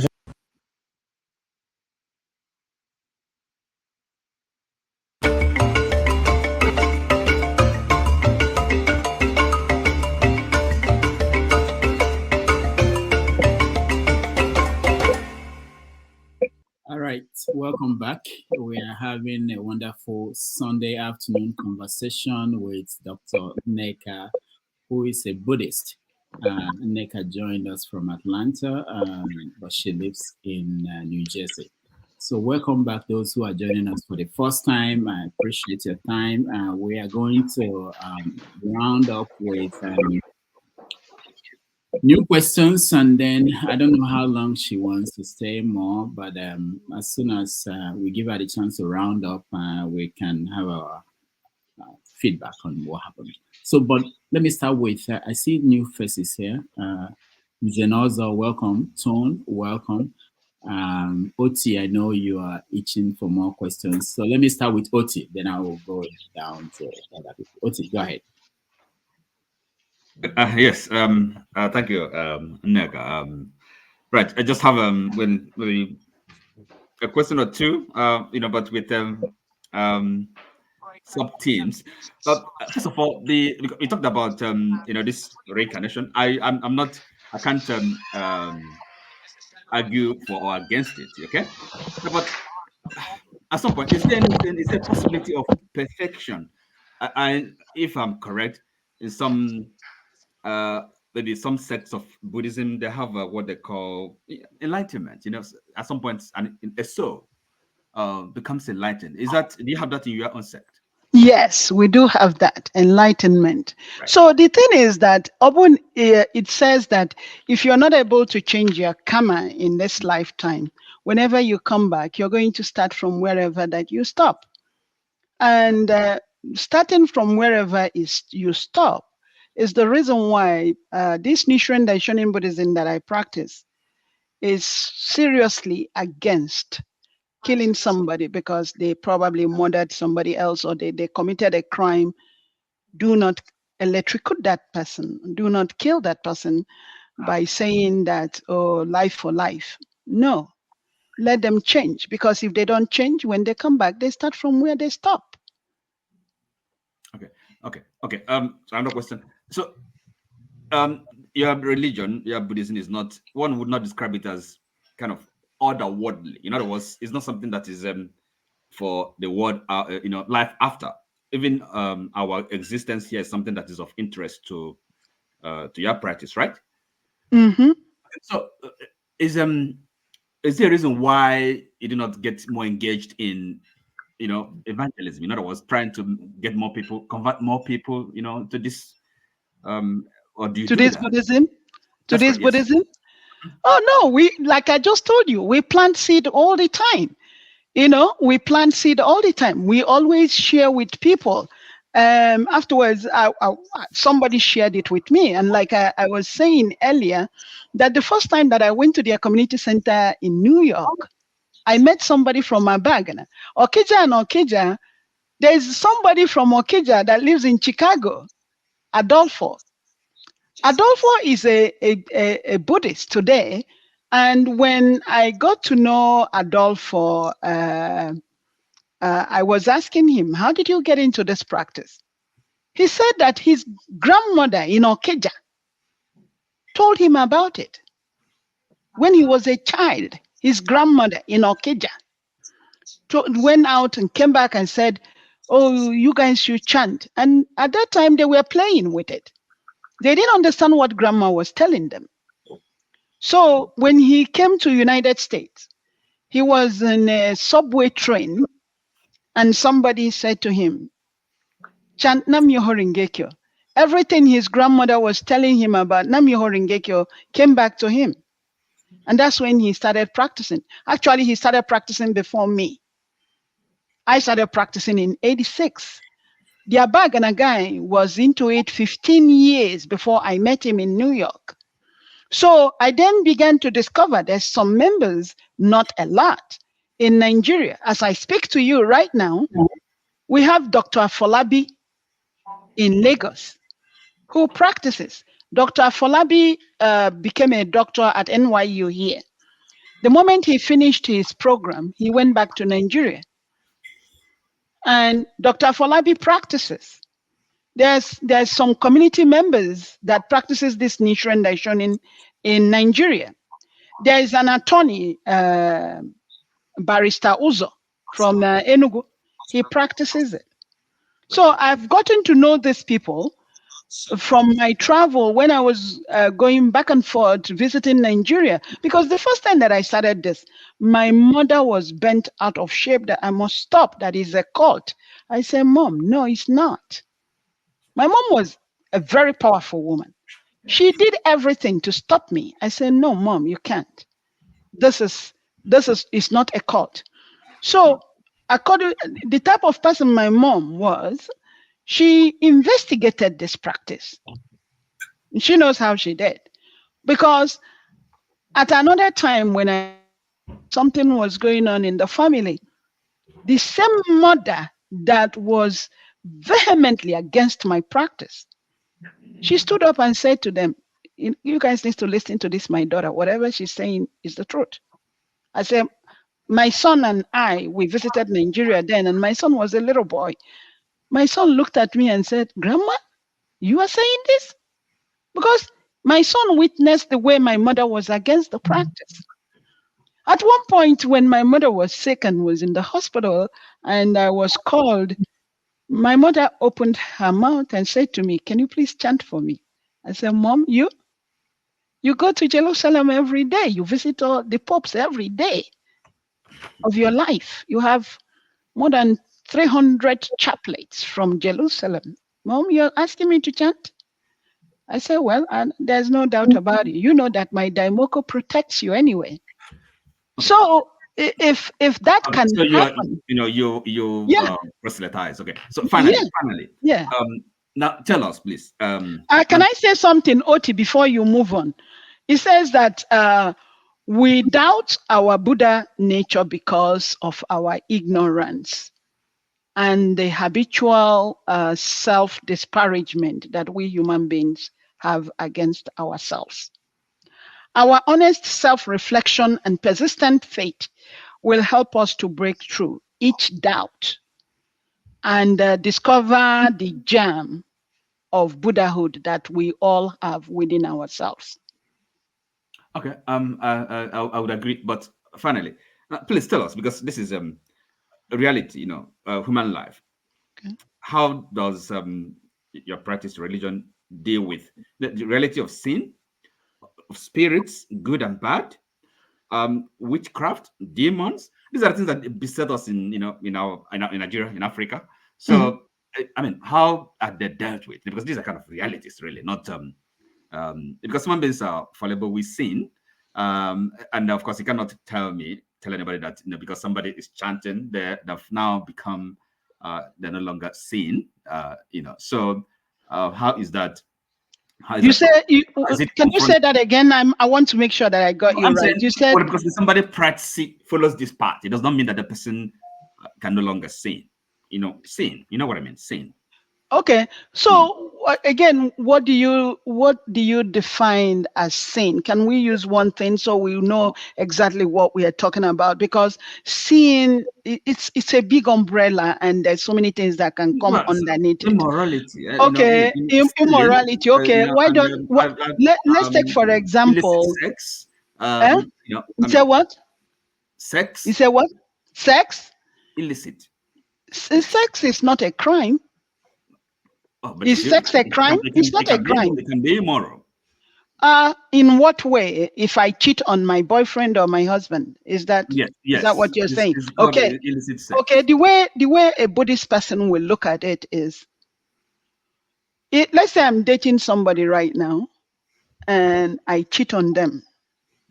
The cheating is not the real problem. The problem is what made me cheat. What brought about that cheating? Until I get into my fundamental darkness and know why did I cheat, because it could be various reasons. My reason for cheating might not be your reason for cheating. So why did you cheat? Is that your mate or no? Did I get into that relationship because of desperation? See, that's how we as human beings were making these mistakes. Why did I cheat? Until I get to the reason why I cheat on you. But you see, look, that's what I said. Reality of sin. Okay, human beings sin. Okay. So, in other words, is it again that maybe that may bring in the question of forgiveness? Do we apart from maybe asking the person we have offended for forgiveness, if we do something wrong, sin, can we look up to somebody, approach somebody to ask for forgiveness? So absolutely.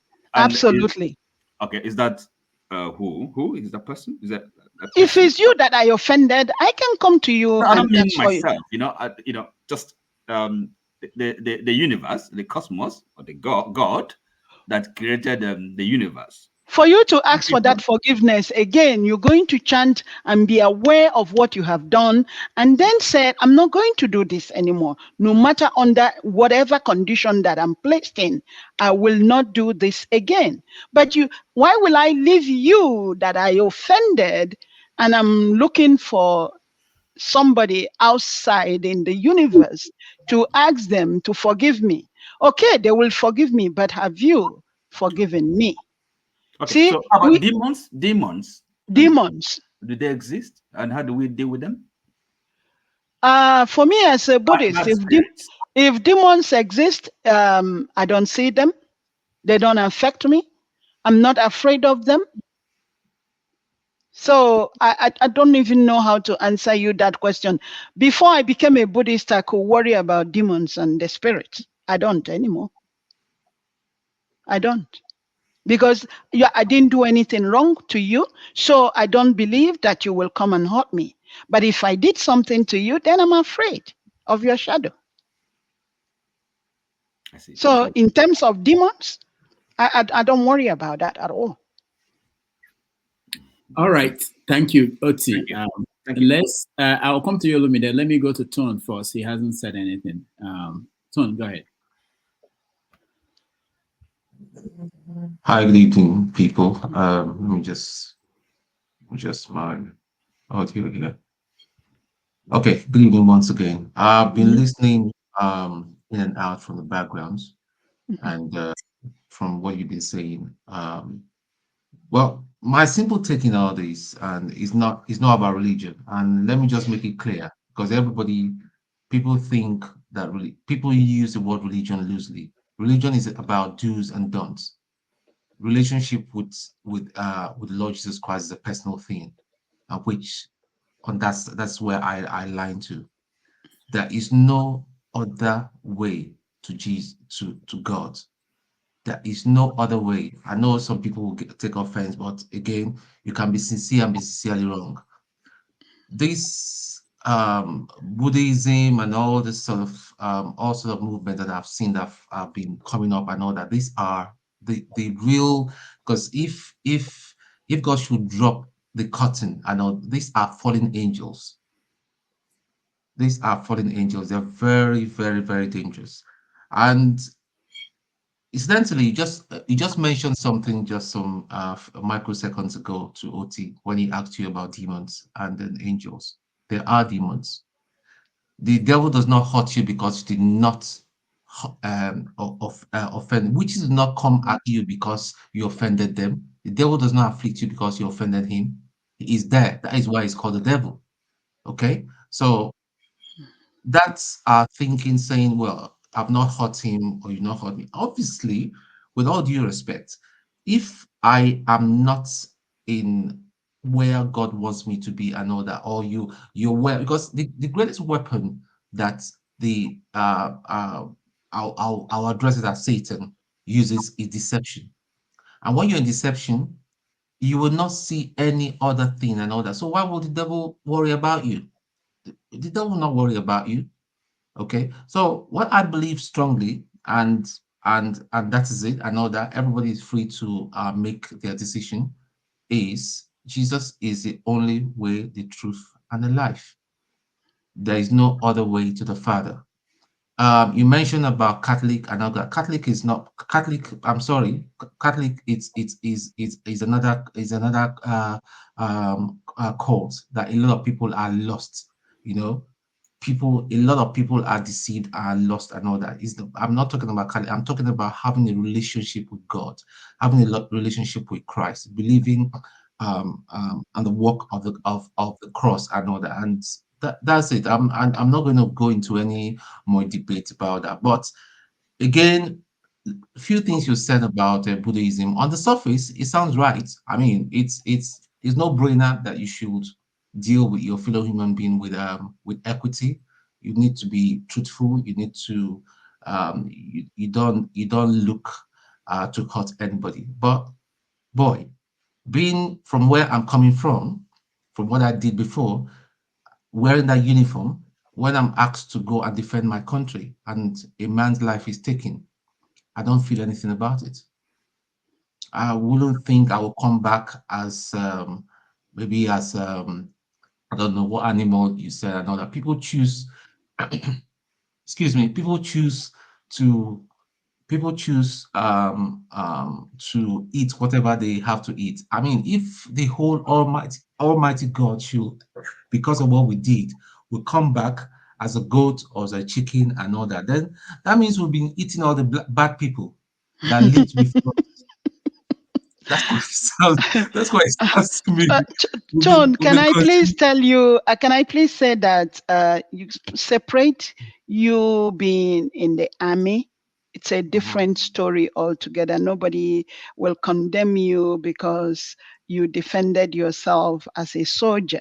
That's different. But again, on that same perspective, this Nichiren Daishonin Buddhism, I don't know if you heard me when I say to you that every year, President Ikeda always write to UN asking them, dialogue should be the first thing, not the war. Dialogue, let's dialogue. Because if we dialogue, you'll find out that all these war that we are always going out to fight, what is behind it? So if there was a dialogue, you could still be an army person, but you're not going to go to war to even begin to kill anybody. But please don't take that you probably being in the army as a soldier and you're defending yourself, then you have created and you have done anything wrong. No, that's your field of work. That's what I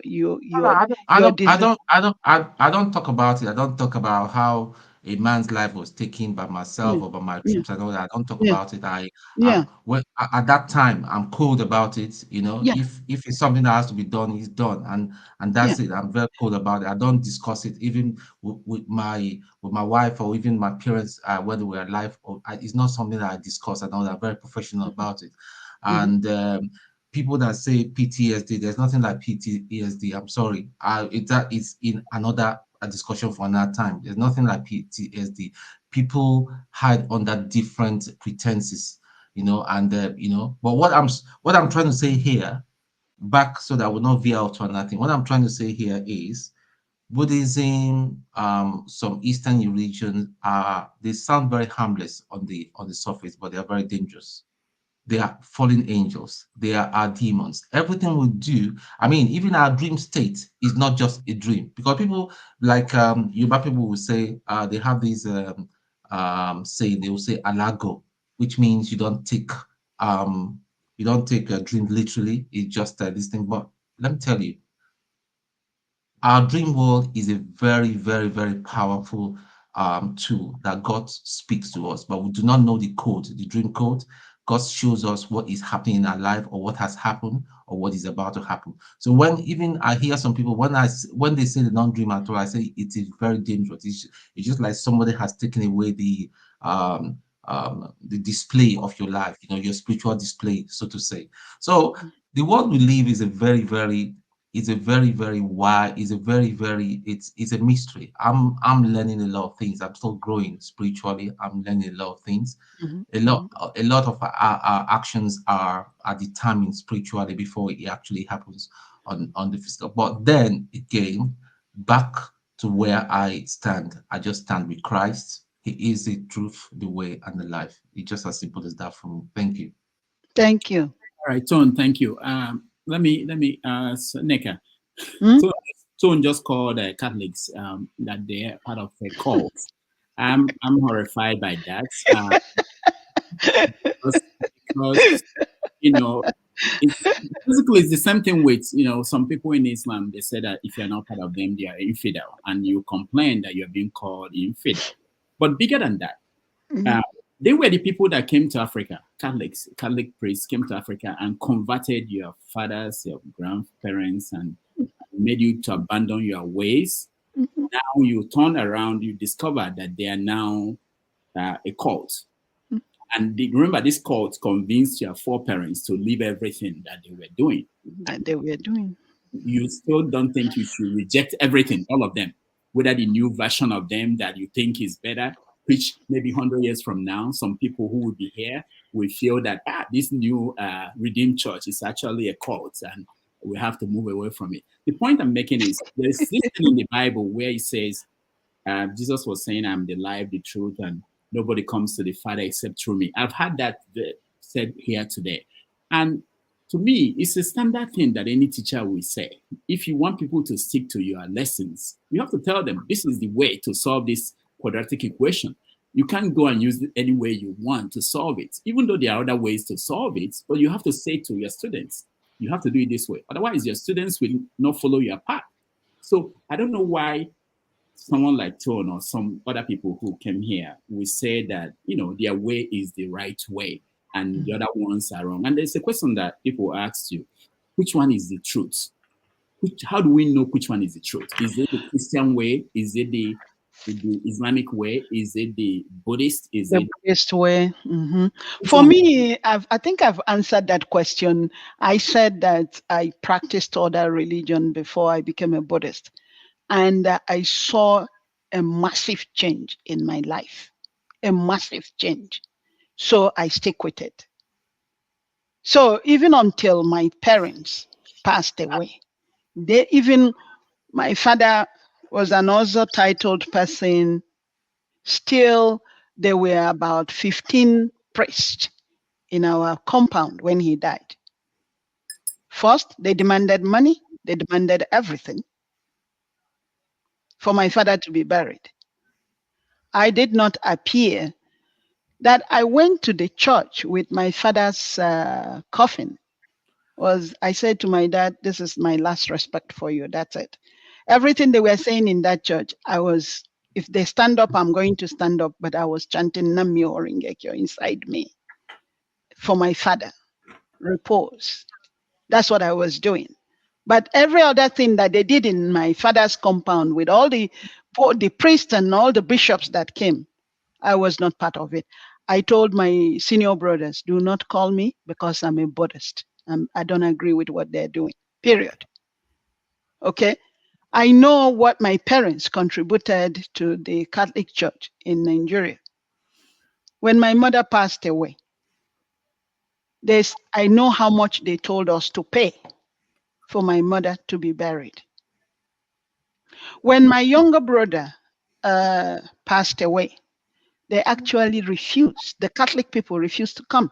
They said because my younger brother was not baptized, and which is not true. We were all baptized. That's why my English name is Hope Mary, which I don't really like to use that much. I like to answer my African name, which is Nneka. Right?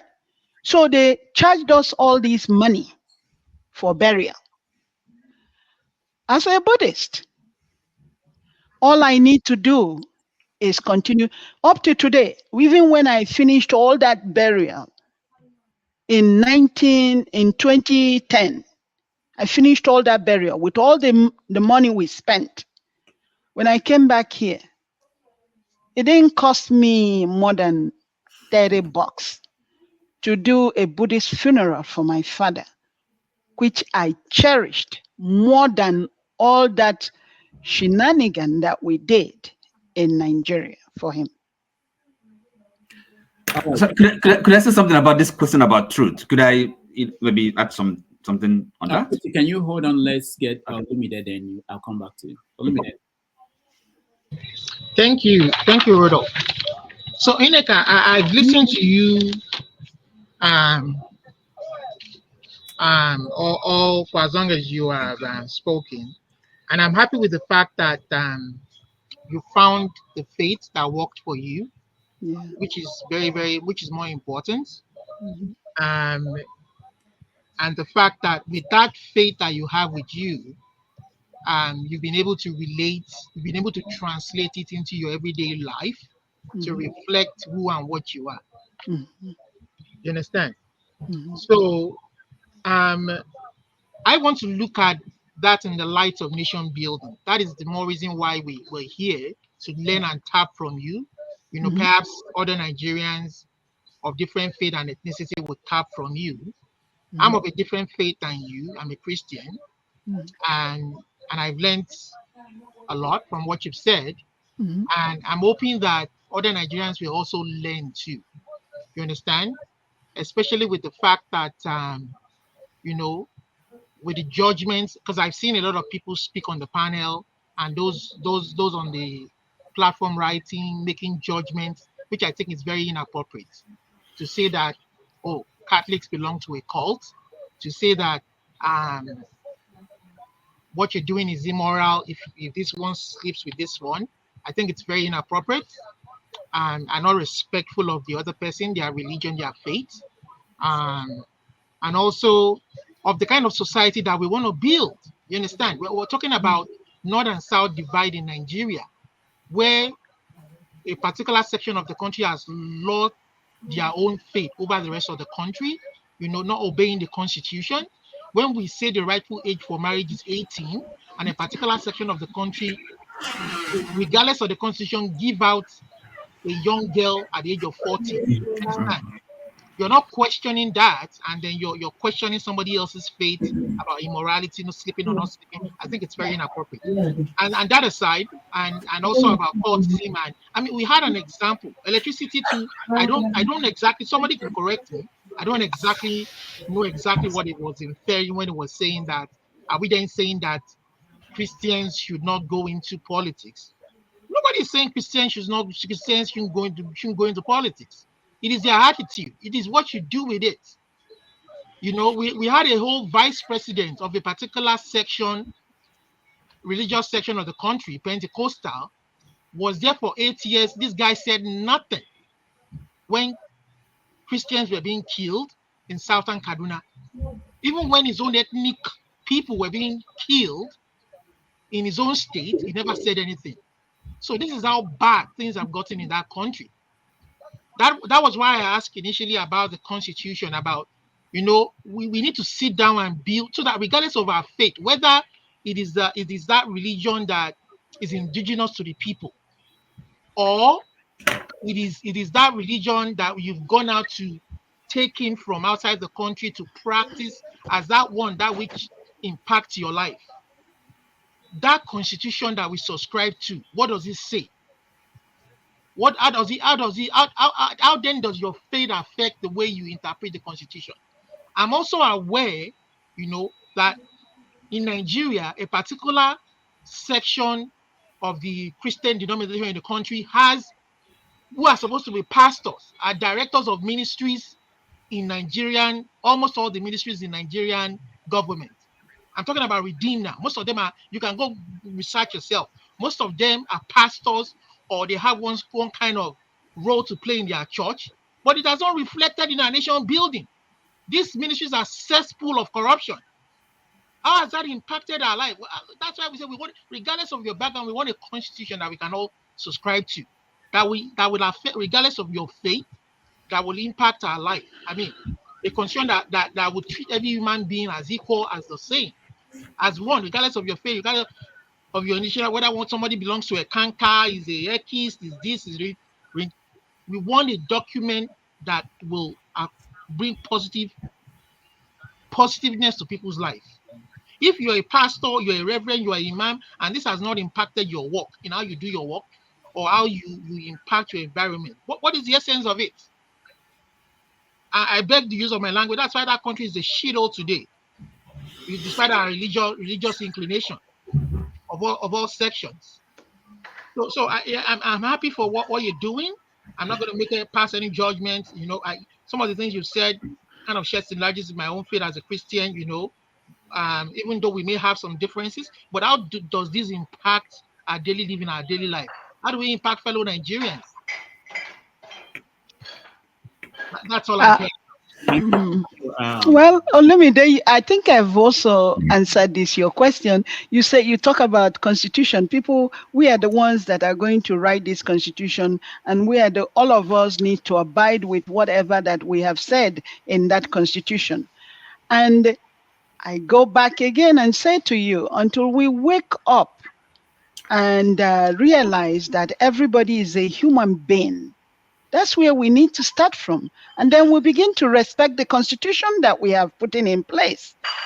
Because everybody is a human being. So we represent everybody. Because you're a Muslim, I will never disrespect you.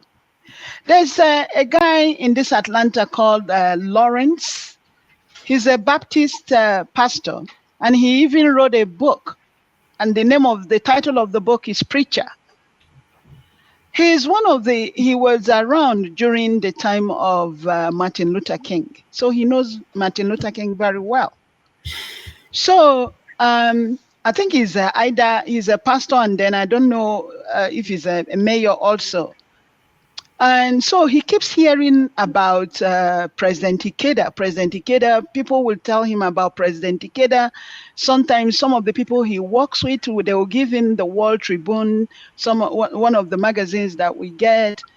And then he became curious. He said, I want to know who this President Ikeda is. I'm going to go to Japan to speak with him. This is a Baptist preacher, you know. So he went to Japan. The reason he went to Japan to see President Ikeda is to interview President Ikeda. What is it about you with peace, your writing? Everybody is talking about you all the time. But to his surprise, when he got to Japan, President Ikeda already had things about him too. President Ikeda turned the conversation and said to him, I need you to tell me a little more about Martin Luther King. I heard that you were one of his followers.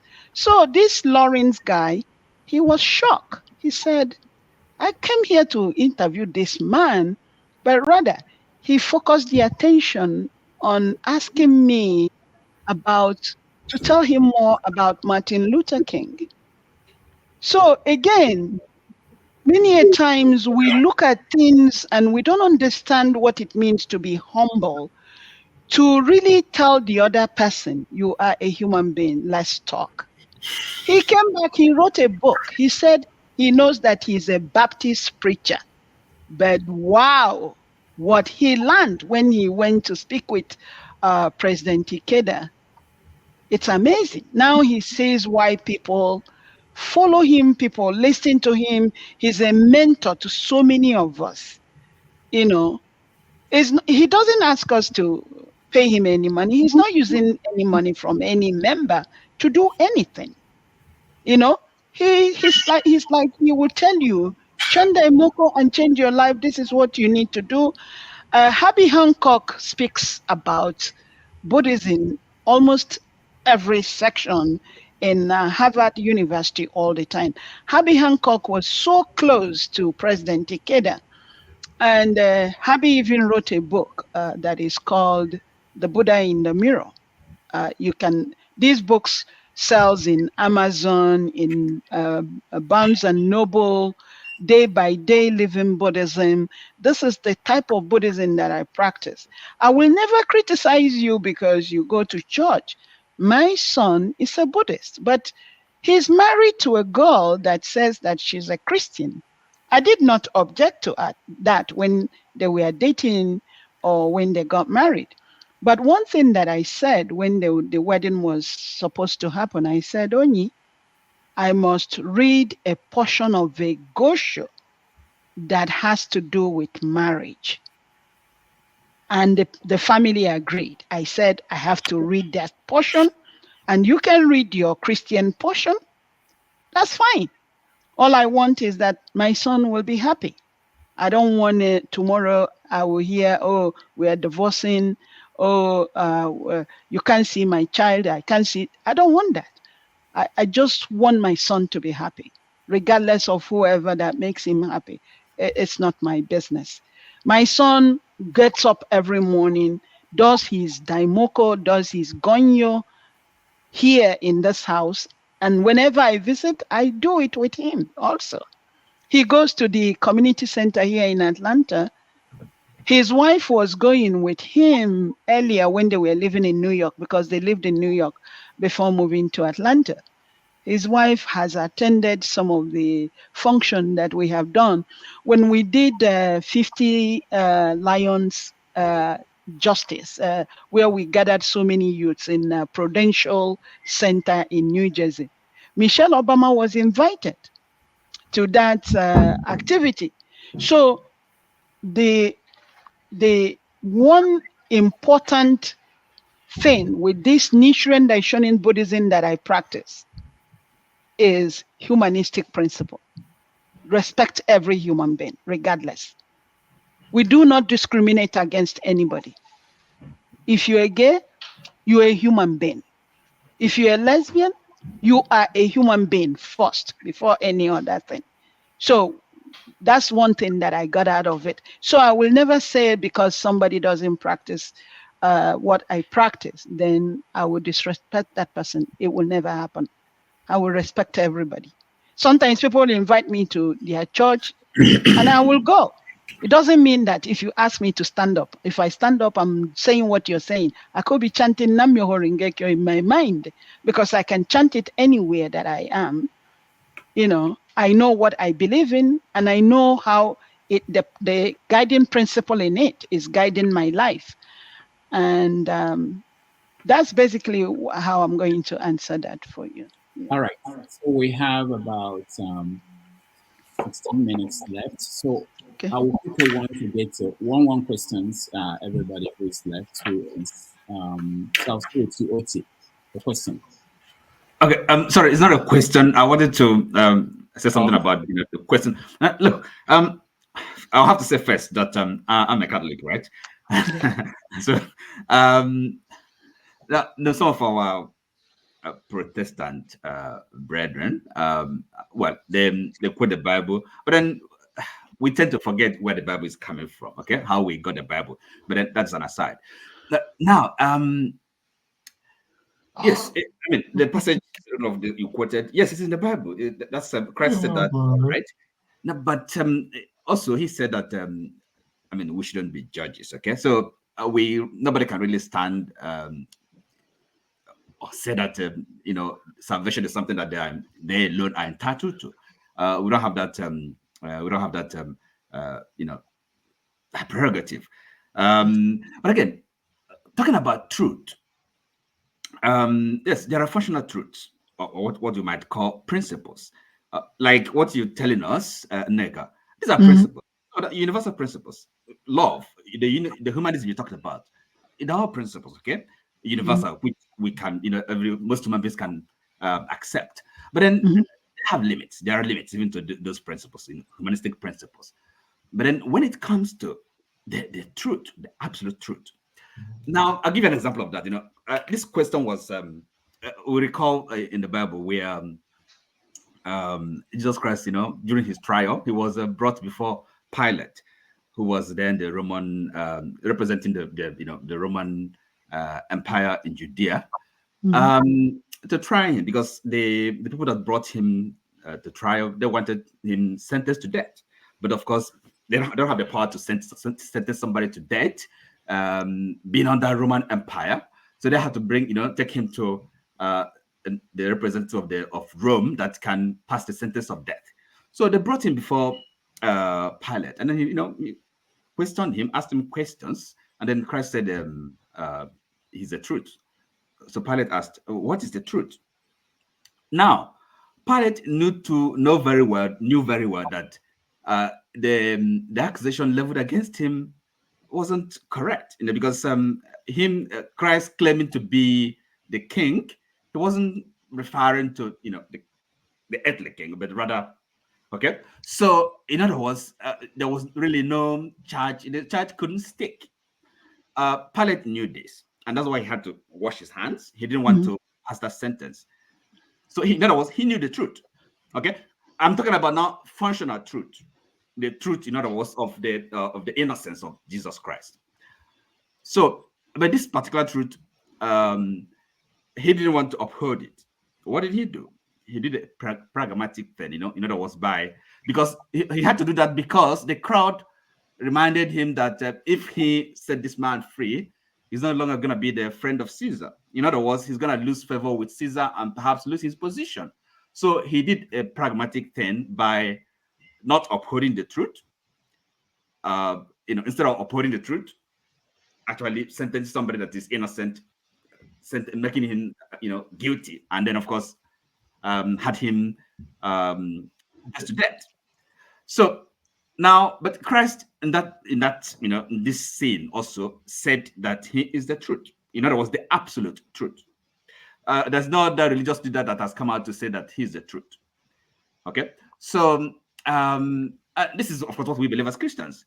It doesn't mean that other religious worldviews they don't preach some truth. There are no truth in what they're saying, but we have one leader, one man. Okay, I'm the truth. I've seen God. I mean, and this is but of course that does not give us Christians maybe the right, the prerogative to say that other people are not going to be saved. They're not going to see God, because in the end, that's really what religion is about. We have to see God, we have to meet God, we have to be with God.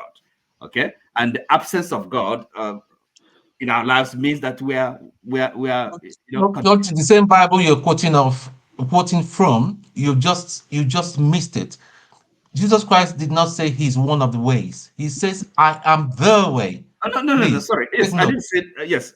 No. Rewind it. You just said there are sorry, other what? ways possibly. No, I'm talking about. You said, "I am the way."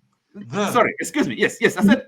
Remember, the first thing I said was that Rudolph he quoted that passage, and I said it's correct. He said it. Okay, he said it's the way. It's the truth and the light. Okay. So, but he said that. But again, and we accept that. Okay, as Christians. But in terms of other religious worldviews, I don't think I have the power to condemn anybody. And again, some things they say there is truth in it, because universal principles that by their fruits you shall know them. These work. These are practical. These they make sense. They're meaningful. So you can't condemn them. And in terms of salvation, I mean, who are you to say that somebody is not going to be saved? That you only you're the only person that can see God. But Oti, sorry to bug him. Remember, Tone said your Catholicism is a cult. It's Well, not. he doesn't know what he's talking about. Okay. And that's why I said that, first of all, as a Protestant, he said he's a Protestant. I mean, if you ask you, how did your Bible come about? Would you know? My name, my full Sorry? name is Anthony. Do you know that? My full name is Anthony. Okay. Otherwise Stone, right? So I know what I'm talking about. So I'm not being disrespectful. I'm a just Christian too, and I'm a Catholic. That's what I'm telling you. I'm just telling the truth. But so when you say this, they will say you're coming from a very high position, or you're being disrespectful. I'm not being disrespectful, but that's what it is. It is what it is. We can be sincere and be sincerely wrong. Listen. No, but sorry. What is your denomination? What is it? My denomination. Yes. I don't have a denomination. I have a religion. I have a relationship with Christ. It's okay. Okay. Another thing is this. Religion is about do's and don'ts. I am not. No, it's not about do's and don'ts. No, that's not what it is. So the thing is this. Now, look, we don't follow any man or any woman. We look up to God, okay, to Christ. So in our various religious denominations, it's not really what the Pope or the Bishop or the whatever the pastor we don't follow their example, because they're not the example. We are all following, human beings that we can sin. So it's only we look up to God. All right. So what people do in churches, don't forget, these are these human institutions. They fail. They're not perfect. This religion thing is one finger pointing to the other person and four pointing back. All right, thank you, Oti. Thank you so much. Let's go to Chim. Chim, you have just one question or comment. I know, and I will stay there. I know. Anyway, I know that Rudolph is biased. Oti, I'm coming to you. The black stone. No, Oti, I'm coming to you. I just spoke for 20 minutes. You are telling Chim to have only one question. How can that be possible? That's biased now. So Blackstone, I'm coming to you. Okay, go ahead, Chim. All right. Okay. Beautiful conversation we had, but usually I try to stay away from religious issues, because it's religion is not something that is very what's the word, you cannot easily be objectable, because there will always be pushbacks, and depending on the temperament of the people you're dealing with, some may not be able to take what you're saying. People may get offended and all that. I respect everybody. Like I rightly said, full disclosure, I repeat it again, I'm a Christian.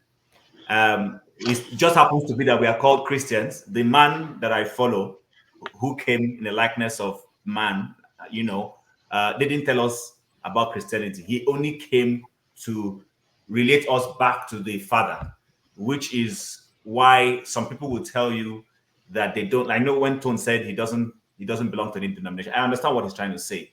Yeah. But we would, because for purposes of worship, you would find somewhere that aligns with, depending on your level of understanding of the Christian faith, you find where you think would align with what you believe and worship there. To that extent, that would make you perhaps belong to a sect, in quote, or otherwise, really, Christ did not come to create any. He only came to create followers who understand the principles of what he's talking about, and which is God. Now, the one question I wanted to have for you is, I've listened to you talk about chanting, this, I don't know, I'm not good at pronouncing it, so please don't take any disrespect. No, I'm not taking any disrespect. Thank you very much. So Yeah. when I hear you talking about chanting a lot, in my faith, for a better use of word, it's not about chanting.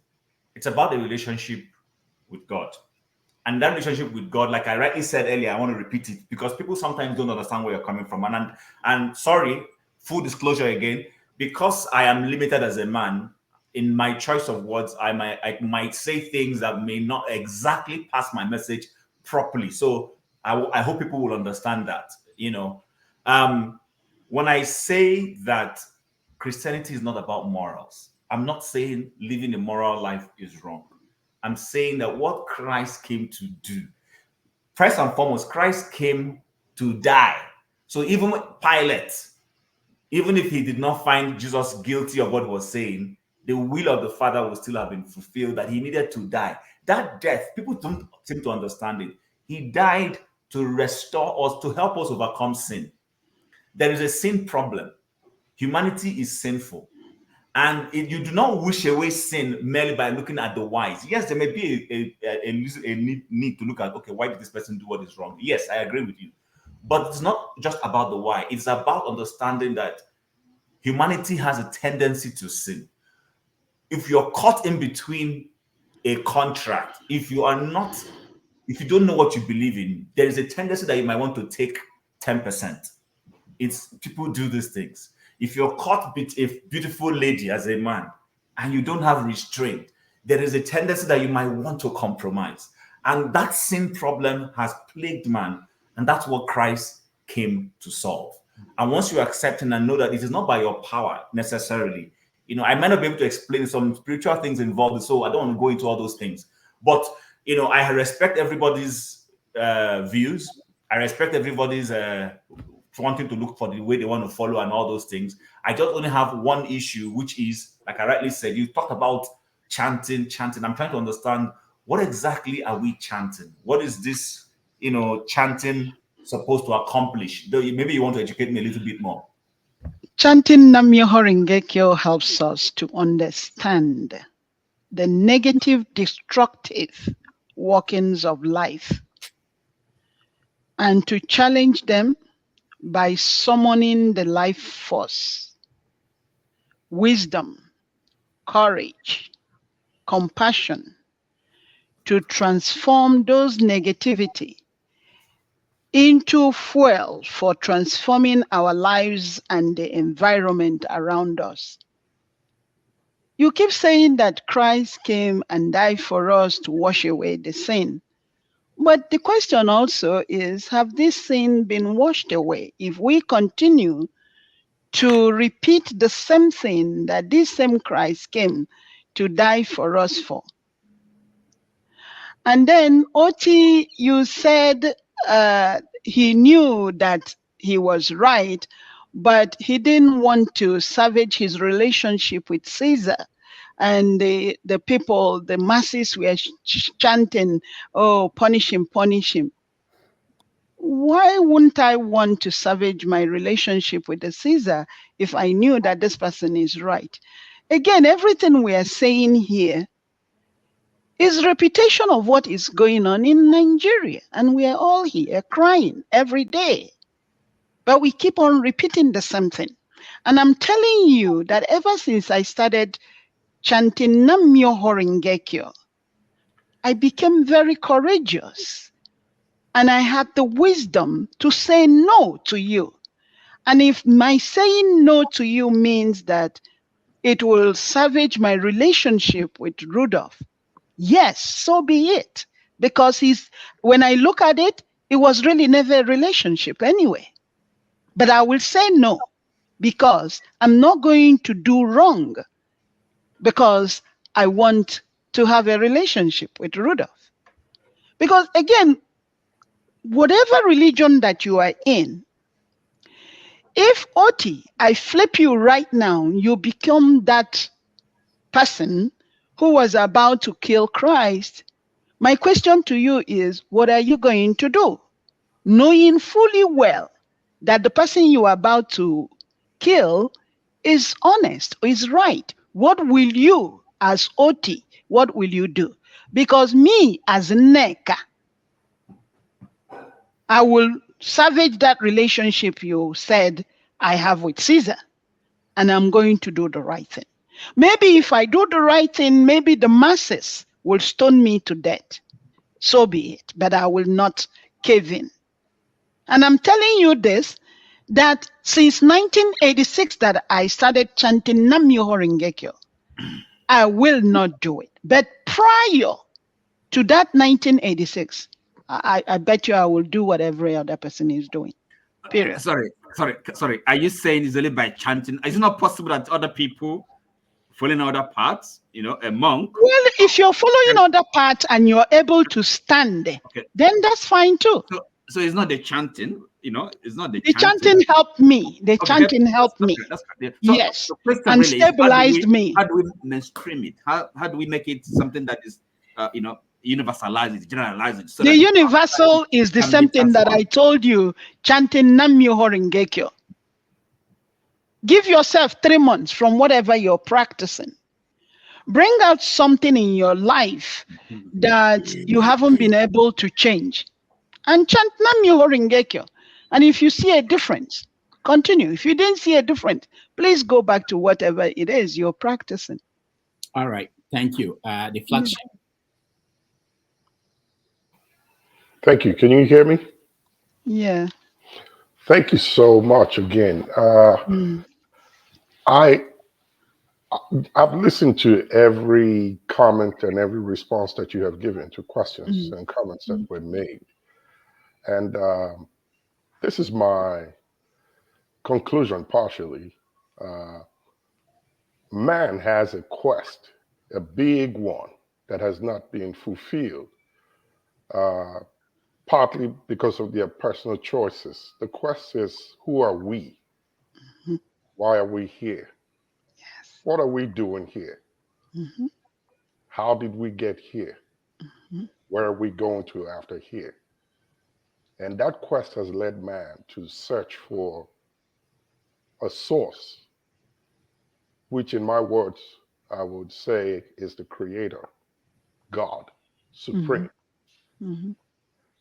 And that has resulted in the interpretation of the findings that they've had in many forms as religion, which is what a lot of people practice differently today.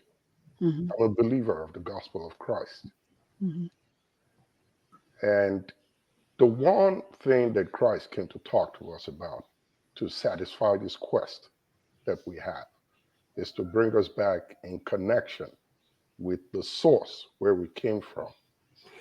And that would explain why we're here, what we're doing here, and where we go after here, and so forth. I've listened to everything you said about Buddha or the religion Buddhism. And if I want to change, will not do that because I find so many limitations in it. And you would agree with me. It is very, very limited. I'll take on one to save time. You did mention that you cannot judge. And I remember Rudolph in the beginning, when both of you were starting the program, made mention with a comment he made. He said something about judgment or punishment, and you asked him to retract that word, not to use it, because Buddhism doesn't judge, doesn't punish. Karma, reincarnation, and so on and so forth. But I've also heard you say, in your own words, that Buddhism judges. You didn't say it that way, but I'll put it this way. How you said it. If you find a man hungry that comes to beg you for food, you would not give him food. You would rather give him the chant.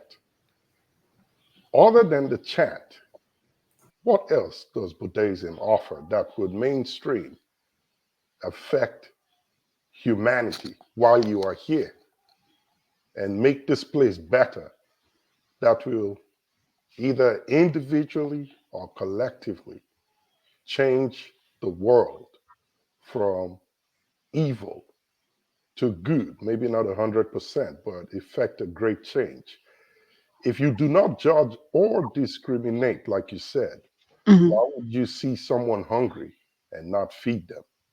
Knowing that if you feed them, you can then introduce your chant and perhaps they may be able to listen. In my work with God and relationship with God, there's a part of scripture in the Bible that says, and Jesus said this, if somebody's hungry, your neighbor comes to you and say, please, neighbor, I'm hungry, I need some food. It said, do not pray for him, say, the Lord bless you and put food in your stomach and send him away. It said, but give him food to eat. If what you're saying is the right way to go by Buddha, offering the chant, does that solve the problem? Have you done that man good by saying, name, please forgive me, I don't know how to say it, but take this chant and just recite it. Life will be better for you. How does that affect society? And I know Lumide has been trying to link it up with politics, but if we go beyond the chant, this is what I can offer you. If you recite it, it may change your consciousness or your spiritual awareness. And perhaps maybe good things will be happening around you. It's personal, it's individualized, it's clustered in one little person. But it doesn't go beyond you to those around you. And that's why I brought the aspect of the community where I live. It seems to be just within that one space. It doesn't affect or change anything because I don't understand what it is. If you give me that thing and ask me to chant it, I'm asking you, what is this? Is this a seance or speaking in tongues or whatever you call it? How does that help humanity is what I'm trying to figure out. Outside the change, because if I sum up everything that you have said today, you've spoken peripherally on chanting. What else other than chanting does the type of Buddha that you practice offer humanity that will make it better and life worth living? I really wanted to talk about incarnation to convince you, but I won't go there. If chanting would make one good and change the things around them, but evil is still prevailing in the society. I know you talk about Christianity and all that, but if that's what Buddha offers, don't you think it's so limiting to one person at a time when there is a vast spread of evil within the society that we could mainstream, figure out other ways to curb? Thank you. Let me start by the first thing that you asked, and you said, why will I refuse to give somebody food and just offer them to chant? I think also, I don't want you to kind of put it all together that when you see someone that is hungry, that you don't really give them food. But what I'm saying to you is that Many a times, let me probably rephrase it in a different way so that you can understand. Many a times people, they keep asking you for help. They ask you for help, then you will help them. And tomorrow they will ask you for another help. Even if you give, let's say for us who are in diaspora now, let me use what goes on in Nigeria. We have some of our family members still back there. They will tell you, I need to start a business. Can you please send me some money? You send them money. And tomorrow they co-mismanage that money. And then they will come back to you again. Oh, well, I lost everything. You keep on giving. The person will never utilize the potential that they have. That's the reason why when people ask me things, I ask them, chant. Because if you chant and I give you that money, you're going to utilize that money well. But if not, because your chanting will awaken the Buddha nature you have. I keep repeating it. And that Buddha nature, what I mean is that you look into yourself and see the potential that you have. You can't ask me because I'm in diaspora working and I'm going to send you $1. I myself, I get up in the morning, I go through snow to go to work. Because if I don't go to that work, I will not be paid. But then I will send you the money and you take it for granted in Nigeria because you're relying on me that you're going to call me back again tomorrow. So you're not allowing that individual to bring out the potential that I have. It's not that I am such a callous person that if you want food, I won't give you food. But on what context are we talking about me giving you food? And I'm telling you that you have the same thing I have to become somebody. I came to this country, I didn't come under a husband's umbrella. I came by myself. I was homeless before. I raised a son by myself. What some couple cannot even do, I did it by myself. Then the question is, what makes me different from you? And I'm telling you, that's that the moment I started chanting, because before I could have been blaming, oh, this person didn't help me, this person didn't help me. There was a lot of Nigerians in New Jersey. There was a lot of people from Ogidi, where I originally come from. I never went to any of them to ask for help or support. I raised my son by myself. How in the world? I myself, sometimes I question myself, how did I do it? I couldn't have done it without my practice of this Buddhism. And I will encourage each and every one of you also, if you have a chance, when you go back to watch What's Love Got to Do with It by Tina Turner, you will see that the moment she chanted that Nam-myoho Renge-kyo, her life automatically changed. She was not afraid of anything anymore. She was not afraid of Ike. Even when Ike came to her dressing room with a flower and a gun, Tina did not move. Tina was not shaken. And that it was like it destabilized Ike immediately. So what happened? I'm trying to say to each and every one of us, that God you're projecting to be outside you is inside you. Activate it and it will work for you. Whether you call it God, whether you call it Christ, me, I'm calling it Buddha nature. That's all I'm saying. So whichever way you wanna do it, all I'm saying is that with this practice, I have gotten to the point that under no circumstances will I soil my hands because I want to please somebody. I will not do it. If I do the right thing and you say you're not going to be my friend anymore, it's okay.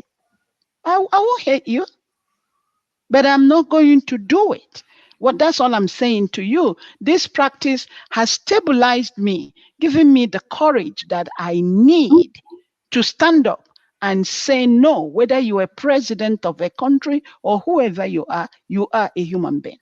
Okay, in light of what you said initially, that you do not help because when karma could be playing in that person's life, because in the former life they may have done something, and if you choose to help them at this time, it could be a violation or something of that nature, as you said. No, it wouldn't be a Why do you not violation. I help? didn't mean that it would be a violation. No, that's not, I didn't say it's a violation. What I would say to you is chant daimoko and change whatever. There is fixed comma and there's unfixed comma. But whether it's fixed or unfixed, you can always change it by chanting. Because the more you chant, the more you begin to see the Buddha nature that you have, and then Do stop you think that whatever that you are doing. Yeah. helping that person at that time could help to change the course of life for that person and bring out that inner potential that they may have not discovered, and Yes, push them up to do what they need to do without having to chant? absolutely. Without having to chant? Yes. I doubt it, because I haven't seen anybody in other religions that have been able to do that. Well, it has happened in so many cases. There are people who have been beggars on the street, Okay. and they meet somebody who perhaps may have sat down, talked to them, gave them directions, Mhm. and they sit up, and there are many stories. They are out there. It didn't have to do with religion or anything of that nature. It's just man's ability at that point where they are pushed to the wall, like you said with Tina Turner. That inner resolve kicks in, and you tend to want to face the demon. When you get to that point, it really necessarily have anything to do with whether you prayed at that moment or you chanted the chant by Buddha, and come up with whatever situation you were. It's just your ability to say, hey, I have to change this thing and I have to move on. I have to chant the right or toe the right course. It doesn't necessarily mean because I got a piece of information that says recite these words constantly for 30 minutes or 3 months. If you don't get nothing good, drop it. That's 3 months wasted.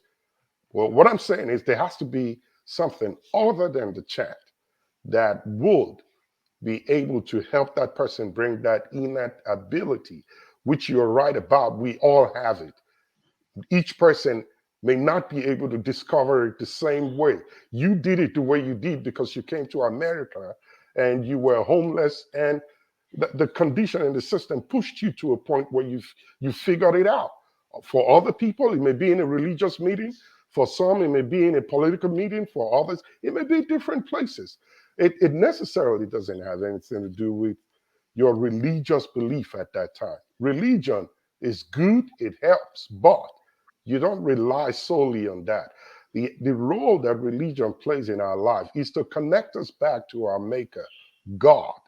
And when that purpose is served and met, it really does not make it absolute that I became rich today was because I recited Proverbs chapter 1, verse 20, or I chanted this chant, or I dipped myself in that water.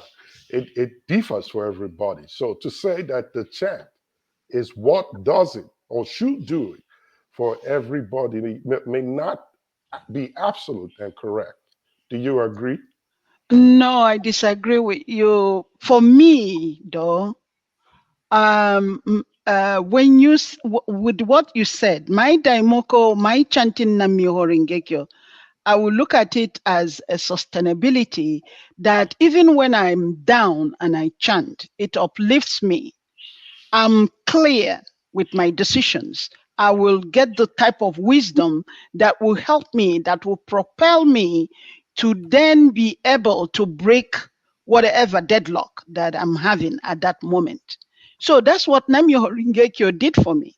And I've also said in this platform, during this panel, if you are a Catholic or if you're a Pentecostal, if you're a Baptist, and you are able to have a key that you will use to bring you to whatever that you want to do as a human being.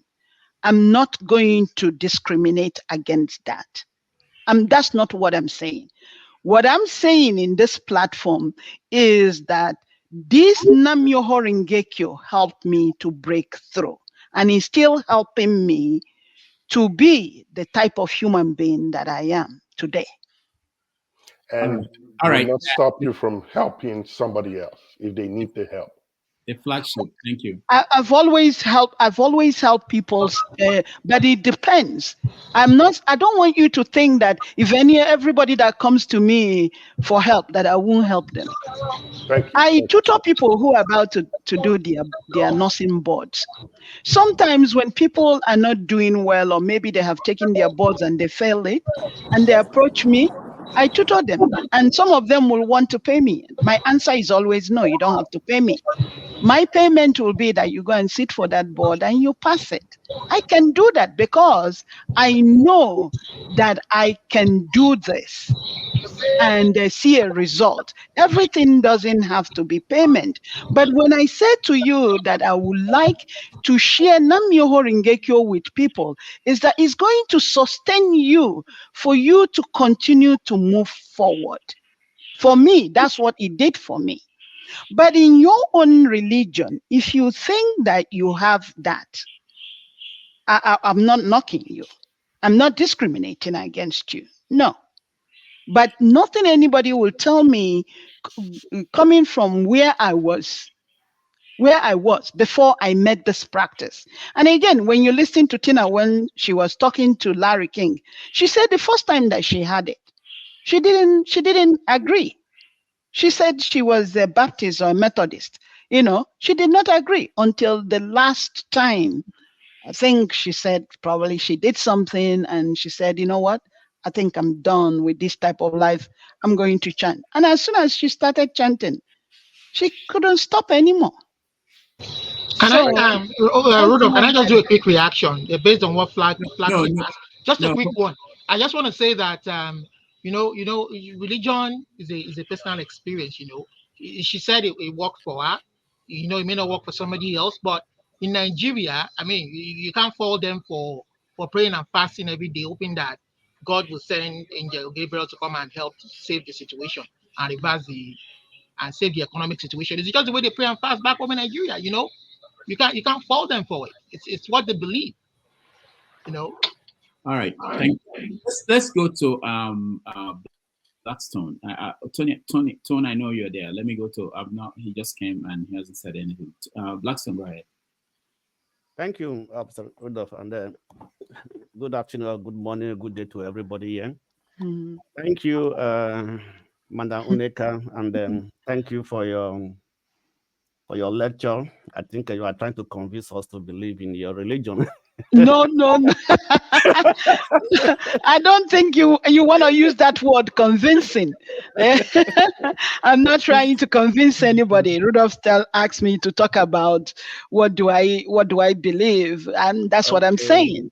If I end up convincing anyone, so be it. And if I don't, so be it too. And again, everybody in this panel or the listeners, you might not listen to whatever that I'm saying today. And maybe down the road, a year from today, months from today, you might decide, okay, let me try it. I myself, the first time I heard about it, I didn't. And even when I went to New York and received the Gohanzen, I did not practice either. It took 6 months before I said, this is what I'm going to do. So everybody's journey is going to be different. Definitely, right. Okay, before I ask my questions, let me just clear some issues, right? On them, or let me just bring back some issues. One thing is this: Christianity is a way of life. It's not religion, right? That's why I call it Christ-like, because Christ came to show us the way to live as people. So if you believe in Jesus Christ, you have a pattern of living, just as every religion try to carve out a pattern for the followers how to live their life. That is first thing, right? The second thing is see that Just Christ came to preach about love. You're talking about love. Came to preach about love. He said we should love your neighbor as you love yourself, right? And that is very key in the peace or whatever we are doing to each other, right? When you what you love is what you cherish. So if you cherish yourself and you love yourself, you can also cherish your neighbor and also love your neighbor the way you want to love that person, right? When you talk about chanting, I believe, I don't know if I'm right, maybe it has to do with meditation and things like that, or believing in the instruction that is given to you in the Buddha practice, right? In the Bible also, in the book of Joshua, God told Joshua that do not depart from the book of the law. Meditate on it day and night. In doing so, you should have good success, right? So that's another thing there that is very clear that once you meditate, once you dwell on that book of the law, the Bible, you always find success, right? You'll be a different person altogether. You will respect others as you want others to respect you, right? You will cherish others. You will not condone evil. You will not put your hand in what will sully your name. You understand me, right? You will stand on the truth. Jesus Christ said, let your yes be yes and let your no be no, right? It's not two-way. Like today I say yes, tomorrow I say no. No. Christianity has dignity, it came to preach dignity, right? So that dignity is there and should be followed, right? A true Christian will have to, first of all, put Christ first in every decision he or she is taking. We have to say, if it is Christ, how will he respond or how will he take a decision? That is, it's like a standard for every believers in Christ, that if I'm going to do this thing, will it bring a disgrace to who I believe in, Christ, or will it bring a disgrace to my name? Right? But I know today many people do not take it in that way. Right? So another thing is there. Another thing is also there's a way we have to live. There's the word principle. Bible says in the book of Corinthians that if any man is in Christ, he is a new creation. All things are passed away and everything has become new. Right? Just like now you have in your Buddha practice, you have a change. You are changed from your old ways and not taking a new ways of life. Right? Also in the Bible, it is there. If we believe in Christ, we now become a new creation, a new being. We will begin to shun, we begin to hate what we used to love and to love what we used to hate. Right? That you can see in the life of Paul. Paul was one of the people that were persecuting Christians. But when he was arrested by Christ, he became a different person. He was one that took the lead to stone Stephen to death. But also, he went through even worse than that, right? And when he became a Christian, an apostle, he went through many temptations, trials, and everything for Christ's sake. I have to bring out those things. So my question is this, right? Have you, or you have studied Buddha or Buddhism for many years, right? Did you also take the same time to study the Bible in the same way the time and effort you are put in studying Buddhism and to believe in it? You also took that time and effort to really look into the Bible and see what will be the effect? Because, like what you said, you were born a Catholic and everything. At that time, you were young, and there maybe the understanding you were having was the understanding that the priests were preaching to you, right? But once you move from there, you took now a stand and said, "Let me study this thing." Right? Did you have also that mindset to tell me, "Let me study the Bible. Let me ask the Spirit of God to teach me to study the Bible"? Did you have that mindset before or after now you are a Buddha? All right, thank you, Right? thank you, the Black Sun. Thank you so much. I know, Mr. Rudolph, you will not give me time. I know. So You, I just say in this platform, you don't like me. I will say it here. Oh, you don't like me. Okay. Thank all you, right, sir. Dr. Nneka, you want to respond to? What I'm going to say to Blackstone is that I did study the Bible. I read the Bible. I went to church. I participated in everything that is being done in the church. And I'm saying to you that ever since I started chanting Nam Myoho Renge Kyo, I became a different human being. I reason differently. And I just say to you that if you read the Bible and you are able to do the same thing, so be it. But I know that today, with what is going on in our country, if we have a lot of people that are practicing this Buddhism that I practice, the land will definitely change. That's one thing that I know for a fact. Are you also But we sure that don't have a lot of members yet are in you Nigeria. We don't are you even have a community center in Nigeria like we have in Ghana. We have a community center in Togo. We have a community center in Cote d'Ivoire. We have a community center even in Cameroon. But in Nigeria, because in Nigeria, we seem not to understand each other at all. Just like the Igbo adage will say, Igbo enweze, you know, we tend to allow our ego to overshadow everything that we do.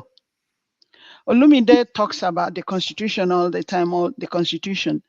Who are the people that came together to write that Constitution and did not allow every other person that exists in Nigeria to be part of that Constitution? And when this Constitution is written, is it not we, the human beings, that are going to uphold it and respect it?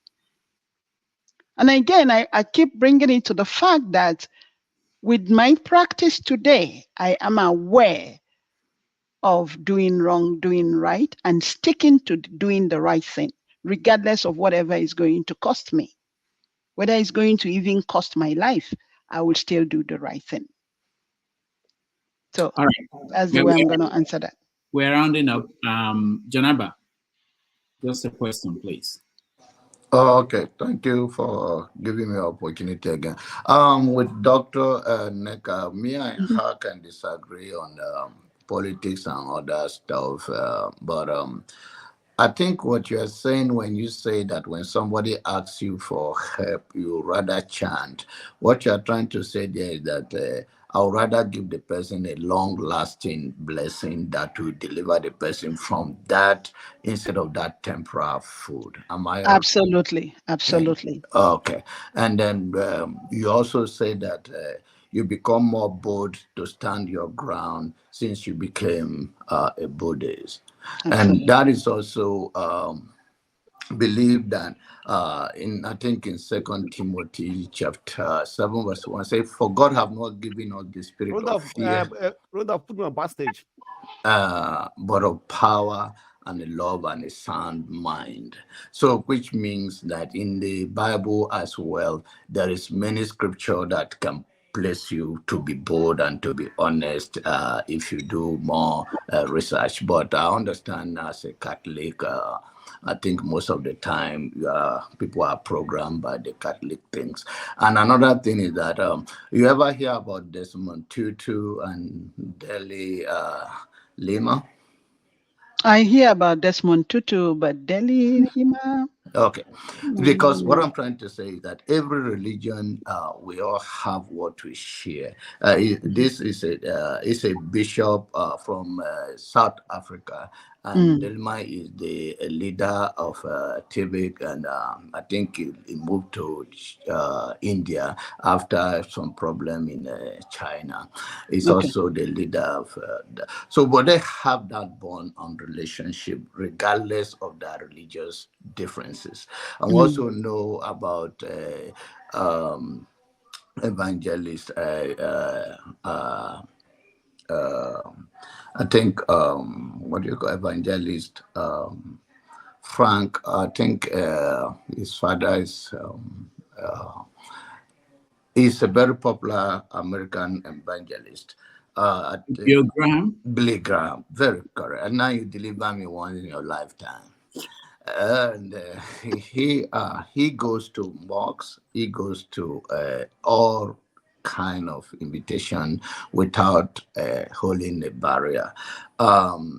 And in the Holy Scriptures say, and many other books I've read as religious book, God is one. We just have a different approach to Him, and people are limited in their own understanding. And no religious should think the other one is better than the other. It's just how deep you are into it. I believe in sharing, and I believe also that we have our own African belief, or whether it's in Igbo land or in the north or across Africa, that very, very, if you are committed to it, that can put your head up. Everybody should know the difference between evil and good, but we are limited based on what we allow ourselves to know. Jesus said, "I have a flock that is not of this fold." So if you are to narrow yourself that, oh, Jesus said, "I'm the way, the truth, and the life." He also said, "I have a flock that is not of this fold." But then, by the way, I want to thank you for your own coming on here and opening. I also share us with us today. I hope when I see you, we spend more time to chant. I need deliverance.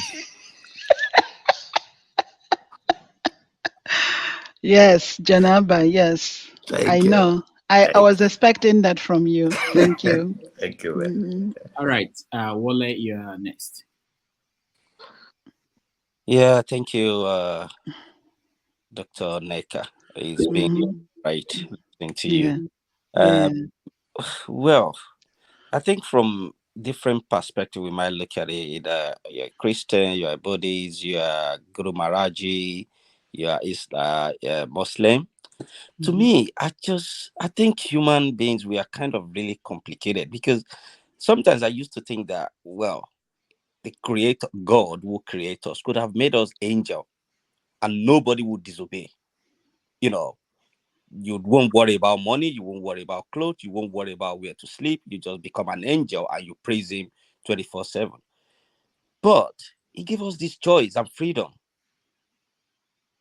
So why choice and freedom? Is it for us to misuse it? Is it for us to be free from what? I'm just kind of sometimes confused completely. However, listen to either the Christian or the Islam or other religion. I think any religion that doesn't preach love and you don't follow the rules, say for example in Christianity, they said, love your neighbor than yourself. If you have more money than your neighbor and your neighbor cannot even afford to buy food, and all you could do is park your 3, 4, 5 cars to oppress your neighbor, do you love that neighbor?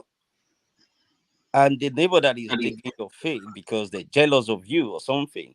So at what point would human beings, is it because, well, what we've heard from the generation that, Abel killed Cain killed Abel, or Abel killed, I don't know which one killed who, or Adam that had apple and Eve that, convinced him to eat it. All those, we've heard it.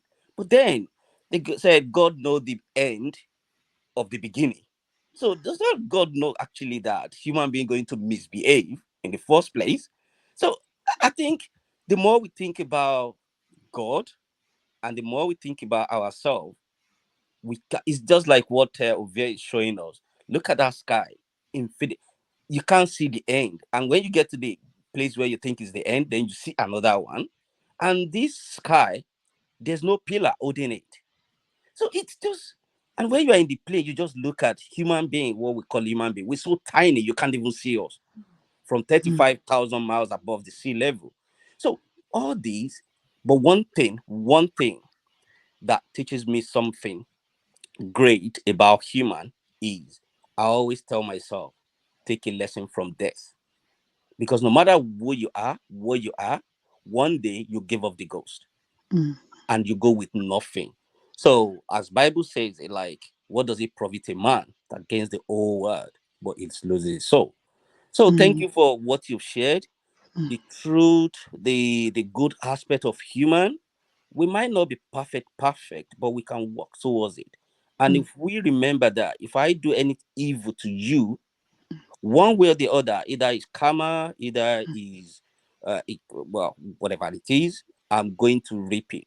Yeah. Might not be tomorrow, it might be my children, it might be somewhere else. And like Jim said earlier on, that either you serve God, you don't serve God. That doesn't mean rain is not going to fall on your sky. That doesn't mean the sun won't shine on your head. But would you still serve God when trouble comes your way? Or when things are going good, that's when you think God is on your side. It's a personal choice. And I think that's where the choice and the freedom comes in. So if I relate it back to Nigeria, we are so religious, but we're not godly. And I think that is one thing every single one of us can ask ourselves and say, this God I'm serving, am I serving it because I want him to be good to me? Job in the Bible, despite everything he went through, he didn't deny God. Jesus could have gained the whole world when Satan said, turn that stone to bread. He didn't do it. And Jesus was born in where? Not in the palace of Herod. He could have been born by one of those kings then. I didn't hear that Jesus had a donkey or a palace. But still, we all knew what, So we can go on and on and on and on. I just want people to think of two things. We are human.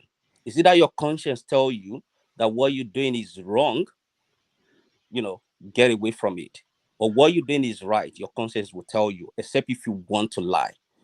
And another thing is law by human. It might not be perfect, but it puts you in a situation where it says, if you like, you can do this wrong thing, the jail is there for you. The jail is there not to, to correct you, to make you reflect and think that what you've done is not good. Learn so that when you come out, you'll be a good person or a better person for yourself. So if we can look at it from that too, but human law might not be perfect. And God's law, it takes a while for it to kind of, punish you for whatever you've done. And I think that's where people get away with it. When they take Bible or Quran to swear that I will do this, I will do this. People will say use Ogun or Shango, but then they can bribe Ogun or Shango as well. I don't know, maybe Ogun has started taking bribe or so I don't know. Human beings just complicated, honestly. I don't know. Wale, were you here earlier when they said that all bad people will turn to goat and dog? So I think Shango eats some bad people too. By way of jokes. All right. Well, thank you. Let's move on. All right. So thank you for coming. I think it's been Thank you. really eye Thank opener. you. That's why I love this platform, because everybody Yeah. will hear their views and you can Yeah. take your own. Thank you Yeah. very much. All Yeah. right. Thank you.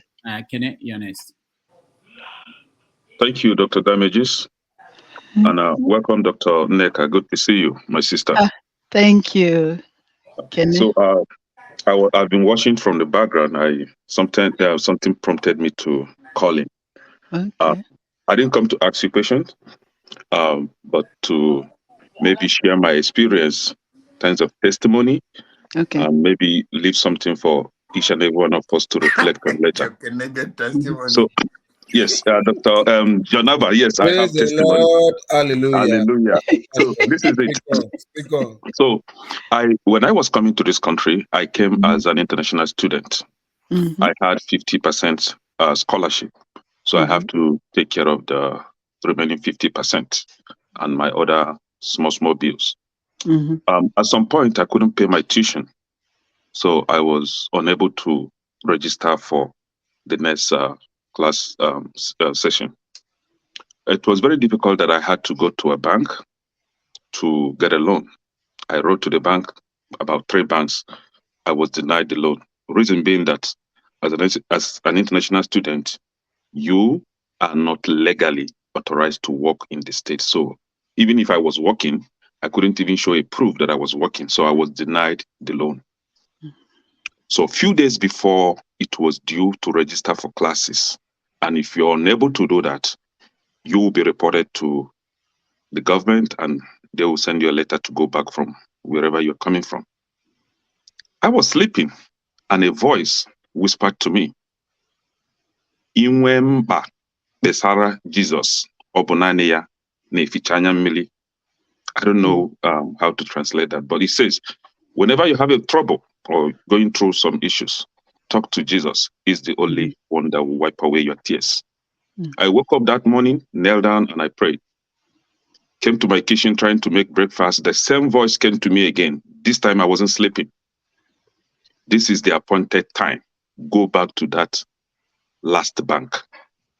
The last bank I wrote a letter to, or I applied for the loan to. I went to the bank hopelessly. I don't even know what I was going there to do. But I listened to that voice and I went back to that bank. Immediately I got into that bank. The branch manager waved at me and asked me to come. I followed him to his office. He said, what brought you here? I told him how I applied for loan and they denied me. So he asked me, how much again did you apply for? I told him 5,000. He said, can we make it 7,000? I was shocked. He did not ask me for any proof again. Amen. So he didn't ask me for any proof again. I told him, no, I just needed that 5,000. So he sent the 5,000, asked me, where will he send it to? I asked him to send it directly to my student account. And he did that. In 2 weeks, I was able to pay off the 5,000. Now, I made this testimony because that period, I was on that kind of situation where I was having disbelief to Christianity. I was leaning towards Omenana, which means, where you come from, the gods of your land, right? I was having this conflict. Should I believe in Omenana or should I continue with my Christianity? I was in that state of confusion then. And this happened. But this is why I made this testimony.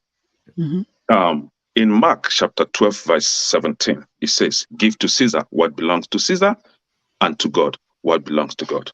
And with this, what I decided to be doing since then was keep your hands clean, do the right thing. Do not offend anyone.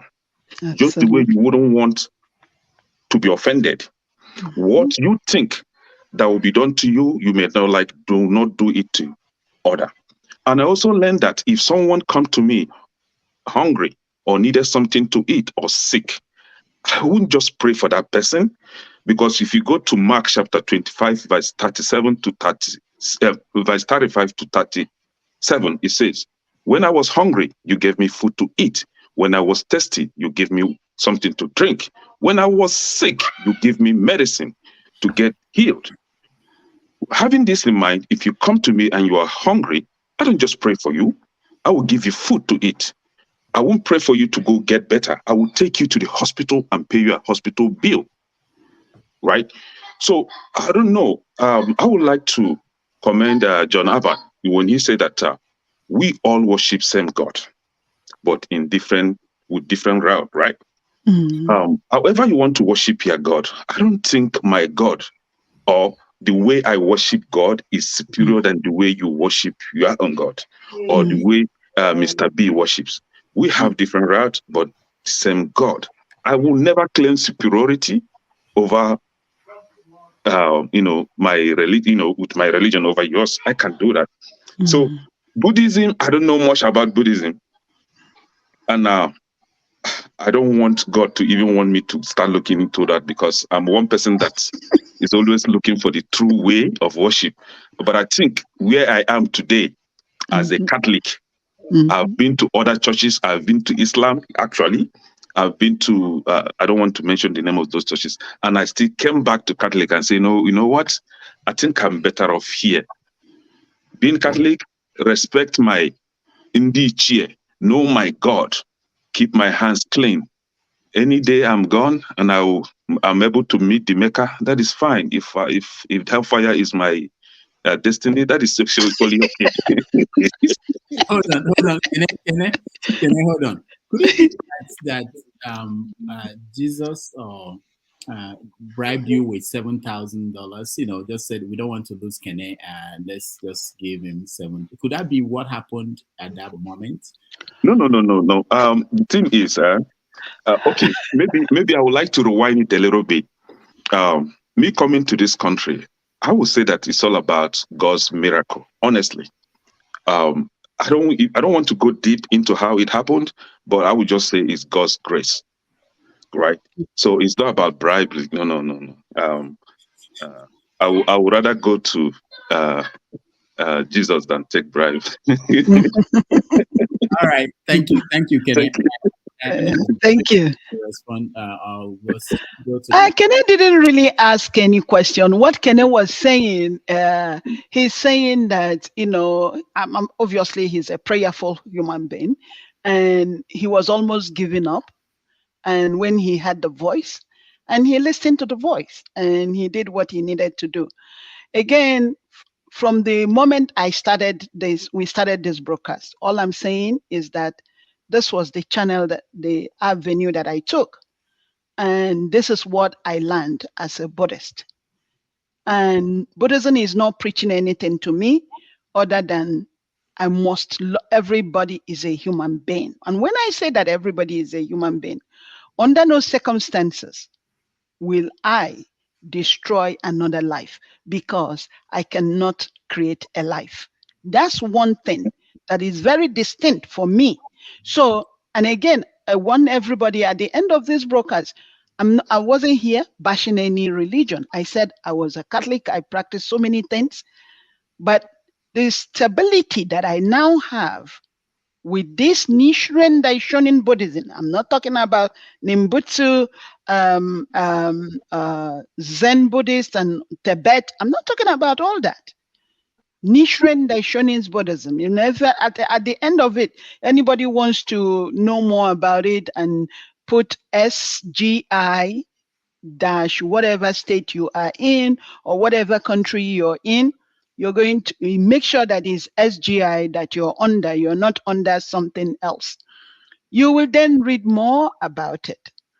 And again, I wasn't here trying to preach for anybody to join me. I'm just, I was asked to talk about it and talk about, at this point in my life, I'm not afraid of dying, because I know, I'm not saying that I'm going to go and stand in front of a moving car or a train or a truck to kill myself.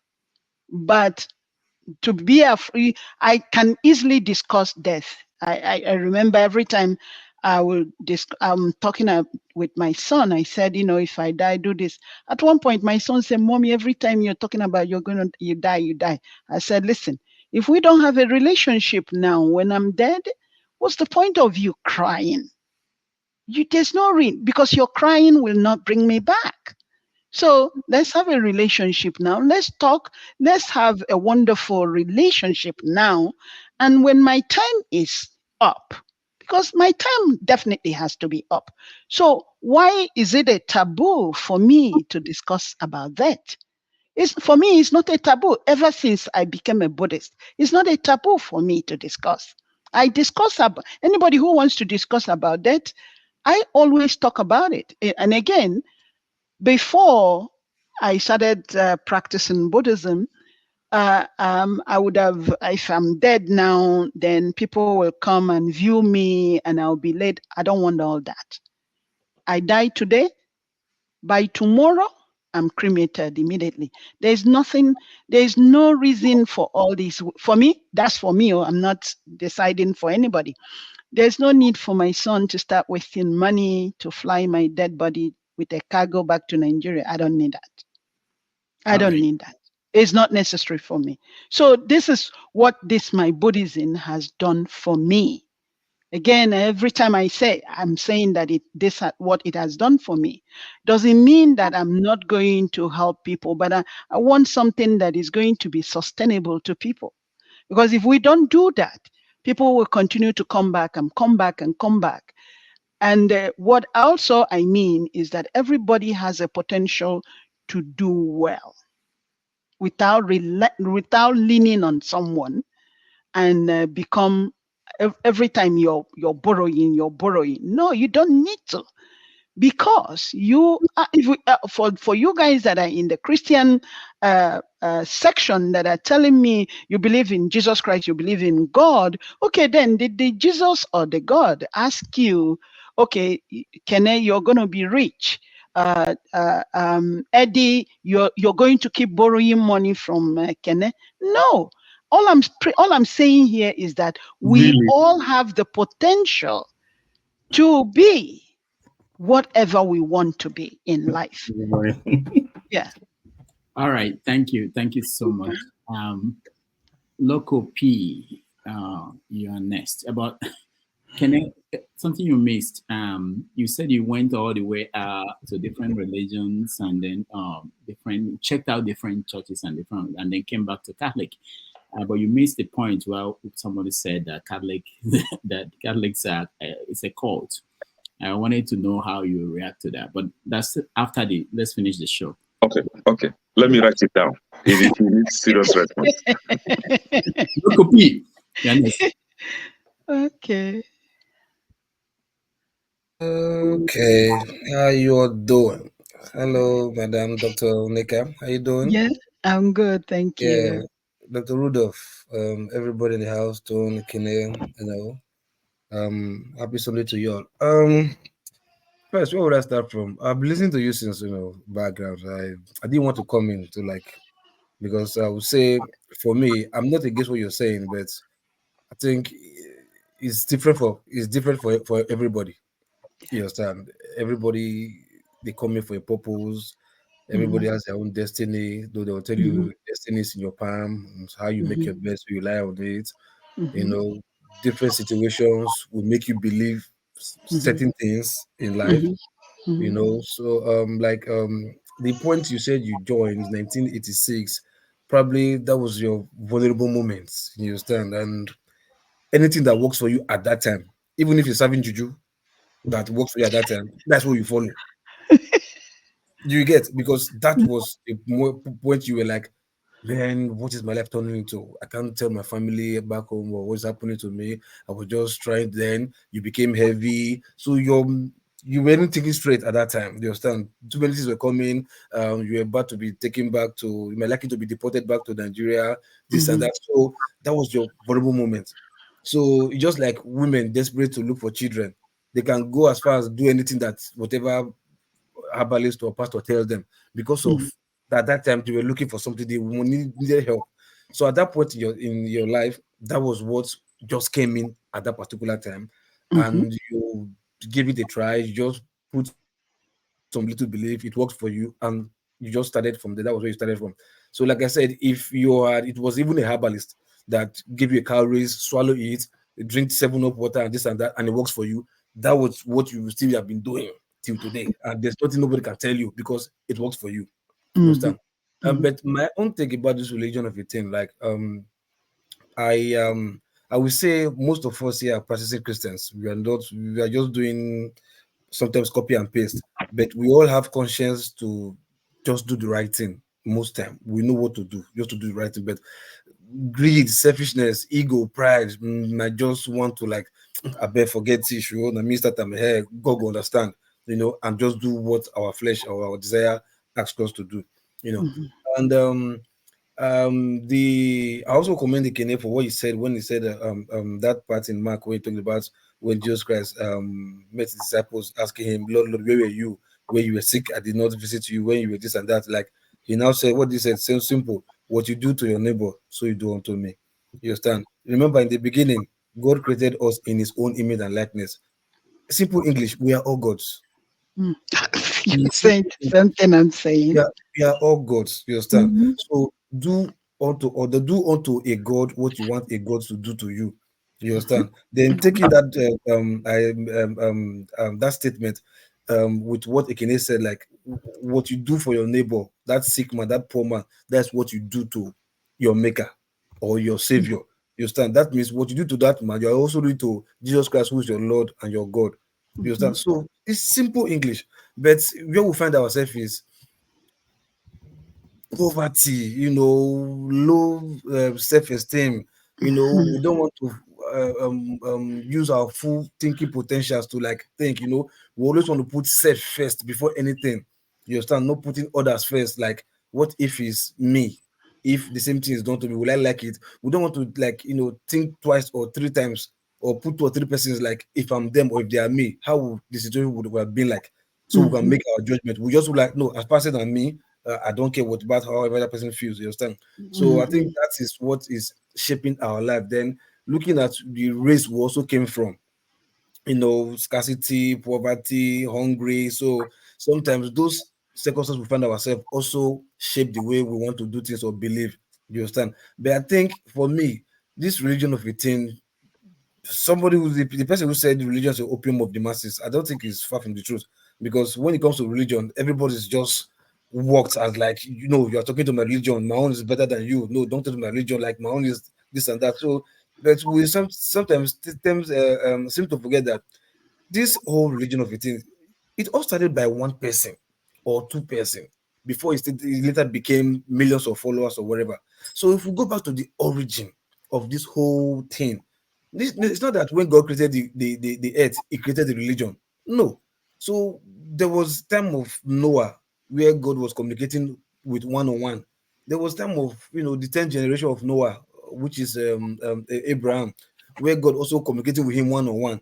It was after Abraham that gave birth to the one way go one side, Ishmael, and give birth to the other one way go the other side, what's called Isaac, that this whole religion started, whatever. So at what year did Buddhist start? At what year did Hare Krishna started? At what year did all these things start? So why not leave all those things and go back to the origin? Maybe like Abraham.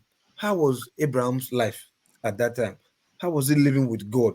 You understand? And let's see if we can live that kind of life first, with before, because it was after Abraham, all these different religions came in and we started fighting ourselves, man is better than you. The Satan came in using our head against each other. You understand? So if we like, okay, no, leave all these things, let's go back to the origin, at least as far back as Abraham. They say he's father of many nations or whatever. So Abraham, how was Abraham's life with God, with the creator? So let's see how we can live that kind of life, which is, for me, that's supposed to be the true life of Africa, which is Abrahamic way of living. You understand? Which is like probably maybe, I will not say Judaism, but Abrahamic way of living. But people of later descent do not like it and they call it pagan. You understand? They tag, they say, when you want to kill a dog, you give it a bad name first before you kill it. So they call our ways pagan. So they call it pagan, our mode of worshiping God, call it pagan, to destroy it, to accept others that is not even working for us.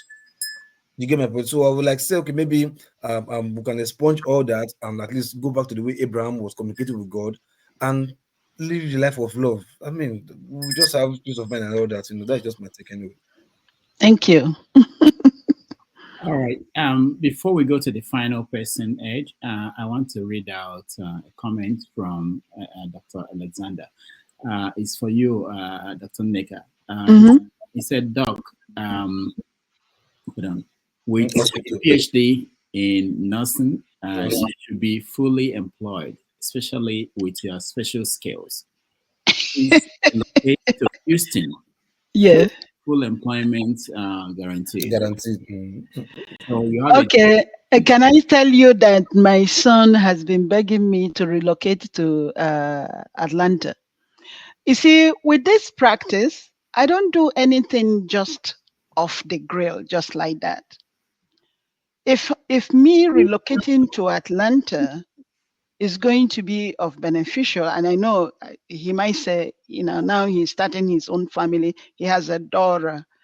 If he wants me to be closer to him, because his wife's family are mostly around here and also in Florida. I always chant before I make a move or before I take a step into doing anything. I don't just do it just like that. That's another thing that I got from this, my practice. Whenever I'm trying to make a move or do anything in my life, I always chant about it, because wherever I move to, I want to be of a great value to human beings. I know maybe what I didn't say also is that ever since I've been in nursing since 1990, I have gone from being an administrator in the hospital to now being an educator. So my goal is I began to notice that mental health, whether here in United States or in Nigeria, is way on the high rise. And for me, what can I contribute to help with the mental health that we are seeing in the society, especially with the youths? So my having a full-time job is not really a problem for me. Like I said earlier, whenever I go for an interview, I have specific things that I'm looking for in a job. It doesn't all be around how much will they pay me. That's not my first thing in my radar. Is how can I make a difference where I am with the population that I'm dealing with? Because at this stage of my life, it's not the money. If I could stay in United States all by myself with a part-time job for 2 consecutive years and still be able to pay my bills, what else am I looking for? Right?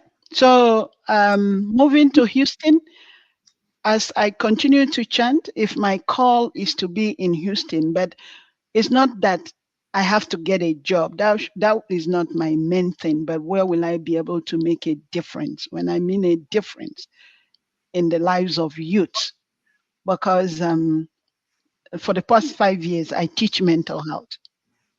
And when you see a 5-year-old trying to commit suicide, trying to strangle his or her parents, and looking at parents outright rejecting that child, they don't want this child anymore.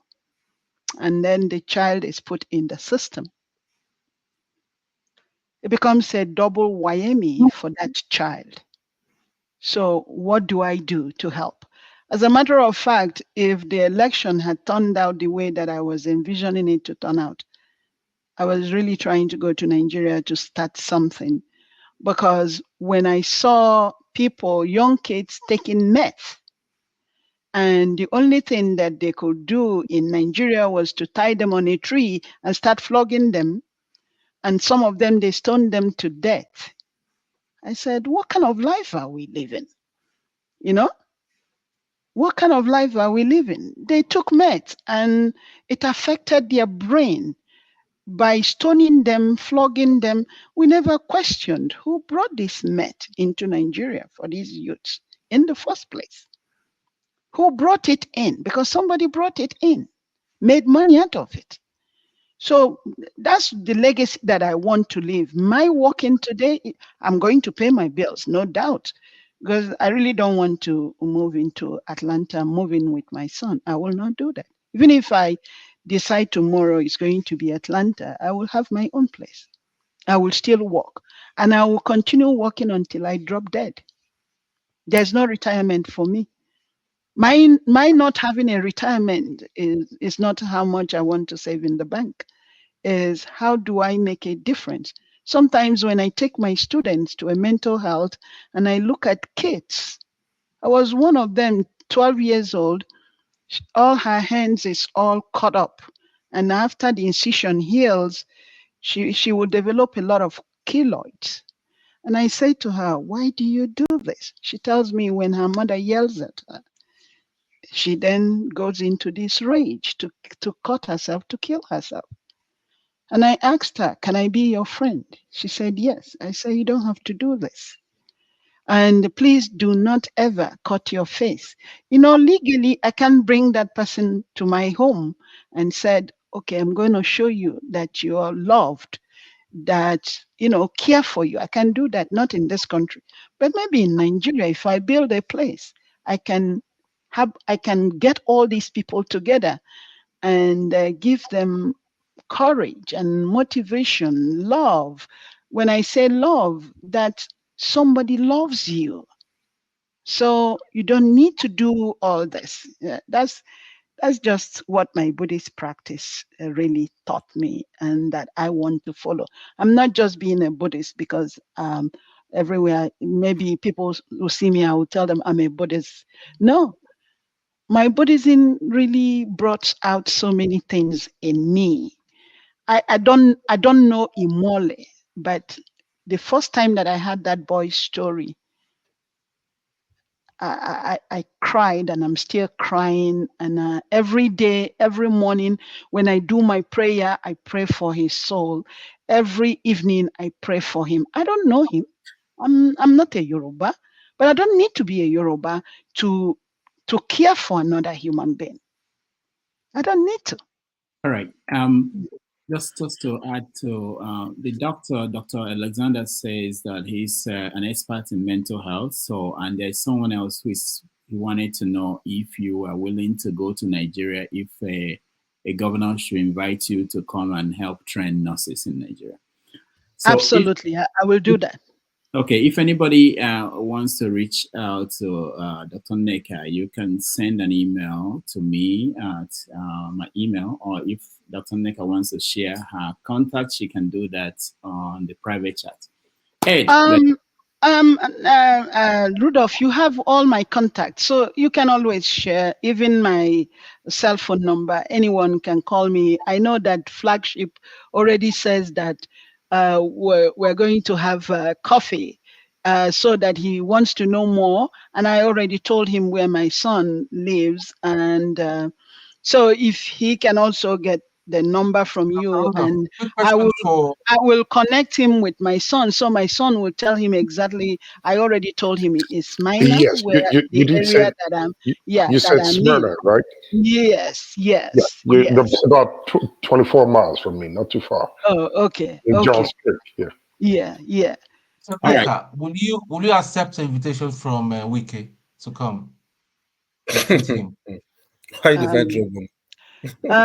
Ton, even if you see Nwike or even Tinubu, I said this earlier also, they all have Buddha nature. It's not been scientifically proved that Wiki has a mental. No. They all have a Buddha nature. Even if Wike has a mental problem. I also said while we were talking, you see, when I chant Nam-myoho Renge-kyo, I have the absolute belief that no matter how hard your heart is, I will break through it. I will break through it because you have a Buddha nature, regardless of whatever religion you believe in or whoever you think you are, or whatever evil you're. You see, even this allegedly, again, this Oba Elegushi, whatever he has done, I don't hate him. But by chanting Nam-myoho Renge-kyo to waken the Buddha nature in him, he can wake up and said, "Oh, I shouldn't have done this," and repent. And if he repents and everybody keep repenting, my guys, don't you think that Nigeria will be good?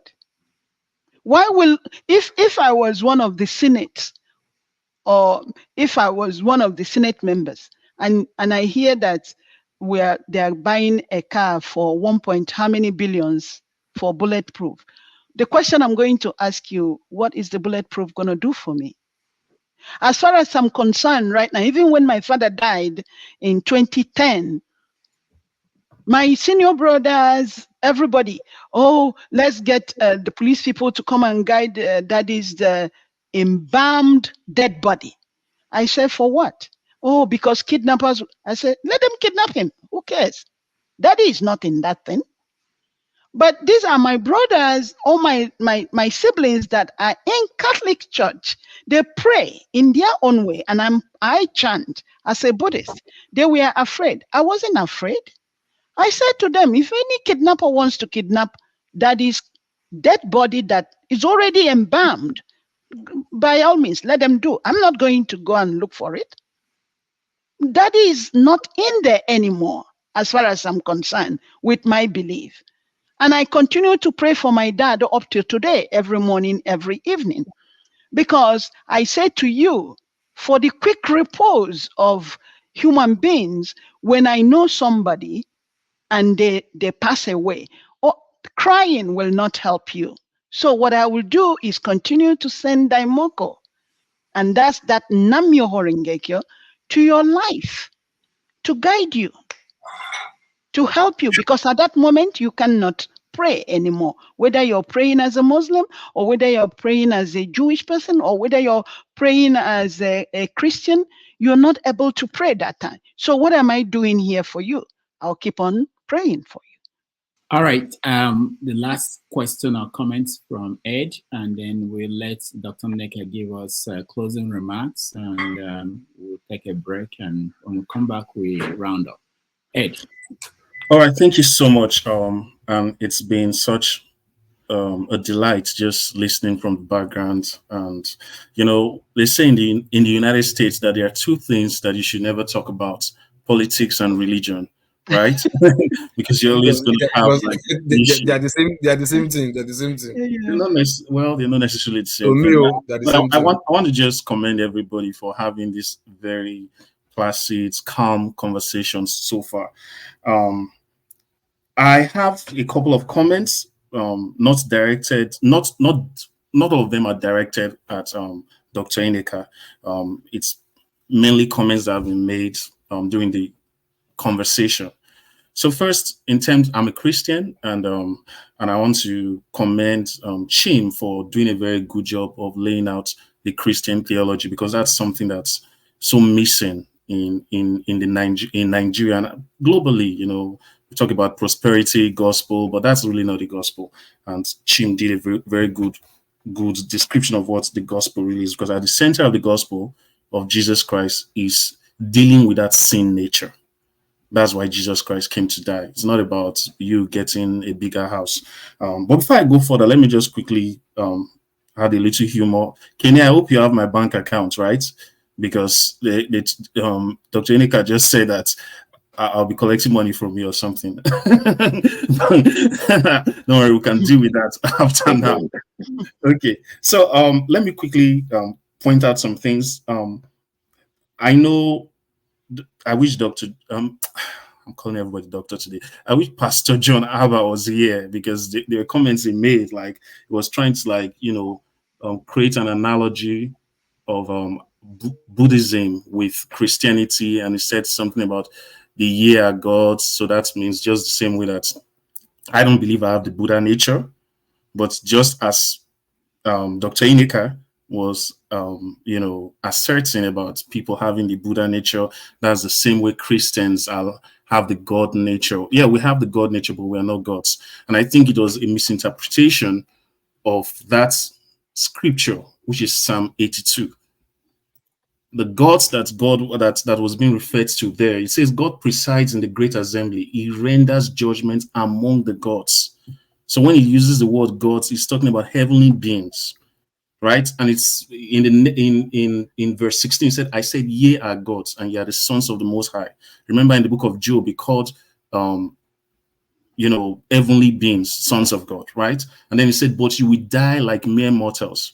So why will he tell normal men that they would die like mere mortals if they're already mere mortals? So that's very clear. We are not gods. We have the God nature, right? If you're saved, if you're in Christ, you have the God nature, but you are not a God. So let's not misinterpret that. Also, I do not believe that all religions serve the same God, because the Bible says that God is not an author of confusion. I'm not trying to cast aspersion on any other religion, but it's okay for you to say this is what you believe in. But I do not believe in the same God as a lot of other religions, except maybe Judaism, because we believe in Yahweh, right? Christianity has its roots in Judaism, right? And then okay, now let me get to Dr. Nneka. You said you've been talking about Buddhism, which is really like the religion of that Buddha started. So I quickly did some, maybe just a very shallow study of Buddha himself. He was someone that lived in the region of India and Nepal, that's South Asia. So so he was a human being, right? At least you agree with me on that. And we know human beings do not just exist. So what is your belief about creation in Buddhism? How did Buddha himself come to be? That's one. Secondly, you said something about reincarnation, and you said people can reincarnate and become animals, right? So it means that it's possible, because I know that most Buddhists and most people or who have like Oriental religions tends to be vegetarians. You know, like they do not eat animals. Some of them even worship and adore animals just because they feel that could be a human being that's reincarnated. So if if that is your view, what is your thoughts about okay, and I don't know if you are the vegetarian Buddhist, right? I No, don't. no, I'm not. Okay, so maybe this question would be really moot to even go ahead with. No, I'm not. Yeah, but But go okay, ahead. sorry, you were going to say something. No, go ahead. Finish. Okay, so I wanted to know your doctrine of creation in Buddhism. All right, thank you, Ed. And also, while you're Nneka, you can also answer the question about evolution. Do you believe in evolution? There have been questions around that. You didn't answer it last time. Okay.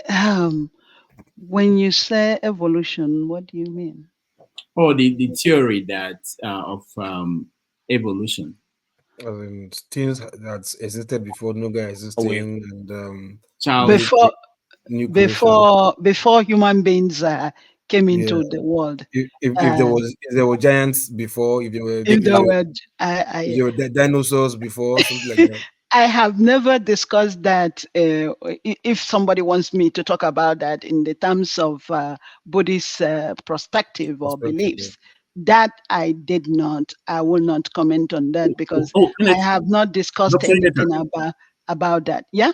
So please, before you go on to answer the questions, there was something else that John Abba said about Jesus. That Jesus said that he has sheep that are not in his current fold when he was talking to the disciples, and that could mean people of other religions that would find salvation that are not necessarily Christians. That's not what that scripture also means.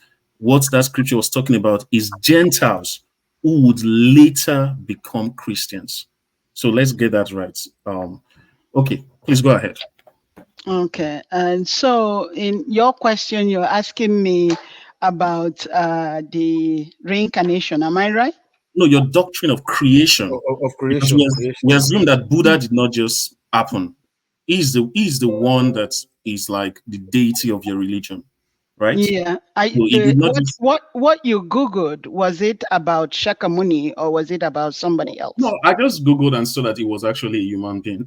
So he was a human being, and I believe that I also explained it on this platform, saying that Sudatta was his really original name, and he was born of a very rich man, but he became worried that why does he have all this wealth, have all these attention drawn to him as the child of a king, a wealthy man, but then every time he goes out, he sees people that are either sick, beggars, cops, and people who are suffering. What he was questioning, Dad, why? Why am I different from all these people? And that's when he then set out to find the reason why people are suffering. Okay? And the father didn't want him to do this because the father, he was the only child of his father. And the father didn't want him to do this. The father kept discouraging him from doing it. But this, whatever that was pushing him, it kept coming up. You know, when the father will tell him, I'll give you anything that you want. I don't want you to set out to do all this. So can I ask you a question? Can I ask you a question? I'm sorry, because I'm trying to track with you as you're going. Okay. So do you think it's not, don't you question the fact that a deity would have questions about their own origin? If Buddha, that's the name I'm calling him, but he has his own name, a Nepalese name. Don't you think it's a little bit it's a little bit let me say questionable for someone who was born with a divine nature to start questioning the truth about life? Is that not something that he should have some sort of prescience about, some sort of like as in predetermined knowledge about?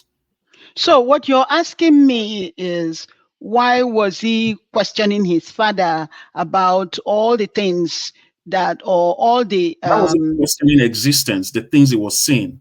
Are those not things that he should know, he should have foreknowledge of as a deity? But he wasn't a deity at that time. Also, he became a deity. Yes, I said that when he finally left the palace, even when the father tried everything, offered him money, married the most beautiful wife for him, he still left.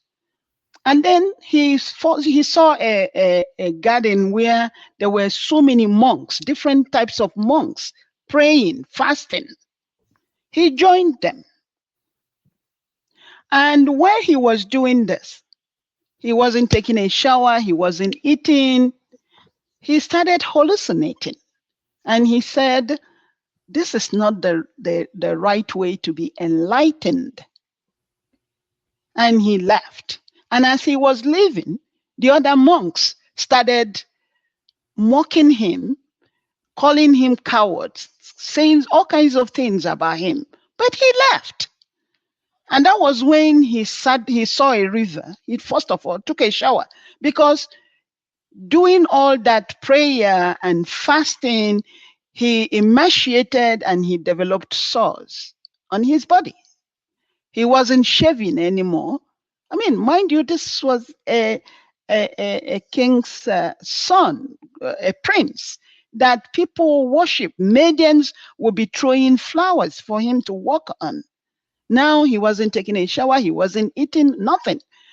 And so when he got to that river, he took a shower. And then he sat there and crossed his leg. That's why when you see a Buddha with the pot belly, the legs are always crossed. But that pot belly that you see is not the Buddhism that I practice. His name then became Shakyamuni. And he started preaching. Because while he was under that purple tree, he concentrated. I said animals, all kinds of things was coming. You know, if we're praying or we're trying to concentrate, sometimes a fly can come and then you try to take off the fly or you itch somewhere. But no, all these things were happening to him, but he didn't move. And that was when he got enlightened and decided to start preaching to people. And he did comment to the disciples that he was preaching to, that it was hard for them to understand what he was preaching. Even at his deathbed, he told them, please do not idolize me. Do not create any idol of me. Just practice what I've taught you. But there will be somebody from the Far East that will come up and break down what I have been preaching for you so that you can understand it. And that was when Daishonin, at the age of 12, from Japan, then took up the practice. And then before Daishonin even started, there were so many different Buddhist schools that was around at that time. And he said, he questioned some of the priesthoods at that time. Why is it that we have so many different Buddhist schools? Why can't we have a unifying thing that unites everyone together and then everyone will pray together? And they couldn't give him an answer. So he went around in quest to find out what is it that will really make human beings happy, or will really make human beings to awaken to their Buddha nature. And that's when he come up with this word, Nam-myoho Renge-kyo because he was reading so many of the Lotus Sutra books. He was lost of it. This Daishonin never got married. From age 12, he left his family home in quest of what is it that will make people happy. So this Nam-myoho Renge-kyo that he carved out, he said that when people chant it, they will awaken to their Buddha nature. Awakening to their Buddha nature is that you will begin to see who are you and what is actually the truth. And you need to stay with that truth. So these are the things that I myself saw when I started practicing.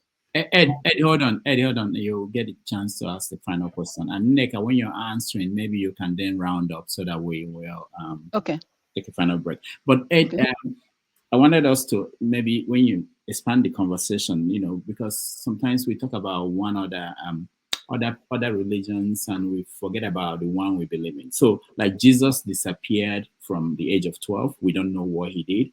We don't know whether he was questioning. What happened to him when he went to? And I want to also answer that question because I knew you could ask me the question about Jesus being a human too. Yeah, right.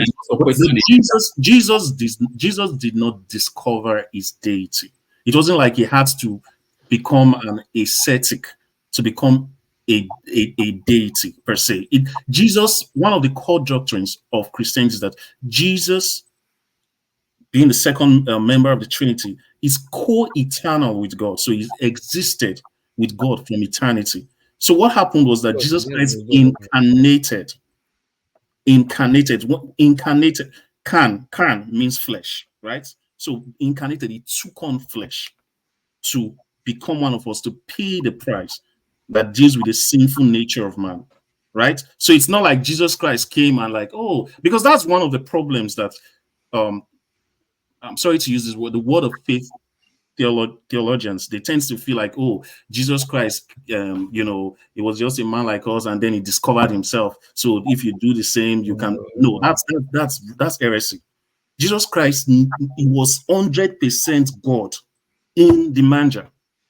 So it wasn't like he went on a voyage of discovery, right? So Jesus Christ, the baby that was in that manger was 100% God. So I just want to be clear about that. Eddie, why you engage the fact that when they tell you men are also gods, you say no, it's not true. No, Jesus is God. You are not God. That's what differentiates you. Okay, hold on. Listen. Okay, hold on. Let's finish with our guests and then we can go. So Ed, one last question, and then we round up. Nneka will round up for us. Go ahead, Ed. I didn't see anything to insult anybody's religion, but I'm seeing someone like AY for real in the chat section saying I'm blinded by my religion. I'm just giving a thesis of my religion. I'm not pulling down anybody's religion. Ed, forget about those people. Just go. Let's have No. I'm not. It's not like I'm flustered, but I see that tendency a lot. And okay, so my question clearly to Nneka was, what is the Buddhist theology of creation, seeing that Buddha himself was a man? So it's like he wants us to be happy. He wants us to, as in that's the whole idea of Buddhism, like how to make men happy. But the question of who we truly are, where we are coming from, has not been answered. So that's where I want you to maybe interrogate. Okay, and I'm also saying to you that the Buddha nature that I keep telling you that everybody has is that God. For me, that's practicing this Nam-myoho Renge-kyo made me to believe that I'm that God. So whatever that I want, I will chant. Just like Kenneth said that his hands are always clean. He's also okay, go ahead. Dr. Nneka, you're talking about what you can do to be happy. I'm asking you, what is I'm not just talking about what I can do to be happy, but I'm talking generally as a human being. I am that God. I am that God. And it's also letting me know that I cannot eliminate somebody's life, because God do not eliminate people's lives. I have no right to spill blood. So under no circumstances will I ever spill another human being's blood, regardless of whatever that any other person has promised me that I will get in return if I do this. So if you're asking me why is it that Shakyamuni doesn't believe that, no, Shakyamuni was worried and saying that I need to go and find out why is it that people are suffering so much, and how come, and then he took off on this journey. Yeah, Dr. And then at the end he discovered that every human being can use their Buddha nature that they already have in them. Who gave it to them, Dr. Nneka? Who gave them the Buddha nature? How did they emerge as human beings? Well, God created all of us, isn't it? God. And I said it earlier. I said even in the Bible, He says, God says to you, I've made you in my own image. Now go. So in Buddhism, did they acknowledge that there is God who made people in His image? Absolutely. I think so. But it's not something that we are sitting down and be expecting God to come down and do anything for us. So By we chanting, there's no connection between Buddhist and God anymore after God made them. No, there's no connection. So it's not a separate entity that we're looking at. We already have that image in us. And this God is not Buddha, is he? No. Even Shakyamuni will tell you, do not look up to me. We are all human beings. All he was doing is preaching and telling people to do the right thing. Doesn't mean that temptation will not come to them. It will. But at the same time, how do you handle it? One of the things that I read in one of the books when I actually started this practice was Shakyamuni preaching to the disciples. I have the book, I have the picture, and all the disciples were listening to him. But then the government of the place at that time did not like the way he was preaching and was trying to set him up. And so who did they use to set him up? They paid off a lady to come to where he was preaching to so many disciples. And the lady came in and said that while all the disciples were listening to what he was saying, very engaged and listening to him, the lady stood up and the lady said, "Oh, I'm pregnant, and you are the one who pregnanted me." And immediately all the disciples who were listening to him, respecting him, they started looking at him and like, "You did this and you're preaching this to us?" And what did Shakyamuni do at that moment? He just kept quiet. And when the lady finished talking, he then lifted his head and said to the lady, "It's only you and I who knows who has that baby." The moment he finished, a mighty wind came and blew the lady's clothes off. There was no pregnancy. So when I read that, what did that do to my life? It doesn't matter how much you accuse me of something. Before, if you accuse me, then I'll start arguing with you. Now, if I know I did not do that, you could even have a gun on my head. I'm not going to budge. I'm not going to tell you, okay, I did it. I'm not going to cop out for a plea bargain and say, yes, I did it. No, but I learned not to argue, but to keep quiet.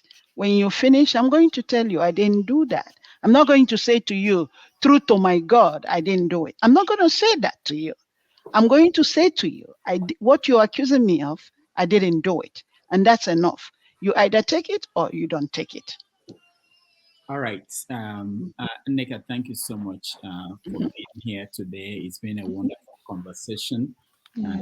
We will bring you back. A lot of people are already asking for you to come back another time to talk more on this. And we are going to take a break. When we come back, we do our own take on what happened today. And of course, I promise you guys, those at home, next week we are going to get another interesting guest. So let's take a quick break. Debut. And we'll be This right is back. his most recent album. Thank you, right here. everyone. It's called Thank you. Spirit of Love. We're very pleased Thank to you welcome for coming. Majek Feshek.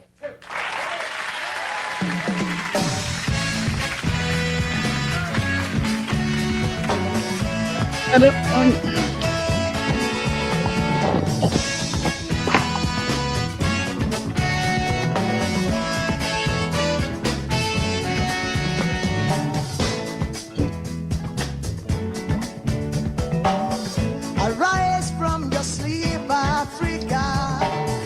Rise from your sleep, America. There's work to be done, Africa. There's work to be done, America. But if we unite, we will be free so long, too long, so long, too long. We've been sitting down so long. Notification. We've been fooling around New for notification text. Here are the 8 facts. Hero and parallel facts. Thank you, Nigeria flag. Thank you, His Excellency, and your Obi for another wonderful faith. Check mark. Thank you to our amazing co-host, Miss Pearls at #1 and Belandia for Negoriayo Park, twitter.com/I/spaces/LP. And Aishis, when I don't pay, I go still they impress you on the other side. And Aishis, I'm not desperate for her. Remember the pyramid of Egypt, when we used to live like prince and princess. Remember Marcus Garvey, who are the dream for New America. Oh, remember Martin Luther King, who are the dream for New America. They say you are black, they say you are brown, they say you are black, they say you are brown. Only the angels of Jah is white now. Only the angels of God is white. So long, too long, so long, too long. We've been sitting down so long. We've been a fool around for too long.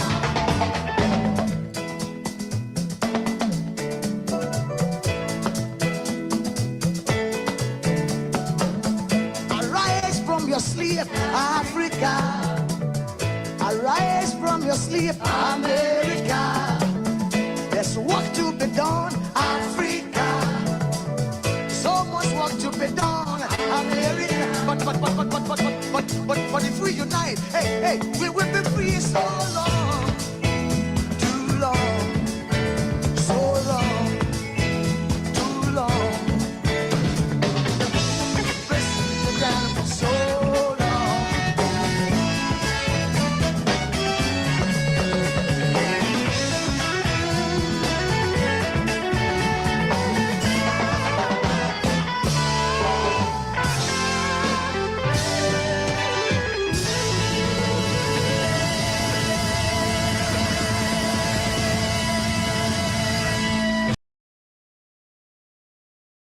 Chant. Nam Myoho Renge Kyo. That's what I do. That's it? Oh, it's that, but then there are 5 prayers. But Can you give me a little variation? I like that.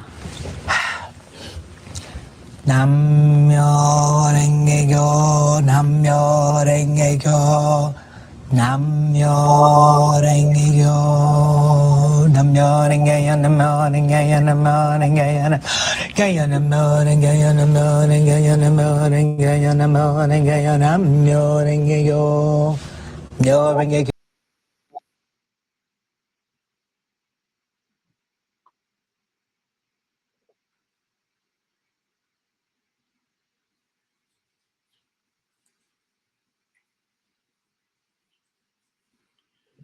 All right, welcome back, everybody. It's been a long day. I thank you all for staying with us. Those watching at home, those at the comment section, we appreciate all of you. we just want to go around and get our take on what happened today, and then we'll call it a day. Let me start with you, Chim. What's your take? Well, it's always good to have these conversations if we can have it civil, if we can have it respectfully, if we can have it, and there will be no. What I try to avoid when it comes to religious and political conversations is the political. What do you call it? Banta. No, there's a word I'm looking for that just skipped my brain now. I'm just surprised at political correctness that it has to be involved in it. I want the Muslim to tell me that I am wrong. I don't have a problem with that. Let him tell me I'm wrong, and let him tell me I'm wrong using the foundation of his religion, explain it to me, but also tell him that even though I'm wrong, he doesn't hate me and all that. So usually what I do not want to engage in is this whole fear that if I assert that Christianity is the way, the truth, and everything, everybody becomes offended. That's why I run away from having this conversation, because people want me to do slightly what John Abbott tried to do to an extent, which I love how Ed came and tackled it. This whole that we are not all worshiping the same God. I keep saying it. No. But it's okay. Worship the God you want to worship. It's okay if somebody also tries to want to appeal to you to see why he thinks what you're doing is wrong without necessarily carrying a jihad against you. It's okay. But it's also okay for you to say, okay, I hear you trying to talk to me, but I don't want to follow you. It's also okay. I don't know how we can arrive at those balances as human beings. That's the balance I like to see. But that being said, like I rightly said, I might have to go back at the end of this program and watch those early stages I missed. I haven't done that to see the context she put at the beginning. I don't have that exact context, which is why I avoided asking her questions pointedly, because I didn't understand the foundation of where she was coming from. But one thing that my takeaway is this. There's a rise in Oriental religious practices in America. It's on a rise, and predominantly those who are embracing it in this dispensation are the celebrities. They are predominantly the celebrities, and there is a reason why. I won't go into that today. It's a discussion for another day, but I understand why many of them are going into that direction. Like I rightly said at the beginning, I'm a Christian. This is what I believe.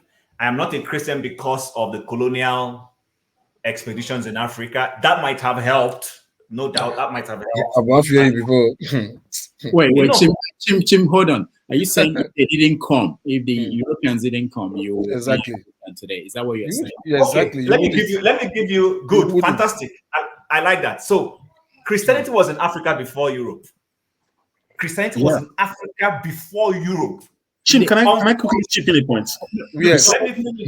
Okay, continue. When you say Africa, you are talking as if there was Africa before the Europeans. Exactly. There was no Africa. You can say that Egypt and all those areas that knew. No. Ethiopia was actually the second Christian nation.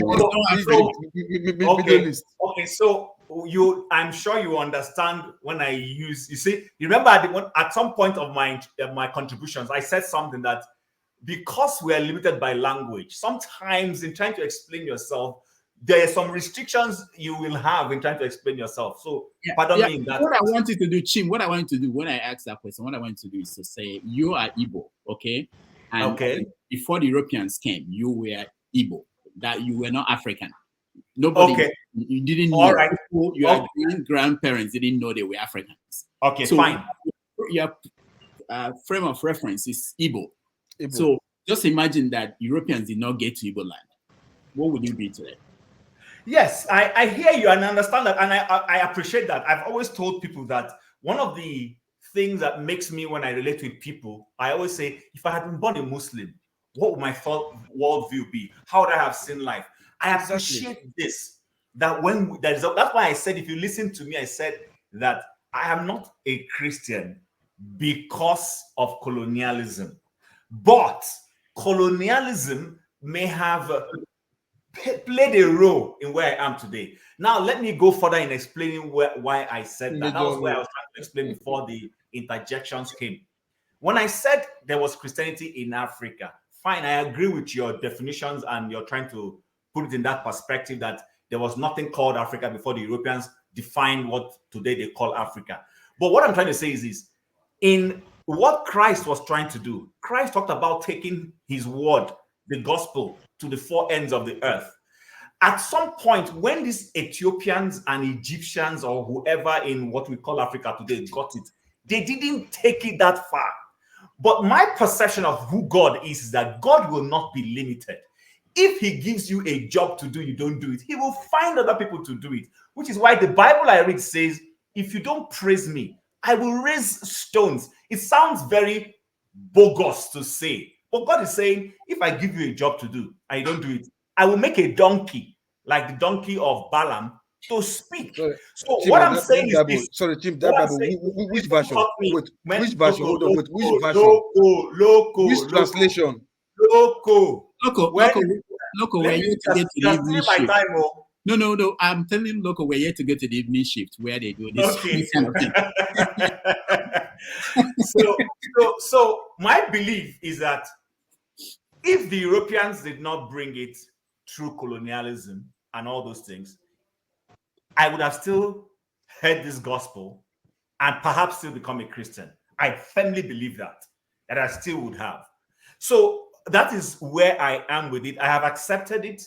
I have researched it, and I am at peace with it, and I see the truth in it. What I don't understand is, and Ed is a bit more intellectual than me, which is why I kept pushing him at the background to come, because I know that there are things I want to say that Ed will be able to pass it on very well. And I'm so happy he came. I was calling him and he responded and I said, my friend, come and attend to this topic today. I'm a bit short of how to go about it. So, and I'm being honest about it. So you guys have meetings behind the scene to bring perspectives, and that's good to know. Oh yes, yes. We if Tinubu can meet in the middle of the night with Wike and agree, why wouldn't I meet with Ed? But anyway, listen. In summary, I respect her views. I just do not. Even Christianity is scientific to an extent. People tend to always think that Christianity abhors scientificism. That's not true. Some of the things she has said are not exactly very scientific to me, if you ask me. So that to that extent, I respect it, but I'm not heavily convinced, because one, on the issue of deity, she didn't answer it very well. And like Ed rightly said, Jesus was not confused about his mission. I keep saying it, the baby in the manger did not just come to do this Christmas we're doing here. The baby in the manger was on a mission. Tim, and that mission is what he accomplished. Okay, Tim, I want to hear from other people, but let yes. me one last question. Do you think that, someone just told me that Buddhism started 500 years before Christianity, and from certain things that she was talking about, like somebody was 12 before they started this, and don't you think that these religions, they were borrowing from each other? If you look at Islam, also borrowed from Christianity. Do you think that Christianity or Judaism borrowed from this, whatever was around at that point? And they modernized it to the point that they answered some questions that the other ones could not answer. Okay, so I don't have exact answer, but there's just one thing I just want to say, and I'll leave it here. So in the revelation of Christ, there were some wise men from the East who were led by a star to come to Bethlehem. It says wise men from the East. Those wise men from the East were worshiping in a particular way, but God wanted them to have this revelation about this baby that was born, and they responded, followed that star, and they came. Now, Christ said, he says, everyone that came before me was a thief. I've forgotten the other parts of how to quote it. He said it was a thief or something. And the sheep did not hear your voice or something. Good. And the sheep, fantastic. What I believe is that there were all sorts of religions, all sorts of things. God knew, but God was trying to harmonize humanity and bring them, because the problem I keep repeating, I might not be. I'm good. In fact, she has thrown a challenge to me today. I need to go and do more research. My perception is that this sin problem I've been screaming is the whole reason why Christ came, to bring everything together, solve it, and then people will accept. But the same Christ knows that everybody will not accept it. He was very upfront. He knew. That's why he's talking about to those who will accept, to those who will accept.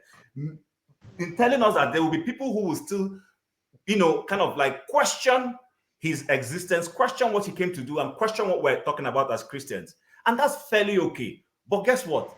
At the end of the day, there will be a judgment for people to explain why they didn't accept what he had freely given to them. Hopefully, we won't have to get there. People will do the needful. So I will leave that at this level and let other people contribute. But there were things she just couldn't convince me on a couple of things. That's just the truth. Thank you so much, Tone.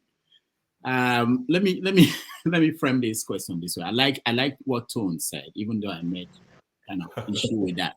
That the transformation Tone went through from Catholic Church to different churches to where he is now.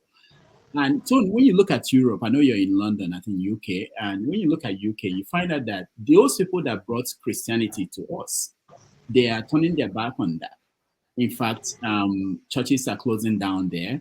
And the people who are going to church, we used to live in London, they are old people. Young people don't go to church anymore. So when you think about that, don't you think that 100 years from now, even the religion, the domination, I don't know what it is, that you agreed to now, you abandon the Catholic Church, that people in Nigeria might be like people in UK now, young people who are saying, they will say, you know what, we don't trust any of these things anymore. We want to either follow Eastern religion like Nneka, or find something. Some people are going back to the traditional, or the ones of their grandfathers. Don't you think that could happen? Because we are limited by the time we're here. We're thinking about today, tomorrow, 20 years from now. What about 100 years from now? What if we transform the same way that Europeans turned their back to Christianity? What are we going to do? Yeah, possibly. I would like to say that the reason why people are turning back from Christianity, I think it's been started, but we are not noticing, because people are starting to ask questions about the so-called GOs and all that stuff, things, especially things touching tithes, people raising money. There's this very this very particular American channel. Just trying to think what it was. It's all about money raising. It's nothing. It's got nothing to do with God. It's all about money raising. You have all these super men of God. They're asking you give $1,000. Someone's just giving $20,000 and all that. It's just all about money raising. Yes, I will see people, but like I said during my submission, that people sort of use this word loosely, religion and relationship. Hi, I believe Ify, in how you relationship. doing? I believe in relationship with God. You I don't want to believe say in hello, relationship. Ify? I believe in Hello. relationship with my Lord and personal Savior, Jesus Christ. It's not about going to church. It's not. That's why I said I've been in Catholic church. I know what I've seen in Catholic church. In Catholic church, especially even from my town, even in Lagos and all that, I've seen non-occultics people and all that. They are knights in Catholic church and all that. So what's that about? So that was when I started asking questions, and I knew how naughty I was when I was in my teenage years. And I was saying to myself, there's some certain things I've done. I can't possibly bring it upon myself to go to a priest and say I've done this, and then God will forgive me. That was where I started. I personally, I'm talking about my own experience. That's where I started asking questions, and I just said, you know what? I didn't go to church for many years until when I got involved in the military and all that, and then the God thing started coming in and all that. When I left and all that, I started looking and researching, and I knew that I needed a relationship with my Lord and Jesus Christ, and that's where I am now. So religion is about do's and don'ts and all that, and that was what we had, and that was why it wasn't sustained, because religion, the spirit of God is not there. It's just you must do this, follow the 10 commandments, you must do this, you mustn't do this. It's not coming from the heart. So yes, you're correct, Rudolph. Performance, you meant to mean. Yes. Yes, thank you. So maybe in 50 years time from now, even 10 years time from now, we don't know what will happen. You know, Shiloh, the last Shiloh, I saw the comparing to the past years now, because I used to worship in Winners in London here, and I saw the difference, and even seeing that lady Edu coming to give line and give testimony about how God gave her a job with a gang of thieves, and that she's come to thank God that it was because Oyedepo touched her head. That was why Tinubu made her a minister. That was disgusting for me. I mean, you need to see the comment section that day. It was just like your channel, Dr. Rudolph. You went on fire. People students, people that are Christians, so they started swearing across to the woman. So that's the sort of problem, hypocrisy. People are going to start questioning, because people are getting smarter now. There's the internet, things do go around very quickly. All right, thank you, Tom. Can I? Yeah, thank you, Can Dr. I quickly say something about there's something Tone said? You asked him on the question, you asked him why people are leaving Christianity. He narrowed it to Nigeria, but I guess you're talking about in the Western world. Mm-hmm. Knowledge, see, that's why I said the Bible is a book. It's not just some historical thing people drop. The Bible talked about this thing. It says in the last days, knowledge will abound. Knowledge has a way of making you self-sufficient, and you don't think you need anything outside of yourself. And that's what we're seeing. People feel with science and everything, they don't need this knowledge, this God that they can't see. And as a result of this, they've chosen to do the individualistic things they want to do. And science is answering questions. So why do I need a God and all that? So those are parts of the things. And then lastly, it also says that in the last days, the first shall be the last, and the last shall be the first. That you got something earlier doesn't mean you will hold it. You could lose that thing you have because you suddenly don't feel that there's any value in that thing. You probably just feel, oh, I don't know, what do I need this thing from? After all, I'm self-sufficient. I mean, there are hospitals. Tim, what was the last that is not the first? Sorry, what is the last? What was the last that is not the first to you? What do you think? The last I mean is that the people who started pushing this are leaving it off. That's my understanding. We can have this conversation. What Tim is saying is that 50 years from now, we will have a black pope, and the Catholic Church will move. Anyway, so this is it, right? Yeah. I'm not here to defend Christianity, nor traditional way of worship, nor am I here to speak for any of this. But I'm here to respond to what Dr. Damages asked regarding Catholic being an occult group, right? Thank you. I didn't say it. No, somebody asked the question, so you were trying. Yeah, you are helping the person to pass the message. But this is it. Free will is a gift from God. And I think most of these denominations or religions, they believe in this. In Catholic, for example, Catholics believe also that free will is a gift from God. You have the right to make your choices. But if you choose to do the wrong, to take the right, the wrong part of life, that may cause you suffering, right? This is what Catholic believe. But this is it. If you are asking, or if you are certain that Catholic is a cult group, now let's check the sign warning associated with cultism. For example, in a cult group, the leader happens to be the ultimate authority, right? I think everybody will agree with me. And this group, cultic group, perform their rituals in secret. We also have where where this group delegitimizes her members. For example, if you're a member of a cult group and you choose not to be a member, you are not legitimately even authorized to partake in any of his rituals moving forward, right? These are few warning signs of a cult group. Now let's bring these warning signs to Catholic to now see if Catholic is a cult group or not. In Catholic, yes, the ultimate leader is Jesus Christ.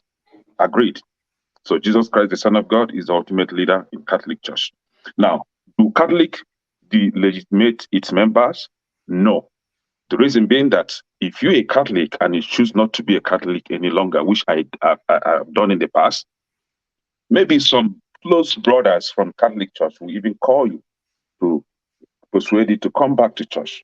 But if you vehemently refuse to come back, nobody gets your time. Au revoir, bye-bye. Whenever you feel like coming back, you come back. Nobody will stop you from taking any, from partaking in any of his religious rites. Now, do we suppress skepticism in Catholic Church? No, you are free to ask questions. But in occultic group, you are not even allowed to challenge the authority, talk more of asking questions. What is been dished out to you is what you follow till the end of it. If you try to ask questions, you become a rebellious member and you'll be asked to leave. So Catholic Church does not practice elitism. For example, in Catholic Church, you have priests, you have papas, everybody is allowed. We don't even have front seat meant for the rich. Just as we've seen in other churches, that this seat is specially made for the elite. It is not like that in Catholic. You can sit wherever you want to sit at. Now, but that's not true, Kenneth. That's not true, but go ahead. That's not correct, but go ahead. From my own Catholic church, I've never seen that. I've never. So, do we perform secret rites in Catholic Church? Maybe in the past, when Catholic Church is being hunted down because of their religious belief, things like baptism or liturgy of the Eucharist were performed in secret. But do we still do that today? No. It is open for everybody. Again, for example, the night of Columbus, all those nights in Catholic Church, in the past, they do perform it in the private, closed door before the public, right? But today it is in the open. And why do we do that in the past, or do it in secret in the past? Does it mean that it has to do with secret activities? No, it's just a way of having fun, just a way of maybe trying to, when a new member is coming and is clueless of what is going on, just to give him that suspense. Just the way we have in Omenana. In Omenana, you have what we call Eba Maun, like where you have a little kid trying to be initiated into the masquerade world, right? Does it mean that those things were fetish? No. It's just a fun stuff, which I did when I was tender. So Catholic Church is not an occultic group. Catholic Church is one of the Christian denominations. So if you've never been to Catholic Church, please try to take just a Sunday to go to Catholic Church and see what they do there. Does it mean that me personally, I believe in everything that Catholic Church does? No. For example, I cannot go before my fellow man and kneel down to confess my sin. No, he's not my God. I can only confess my sin before God, right? That person that I'm kneeling down to, if you check well, I may even be better than that person in terms of intimacy with God. So I can't kneel before any man to confess my sins. So why are you not dwelling in the same sanctuary with him? No. The thing is this, like I told you here initially, I've jumped from one church to the other, trying to seek for the right denomination to worship with. I've gone to many churches, and I've taken one or two from those churches and put them together. For example, there was a time we were having a African gathering, and I was choosing to pray. After prayer, some people were like, I thought you're a Catholic, but you don't pray like a Catholic. I said, what do you mean by that? I pray the way I want to communicate with my God, right? So, for example, I've even taken some things from the traditional way of worship, which is, in Christianity, they say, oh, if you sin, you go back to God, you ask for forgiveness, God will always forgive you. If you do all manner of abominations, you always go back to God and ask for forgiveness. And I question my God. I question myself, what kind of nonsense life is this? you do things all the time. You always go back to ask for forgiveness, and the same God will forgive you. The same God that they told us that is keeping hellfire for us somewhere, that when you finish your foolishness and come back, he will sentence you to hellfire for eternity. And then you always, so what is the use for that hellfire? So because of that, I've chosen the part of the Omenana that says, if you commit evil, God will deal with you. The gods of the land will deal with you. So having that in mind, I try as much as possible, not that I'm a saint, try as much as possible to stay away from those things that may lead me to death. Because as in Meluana and if you go against the land will kill you. So I try to stay with that from Omenan side. And from the Christianity side, maybe I pray the way the Christians pray, which is, I think, is okay for me. So I try to take one or two from each and every of those denominations that I've been to and put them together. And I think it's perfect for me. The only one that I may not take from is marrying 4 wives from the Islam, and then maybe having the Buddha nature. No, I don't think that would even come close to me. So those is All right, and thank you so much. But just so you know, the person that called the Catholic Church a cult was a former Catholic member, so it's not like a stranger. All right, Loco P, I don't know what you believe in, but what is your take in the conversation? Okay. First, I was born Baptist, right? And got to a point you must always question life, question everything. So, like Ekene said, I didn't go to many religion. Because as a then Nigeria young chap now, you were not exposed to many religion. The only thing is just Christian, Muslim, and paganism.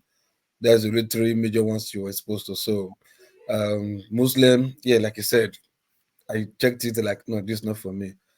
Paganism, then because we were young and pagan, juju, hell, devil, this and that, smelly shrine. How can you build an idol? You're the one who constructed the idol, and yet you are still worshiping that idol. You're like, nah. So Christianity was it for me. Then in Christianity, we have different denominations, right? There's the deeper life routes, Lutheran. There is what's it called cherubim, seraphim. There is different type, Anglican, Pentecostal, and all that, Catholic. So I still said to myself, okay, I think in all of this, I think Pentecostal will still be like, the best. But I later discovered, that the problem we are having now in Christianity is coming from Pentecostal, you understand, denomination. So, and those ones are the real problem of the Christian, nation or whatever. So, but for me, I think the religion of a thing, it's a thing of the mind first, because all what we're talking about religion was what is being sold to us. What is being sold to us, whether we like it or not. Like you said, if Chim was born in the northern part and all his life was trained to be a Muslim, he would have been a Muslim. There's nothing that will enter his brain that will make him become a Christian. And I'd become a Christian by now. That's what I was saying to you. No, you wouldn't have. Trust me. You wouldn't have. Trust me. I'm telling you. Look, when the Bible said, train up a child the way they will grow, and when they get old, they will depart from it. The Bible is not foolish. You know what he's saying there, and this is just normal psychology. You don't even need the Bible to even tell you that. Psychologically, that is how you will be. You understand? If you train your human to become a monkey, no matter how, it will take time before, except you see other human beings behaving otherwise, before you try to behave otherwise. But in a nutshell, what I'm trying to say is, look, this religion of a thing, right? It's simple. God made you in his own image and likeness. I've always said this. Treat others the way you want them. See, these are just simple commandments. Love your neighbor as yourself. Keep your hands clean. You understand? Just do what you know your conscience tells you is right. Before you do anything to any human being, put yourself in their shoe first. If you are the one at the receiving end, how will you feel? How will you react? Will you be happy? These are just simple. So religion is just a way of life. Whether they tell you Christian, you this, you that. Look, it's just how the life you're supposed to live is. That was why I'm still repeating what Ekene said. Like, when they met Jesus Christ, what did he tell them? When I was sick, you did not. When I was naked, you did not. So all those common, simple, and these are just common sense on how to live life, common way of living. These are all principles of life. You understand? It's not difficult. And by the time you live those life, wherever God wants you to go, that's where you go. If it's heaven where he is that's where you will meet him. You understand? But saying no, like what Ed was saying, we're not worshiping the same God. We are worshiping the same God. It's like writing an exam. Hold on, hold on. Listen to me. Just this is look. This earth is a design, right? It's a design. Everything in this life is related. You understand? The place you see in the air is not by magic. It came from flying objects, flying animals. You understand? The train track you see is not by magic. It came from millipedes. You understand? These are all design. Humans, the air we breathe is coming from plants. The carbohydrate we breathe out is what plants use to survive. Everything is like a web thing, interconnected. It's like you writing an exam. You understand? Yes, our aim is to pass, but we have different formula and different ways of passing that exam. You understand? So we have a target all to pass the exam. You understand? It's like you have a document, original document, and you have a photocopy document. That does not mean the photocopy will not be accepted when you're asked to present a document. So it's like we are all gods. We are serving the same God. Everybody no, but local, the photocopy will not be accepted. The original has to be cited. No, hold on. It's if on request. And that request is for trust. If a trust has been breached, if I have doubts, that's when I'll ask. If I don't have doubt, because there's no reason why you submit fake documents if you are true to yourself. Because if I believe I'm real and you are real and ask you to bring documents, photocopy, why would I think you should give me fake? It's only when I think that, hey, I am sorry, I'm Chim. This guy won't give me fake document. I was okay, bring original for sight for yours. I'm not accepting it. I'm just for citing to confirm that what you are submitting as photocopy is true. You have the true record. You understand? So what I'm saying is like we have different ways of worshiping. You understand? But all of them is coming one after the other to shape our way of the true way to worship the Creator. Because trust me, all these different religions, they know that there's an almighty Creator. They know that, look, we did not come to life by chance or whatever. All of us, all religion, believe that there's an one Creator which they are worshiping, but different modes, different ways, different avenues of different channels of communicating with that Creator. That is what is causing this division in religion that we're having right now. Nothing else. Because for me, I'll tell you this. Now, Noah, Jacob, Isaac, David, Solomon. If I ask you where are they right now, you tell me they're in heaven, but they're not Christians. You understand? They're not Christians. So will you say God is partial for our lives of people to go to heaven? Then he now brought one barrier, one mark for us to come and follow through that channel before we can get to heaven. You understand? There are people who are Christians who are not Christians, but they're also in heaven. Just a minute. Yeah, just a minute. Let me add to what I was saying. Just a second, right? Somebody from the comment section also asked the same question. He was trying to say that Catholic Church, just like Freemason and all that, are all secret cult. But let me correct that person. Maybe you may go and do some research. If you're a Catholic, you will never be admitted into Freemasonry. Go and research it. So I don't know the reason why they turned down Catholic application into Freemasonry. I don't know the reason.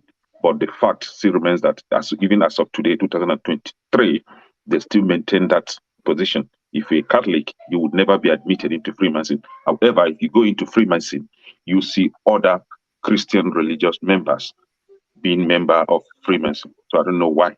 Okay, thank you. For Freemason, it's an open we have to go. Jesus Christ. Why now? No, we don't have time. Ed, I want you to give us your takeaway, but let's premise it this way. I had someone like Loco saying things like God made you in his own image. We all assume that it's true because all of us here came from the same background. Okay, for someone in India, someone in Japan, someone in Thailand, okay, who didn't have the same background as us, this is questionable. What we say here and take it like it's granted is what happened. And when we talk about Europeans turning away from Christianity, and we talk about emerging religions, there are new religions that are emerging now. We may not know it now. It's not popular now. And if you look at them, they are borrowing from the ones that are in existence. They are reforming it. They are trying to make it better so that. But don't you think in thinking about your own Christianity, do you pause to say that India, Japan, Thailand, all those, Indonesia, that they continued with whatever they were doing before they were colonized by different people and whatever religion they had, and that they are advancing technology-wise and everything? And why must we, do you ask this question, why must we now say that we abandon our own? We are adopting this this one that were given to us either by the Muslims or by the Christians. Nneka is bringing the Eastern one to us again. Do you ask these questions when you think about this absolute conviction that Christianity is the way and we have accepted it? I think the framing of it, I mean, I like the question, but I think the framing is a little bit contradictory, because you're thinking of Christianity, how do I put this? Like, there's nothing inherent in Christianity that's anti-development or anti-development, right? Mm-hmm. And the colonialists that brought Christianity to us, they did not force it on us, right? I have records of listen. I have records of I think there was this colloquium that was held in Benin, because I'm from Benin, so I tend to like read a lot about my place. And one of the speakers actually made a point where they actually gave some sort of commendation to a particular priest that was sent to Benin, and the points they were making was that the man did not dissuade people. Like, he did not, like, the whole idea then in the English press was to demonize Benin, right, because of what happened in 1897. But that the priest, the Christian, the clergy that came at that time, they never used those kind of words. They allowed people go with their religion. And I think, most of the time when we talk about, I'm not from a Christian home. Like, my parents are not Christians, right? I was born in a traditional setting, right? I chose Christianity. I had a choice, so it's not like maybe I was first, so and again, to the other point, I don't think it's really the issue of the religion of those places you mentioned that made them embrace development, right? I don't necessarily think that's the case, because there are other parts of the world that Christianity, like you think about a place like, let's say, Brazil, right? Brazil did not, as in their state, they actually have the highest population of Christians in the world.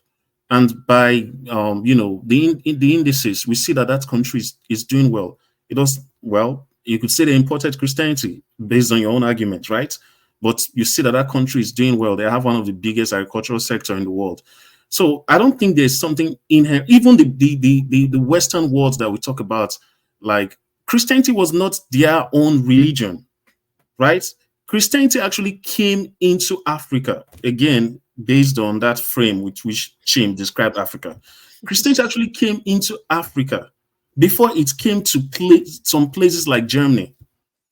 The first Christian nation in the world was Armenia. The second was Ethiopia, right? So it's not the fact that we embrace Christianity, and again, it was not forced on us, right? Right now, one of the things that is enshrined in our constitution is freedom of religion, right? So it's that now, not then. Okay, no, let me continue. Not that time. No, so because Loco, we'll have this conversation. Let him finish. Yeah. So I mean, I hope I made that point. I also want to go back to the thing that Loco P was saying about all of us serving the same God. Well, my frame of reference is Christianity, right? And I think Tone actually made the point where Jesus said, "I'm the way, the truth, and the life. So like no one comes to the Father except through me. So Christianity, as people have described our faith, right, is based on the teachings of Jesus Christ. So are you telling me that I should go against that since I say I'm a Christian? Okay, so that point you made is moot. I'm not saying, see, even the Bible is very clear that God created everybody, right? But what you will not see in the Bible is that we all worship the same God. So let's wait now. Are you writing? Wait. Are you writing your own Bible? As in, let's be very clear, because these are issues of Christian orthodoxy. You cannot just come and I know I've been called a fanatic in this place, but all I'm just saying is what basic Christianity is about. Like in Islam, there are basic orthodoxy. I'm not going to, I might disagree with them, but I'm not, when I see a Muslim professing those things, I'm not going to tell him, I'm not going to argue with him on the basis of his religion, because that's what Islamic orthodoxy is, right? So if you're a Christian, the first thing you have to believe is that no one comes to Jesus to the Father except through Jesus.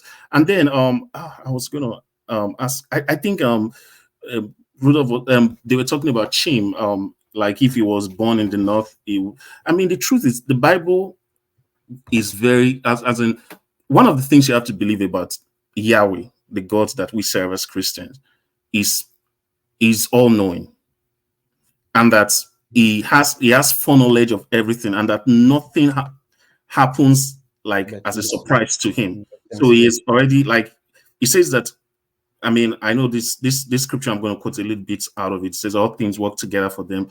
So a lot, the Bible, we as they say, we play checkers, but God plays chess. So he knows everything from function. It said, it talks about the book of life, in which the names of people written in the book of life of the Lamb who was slain from the foundation of the earth. So from the foundation of the earth was a reference to the people whose name was written in the book of life, not necessarily the Lamb himself. That's the way I see it. So God already has a foreknowledge of people who will be saved, and he knows how to do it. It could be that if the colonialists were not the ones that evangelized Christ to Chim, it could have been the Ethiopians. So, right? so Ed, just to connect it to the conversation today, because we actually talked about Tinubu and what he said about what happened to the people in Kaduna State that the military killed by accident. Are you saying that God knew that would happen, and that the military is going to misfire, and the military is going to kill these people? Are you saying that God knew? Yeah, God knew. God knew. And let me tell you, because there are two truths. I would like to weigh in after him on that, yeah, please. There are two truths we have to accept in that. The foreknowledge of God does not mean that he actually has a hand in doing something. Right? You can know something without actively doing it. Then the second thing we have to also understand is we as humans, we have a will. Right? We have a will. And so there a lot of times we see human will being enacted on the world in the world. That's the cause of suffering. So hold on. So your defense for God is that he knew this, but he had no hand in it. So are you saying that God is just a standby? He's just watching, and these are his children, his creation. Okay, he's watching. He saw bad thing coming to happen to them. He said, "Well, I'm not the maybe innocent children. Innocent children. Wait. This is Almighty God. Rudolph. Let me ask you a question. Yeah. I don't know about your faith story. Mm-hmm. Would you like God to force you to be everything he wants you to be? Well, yeah. I mean, if he's God, if wait. If that look at what happened. Look at what happened on the Bible, the story. Why not? Rudolph, the word is force. Hold on. But even why not? Angels, okay? He made the angels, and one of them, or some of them, revolted against him. He pushed them to that's the story we were told. He pushed them to the earth. Yeah. These are people he couldn't deal with wherever he lives. No, it's not like he couldn't deal with them. It was He couldn't. He pushed them out here. It's not like he couldn't deal with them. Okay, tell me. No. Because only Michael, only Angel Michael can deal with all those angels. Okay, but God is way beyond that. So you were told. So he chose not to. Okay, wait now. There's one person. So he chose not to. Okay, let's give it to him. He chose not to do anything about it. Why don't you frame it? Why don't you frame it like we chose not to allow God's will? No, wait now. No. God made the angels. Okay, let's start from here. Yeah. And some of them revolted. He chose not to destroy them because he could destroy them. He pushed them down here. He pushed them down here, and then he made us, and kept us with those bad people he couldn't deal with. But when he made us, he kept us in a perfect condition. We were the ones that strayed away from the perfect conditions. How did you know that? What perfect condition? We were here with the evil, the dangerous people. No, we according to the Bible, life started in the Garden of Eden. You see, according to. Am I not a Christian? Do you expect me to be Christian? All right. Thank you. I don't understand the cook. We are going to come back to this conversation one day. But Rudolph, on that issue of Tinubu, I'll be quick. See, when Tinubu said that God knew that those kinds of things were going to happen, but this is an irresponsibility of government, because that God knew that people would die doesn't mean that God is permitting that evil to happen per se. And as according to Ed said it's irresponsible of the government to say because God knew, therefore the government won't do what they're supposed to do. At some point, God designed it. God did not design. But you can't use Tinubu's frame. We're not even of the same religion. We're not even of the same religion. You guys are saying that God did not design it, but he watched and saw them dying, and he was looking at them and said, okay. But then again, Rudolph, that question comes into that brings us back to the question of the ultimate purpose of man, because our frame of reference as human beings is always limited to the 80 years people spend on earth. But when you understand that there is Nneka was saying something, and this is something I could agree with him. I personally, I'm not afraid to die. I might be a bit wary of the way to come, but I'm not afraid because I know that when I die, there's an eternity of pleasure to spend. So when you frame questions of life with that kind of lens, it will make you understand that the Bible says that to be absent in the body is to be present with God. So those people, if they are truly saved, you just made their life easier. You just made their life easier because they are going to be spending eternity with God. Rudolph, I'm even afraid that if when somebody asks if they invite you back home to come and help, your radio is stopping us. Are you gonna go back? Are you gonna go back home? Are you gonna go back home and help? You understand? But I disagree with that assertion because of her orientation, she's gonna be judged. In as much as she wants to help, the moment some people discover, that is why everything she has said, I'm looking at the message. I'm not trying to say, Christianity is, because some of the questions that were coming to her were gotcha questions to try to pin her, one, and then two, she wasn't trying to combat anybody. She was only trying to pass a message to say, my faith helped me did this, overcome this. So it's left to anybody to want to join and be part of her faith or not. You understand? So and then she'll go back home, and then once they see that she's a Buddhist or Buddha, the Muslims among them will begin to judge her. The Christians or the Pentecostals among them will begin to judge her. Oh, she's this, she's that. Not minding the fact that regardless of your orientation, whether you are Ifa traditional worshiper or you are this or that, everybody has a contribution to make towards nation building. All this faith thing that we're discussing, and we kind of trivialize it, and I'm a little bit disappointed that we didn't kind of look at that message. You understand? She's gonna go back home and they're gonna start judging her. a shithole country that has no light, that has nothing functioning. Somebody's going to go Olumide, back there. Olumide, Listen. Somebody's going to go back there to go help, and they're going to start judging us. Olumide, the Yes? conversation of today was not politics. The conversation No. of It wasn't politics, but attack it to nation building. Related to nation building. So that's that is for what you. the platform. That is what I believe the platform is about. It's not about politics. Olumide, But that's for you. unfortunately, the politics of the day has affected our lives here. But Olumide, that's for you to read it from that perspective and approach it from the But what I am saying is, that's fine. Everybody can interpret it whatever way they want to do it. But I am saying that to try to now then judge her based on our faith, to think that our faith is zero. And did you know that there was a time during the medieval that even these people that brought this religion to you, do you know that there were times they were killing people because of their faith? They were killing witches. Olumide, Do you know that there were times the church was killing witches? Nobody is judging her. If that woman, if Nneka, sorry, let me be specific, offers me food, I will eat. If she offers me help, I will take. Yeah. If I see her in trouble, I will help. Which is fine.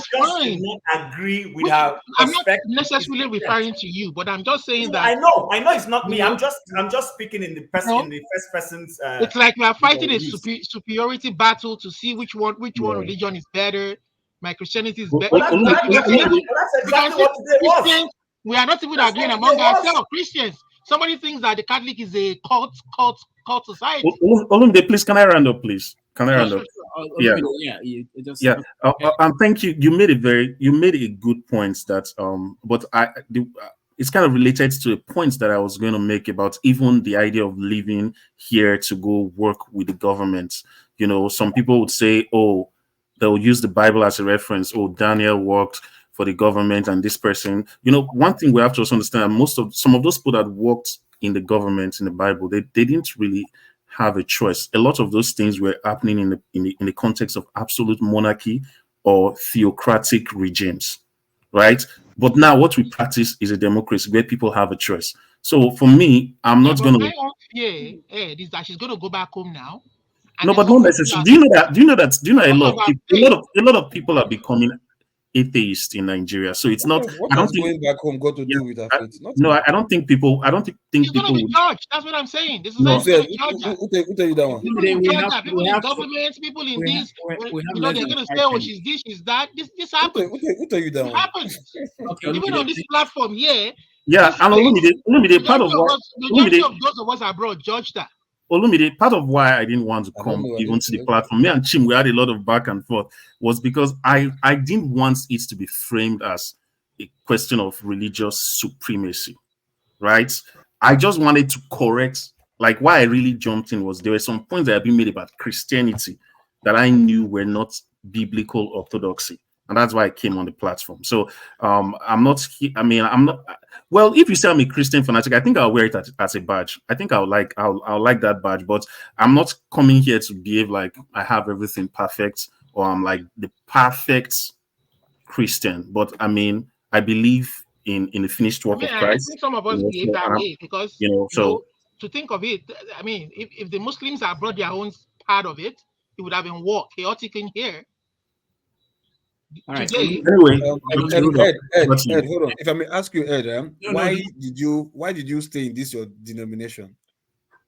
I don't know which one you are. Well, okay. Yeah. Let me quickly touch on that, please, because this whole talk about the Catholic Church has been going on. I actually became a Catholic at some point. I was a Catholic from the year, I remember the date exactly, January 4th, 2000. So when I got into the university. The reason why, before then, I had gone to the Pentecostal church. My brother took me to church and all of that. And then I had to I started studying the Bible. And there were some things that I couldn't really explain in the Catholic church based on what I had in the Bible. That's why I left. I couldn't explain things like the Marian devotions, I just couldn't. I mean, based on the Bible. So that's Pentecostal right now. You could call me a Pentecostal, yeah. Loco, Okay. I'm sorry to disappoint you. There is no forefathers today, so I'm rounding up because I have Okay. almost I have to leave now. I have to leave now, Rudolph. My computer is about to go off. All right. your chance to your takeaway for Okay. this. Yeah. Ed, thank you. So, Steph. Hello, Rudolph. Yeah, Huh? yeah. Okay, Steph. Yeah, your chance to win. Yeah, thank you, Doc. Thank you, my brothers and panelists. Chim, Loco, AY, and Steph, we don't have time to say hello to everybody. We are okay. running. No, Rudolph, you can end the session. We'll continue background. I want to called in earlier on when the lady was here, and I didn't really have any question for her then, and even now because I started listening from beginning. She did not come in today to canvass for followership to her faith. She just came to explain what she is into and how she became part of it and how the impact it has had in her life. That's the summary of what I understood. And from that perspective, I convinced myself that it doesn't make sense trying to, compare her religion to whatever I believe in. And the only point I made was to explain to her that I'm a Christian and Christianity is not a religion, but is a way of life, which I still believe.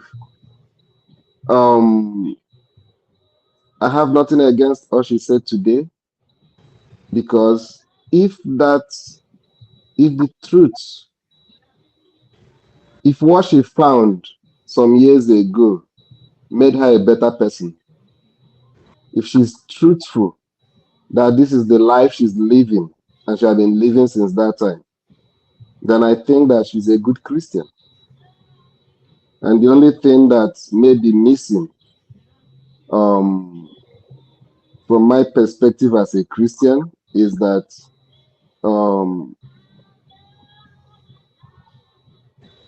she have not accepted Jesus into her life, because as a Christian, that is my own conviction. But other than that, I think she's a very good Christian. She practices what we call practical Christianity with the way she relates with her fellow human beings. But then there is still a missing link, in my own opinion.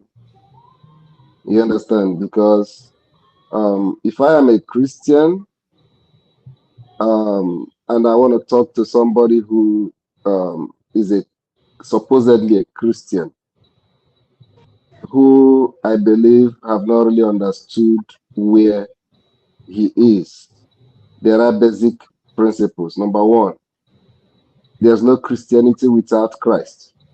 No, Steph, I don't think we need to go there. She's not aiming to be. That's what I'm saying. That's what I'm saying. That she didn't tell you that she wanted to be Christian. My problem is some people wanted to convert her on that platform. There's no need to go there. Let's go to the that's flagship. what I'm saying. That's what I'm saying. Oh my God. That's what okay. That was the reason why I didn't push more with her when I called in. You understand? Thank you. Yeah.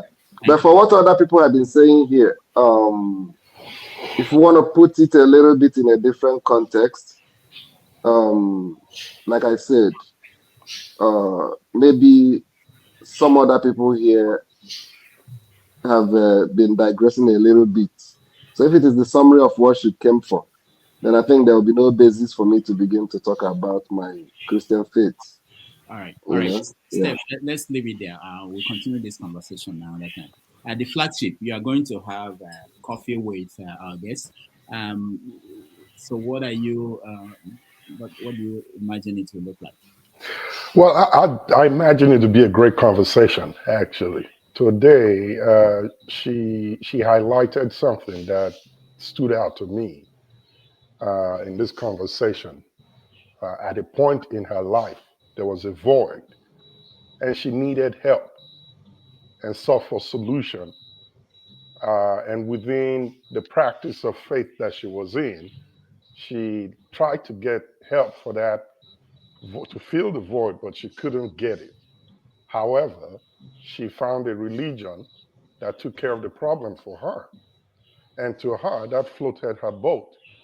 And she decided to stay with it and stick with it until now. I really commend her for coming out to boldly speak and say, this thing works. The part that gets me is I wish that our Christian religion will be such that we'll have doors that are open to see people for who they are, meet the needs that they have, and give them an opportunity to experience the truth and beauty of the religion we practice that is the greatest in the world, so to say. But we have that gap that is so huge today that makes people to do what you were trying to ask a minute ago, Rudolph, why people live in the church, or do we see people living Christianity 100 years from now? Sadly, yes. In fact, we are at that point. People are leaving, not because they don't trust God or they don't believe in God, but religion has been twisted in a great, great way that Christ, which supposedly is supposed to be the center of the gospel, has been taken off and replaced by the preachers. There's a part of the Bible that struck me.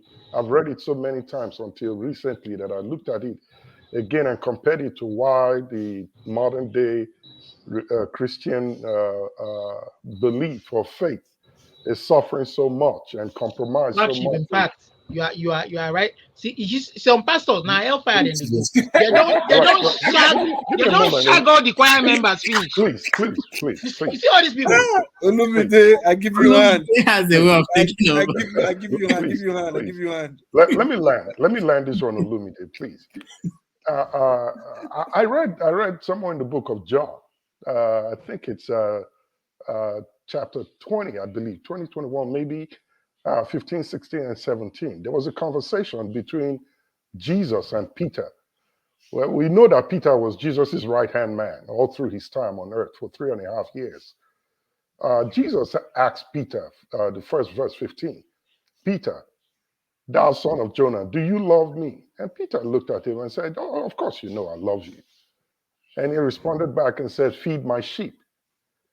And the next verse, he repeated the same question. Peter, do you love me? Peter said, Jesus, I wouldn't have left everything that I was doing to follow you. And Jesus said, feed my sheep. 17, the same question. And at that point, he got irritated a little bit based on the description. How would you be asking me this question so many times? And Jesus said the same thing. Feed my sheep. Today, it is the sheep that are feeding the Peters. That is why they are all now, haven't been so overburdened. They are beginning to look out somewhere else. Their own needs are not being met, but the Peters are living fat and living well. They are doing good. And to make it really sad, the Peters will look at them from the hard stage that they are talking from or speaking from and tell them that don't think that it's because of this little change you give in church that has made me who I am. It is the grace of God. So how did the grace elude those followers that they are leading? So these and many more is the reason why the Christian faith today is suffering so much that people are beginning to look elsewhere. And if they don't find it anywhere else, they just decide not to believe in anything that they want to hold on to tentatively in terms of religion, and just decide to just ride life the way it comes, one day at a time. So I look forward to really wanting to sit with her to understand. She's gotten that satisfaction on what fills that void in terms of taking care of the needs she may have here. But I want to understand a little bit more about how that religion helps her to reconnect back with her maker, God, because it seems to be a part that is limiting from all that she's explained. Everything else, humanly speaking, has been put together, and she's doing well with that. However, that connection back to God is not there. And also, I want to talk about this reincarnation part because the way she explained it was a little bit not confusing to me, but I wanted to say maybe confusing from her point of view.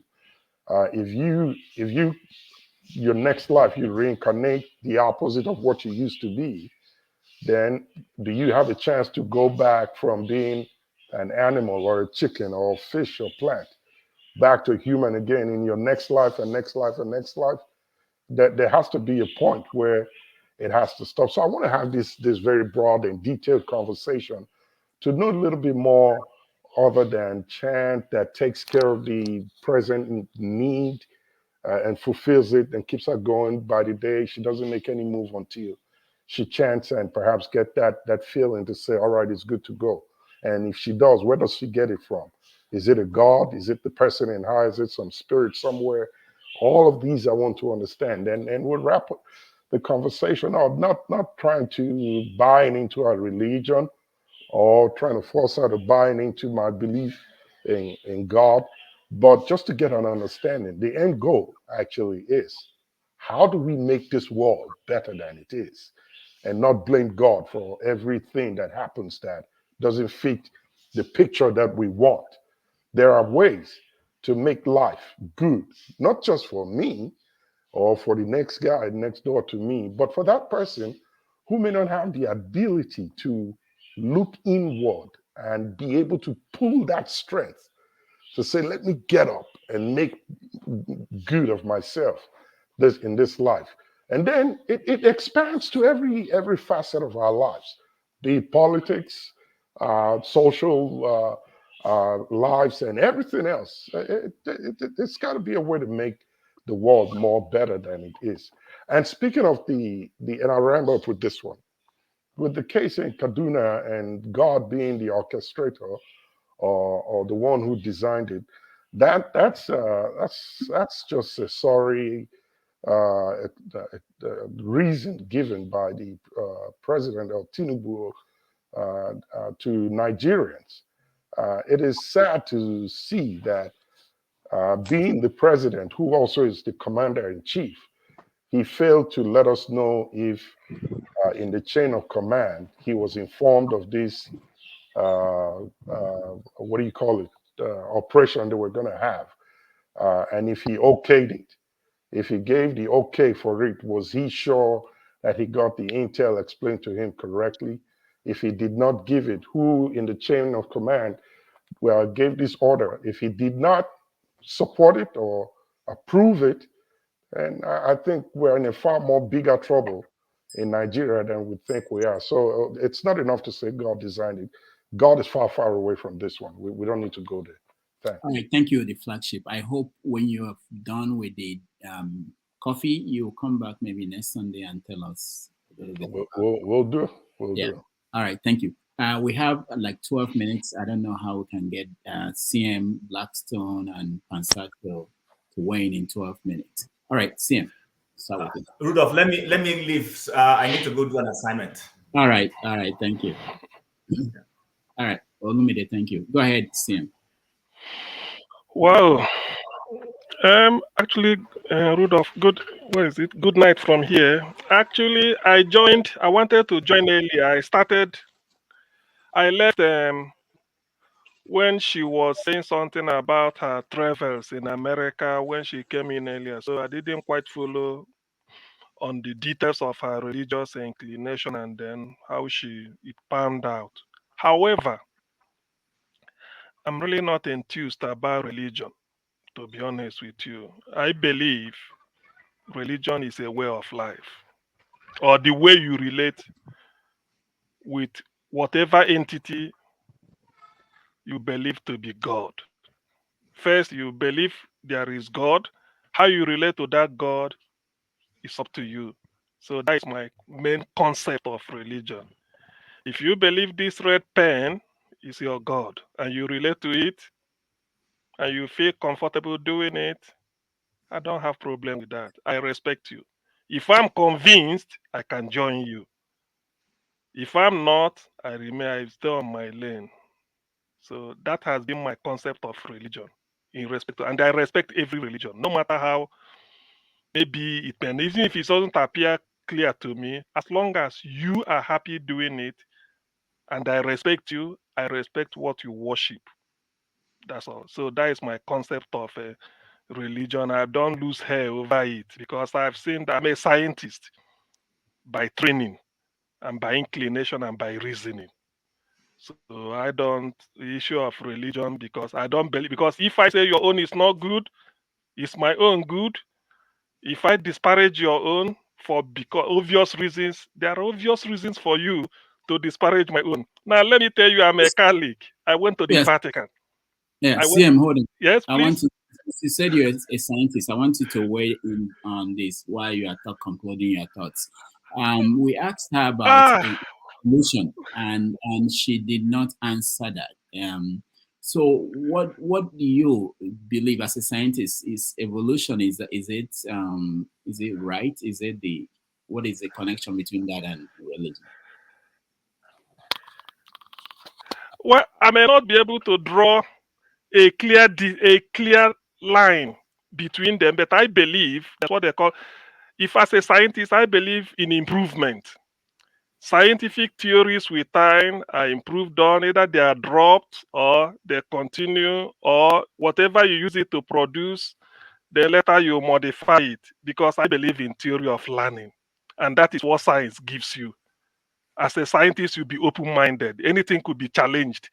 And in as much as, particularly if you do it to doctorate level, people will always tell you, yes, whatever you do, make sure that somebody elsewhere can challenge you. And are you really to defend the method? So in terms of evolution, I believe in it because some people evolved.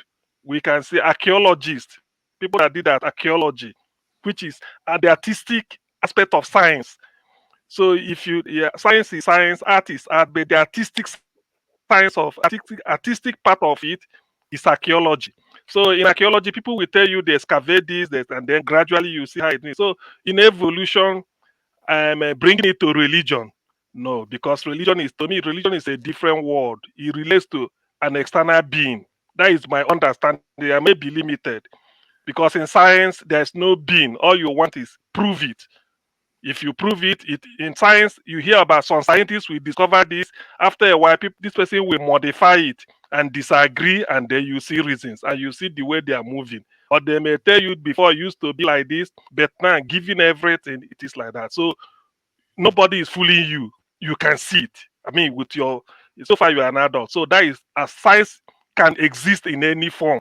Insofar as you are willing to have an open mind to approach it.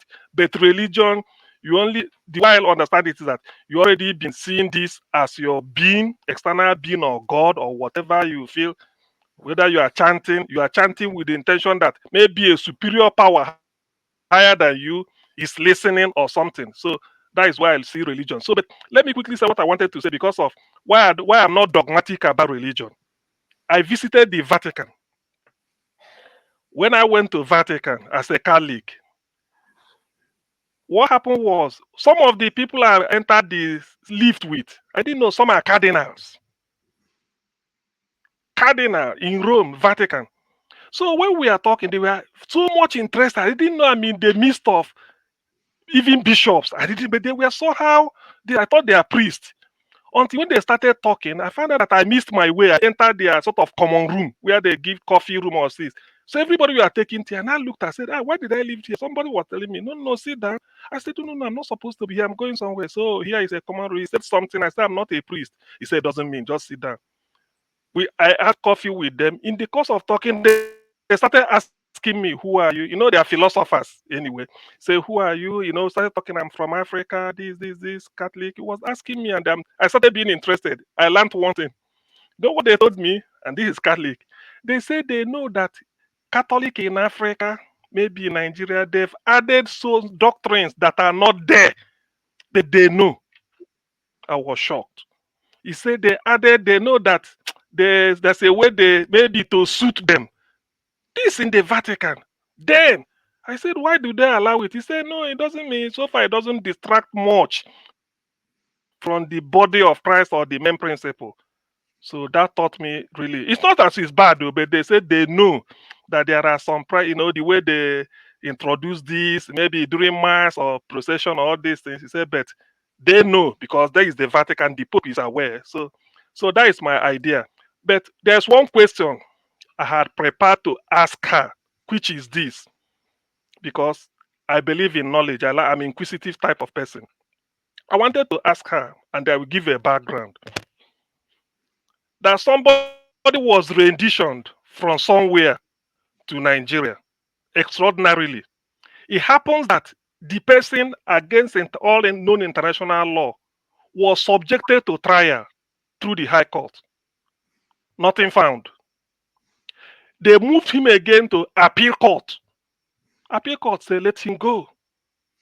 They delayed it for 12 months, since November last year to this year, and take it to the Supreme Court, which is the final court. The Supreme Court say, go back to High Court and start again.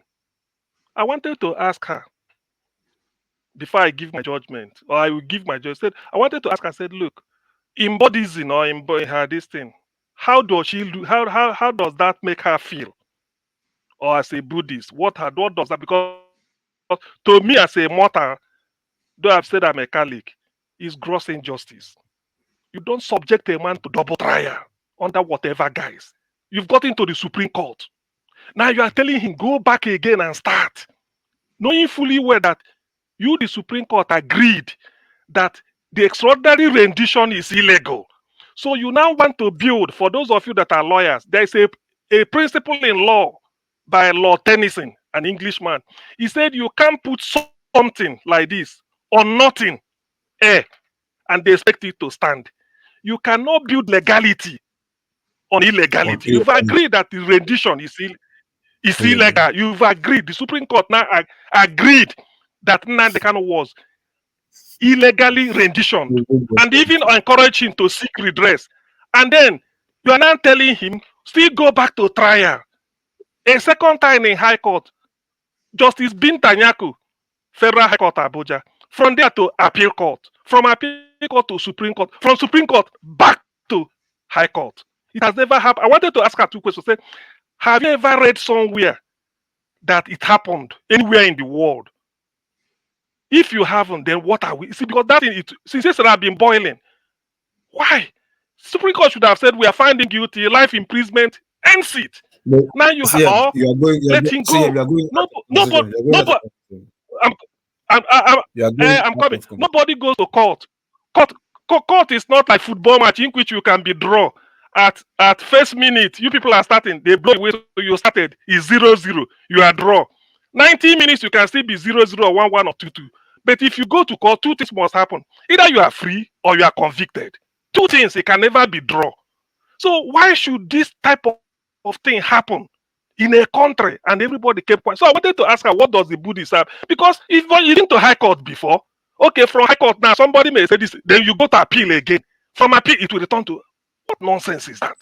So that's what I wanted to ask her anyway. So maybe people can weigh in on it if they want. But that was the question I prepared, but I'm sorry I couldn't get in. I left for something. I didn't know it will take me time. All right, thank you so much. Thank you. Rodolph, can I just ask a question? No, and then no. I will leave the panel. We are out of time. Sorry, Olumide. No, I'm not gonna make my own submission. My submission is going to be a question that other people want to make a submission and weighing on. You already made your submission. No, I only counter them. The question I was going to ask is, go ahead. For the Christians among us, some of them have left, but maybe if they want to add it to their submission, that I'm a Christian, and there's a part in the reason why I say we shouldn't be too judgmental is because I say Jesus Christ himself said it will be easier for a poor man to enter the kingdom of God than for a rich man to pass through the eye of a needle. So in that, regardless that, and I want to mean that Jesus Christ meant regardless of orientation. So we need to be careful before passing judgment. Some people will make it to heaven. They will do. I mean, they may not believe in Christ, but they will do everything they need to do that God will be happy with them. But for some people who claim to be pastors, they will have the hottest place in hell because of their way of life. So I don't know if people want to weigh on that. All right. And I'll go back. Thank you, Olumide. Thank you so much. Thank you. Rudolph, before I step out, please, would you mind sharing her contact information with me? I will. Go to the private chat. The private chat. It's on the private chat. All The right, number is there. Okay. Yeah. All right. All right. The Blackstone. All right. Go ahead. All right, thank you, Dr. Rudolph. Yeah. So what I want to, in my conclusion, right? There's a parable in my language that says that a tree that has a fruit is that tree that everybody stone at. Right? So everybody throw a stone on a tree that has a good fruit or a fruit. Right? So what I mean by that, even Jesus Christ said it, also said that at in the last days, the love of many will wax cold. Right? When we are talking about Christians, the Christian religion is losing people because the love is already going down, because things are responsible, because what people are expecting to see from the churches or from the pastors, they're not seeing it. So their love is waxing cold, right? So it is like what you call that a tree that has no fruit should be cut off and be thrown into the fire. So that's what the churches today is going through. Not that the Christian religion is bad, but it is the practitioners, these people that are making it bad, right? So, and Christ came for a purpose, right? To show us the way to God, right? And to give us a way we can live our life and live it happily and be in peace with ourselves. So that is what I believe that the Christian religion should be, right? And today we have so many religions that are up there who draw their belief or their philosophy from the Bible, and they are all there, right? Only that the way they present it is quite different from how the Christians will present it. And one thing I believe is that your personal relationship with God or with Christ matters a lot. Right? It's like a man having a personal relationship with his wife. It's quite different with the relationship we have with your friends. Right? So that's what it is. So if your personal relationship with God is not a relationship that is based on divine love, total love, you have issues. When trouble comes, when temptation comes, you begin to have double mind. So that is where the issues of now begin to criticize or things like that. The Bible is there for us to read. And one thing I believe that if you pray and ask God to give you direction, it will definitely provide direction for you. So that is my own thinking in all. She has gone through what she went through. She believed in what she have read, what she's practicing, right? And I'm not disputing that because that is a religion. Even today, people talk about the power of the mind, how you can be able to use your mind to connect to the spirit world, right? But that in the Christian food is quite different. So there are many ways you can be able to enrich yourself and become a better person, even without being a Christian, right? But the difference between the Christians and those other people is that the Christians believe that they are going to, after death, there's a place they believe they are going to, which is heaven. Right? That's what made the difference between the Christian religion or the Christian life from other religion. That is my own take in this. Thank you. Thank you, the Blackstone. Where is forefathers? We didn't appoint it. We didn't apply it today. I don't know. He said he won't be able to make it. Pansat, you have the final word. All right, thank you. Let me. All right, good night, everybody. God bless you all. All right, bye, Blackstone. Rudolph, Yeah, nice to see you. Local P, CM, and those who just left. I glanced a little bit at the guest you had today, and it was interesting. But one thing we have to understand, we're human beings, and we're woefully equipped to assess God and all that stuff.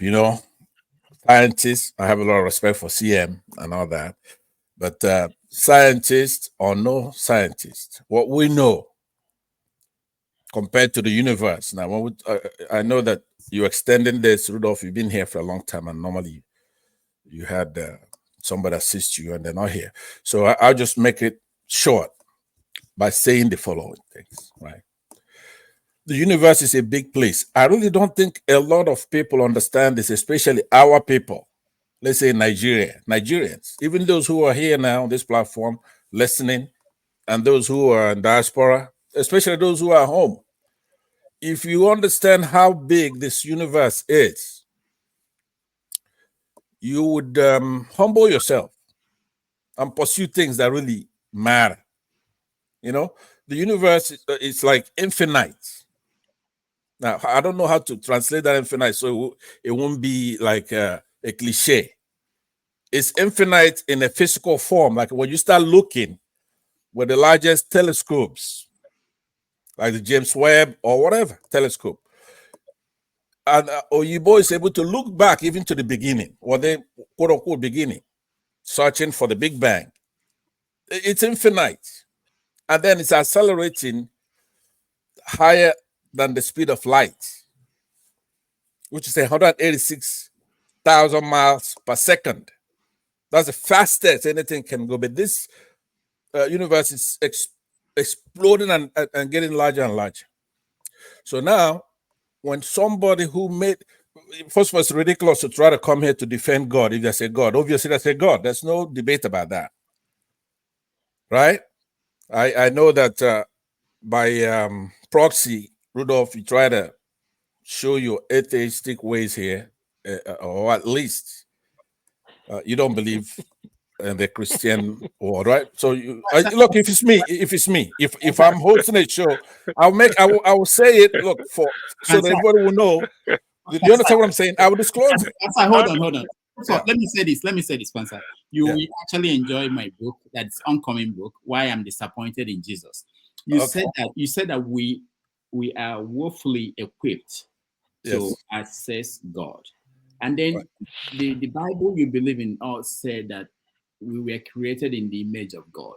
Yes. So why are we? Is that really true that we were created in His image, but we can't access Him? We can't even understand the universe that you are talking about. Which I agree with you that universe is so big to think that we are not humbled by the idea that we are the center of this universe. Exactly, because it's human nature. But the question, what you just said right there, that's what I'm saying. As a human being, you have to humble yourself, right? We are created in the image of God because we also create us. First of all, you don't even know if you're just a mere thing in somebody's program. Scientists are still trying to find out if we're actually like Mario Brothers. You know when you play Mario Brothers, right? That actor he's doing things, but he may not be aware that he's just somebody's plaything, a toy, an avatar, right? That is how small we are as we're human beings. And for you to determine if there's a God or not is just by observation, right? First of all, you are there. You are, right? You have a conscience. There's consciousness, right? And then you look at the physical world, right? It's designed properly. This is not a good platform, obviously, to get into apologetics and polemics, right? Because even you who do not believe in God, that's a belief, that's a religion, right? So you have to prove your case.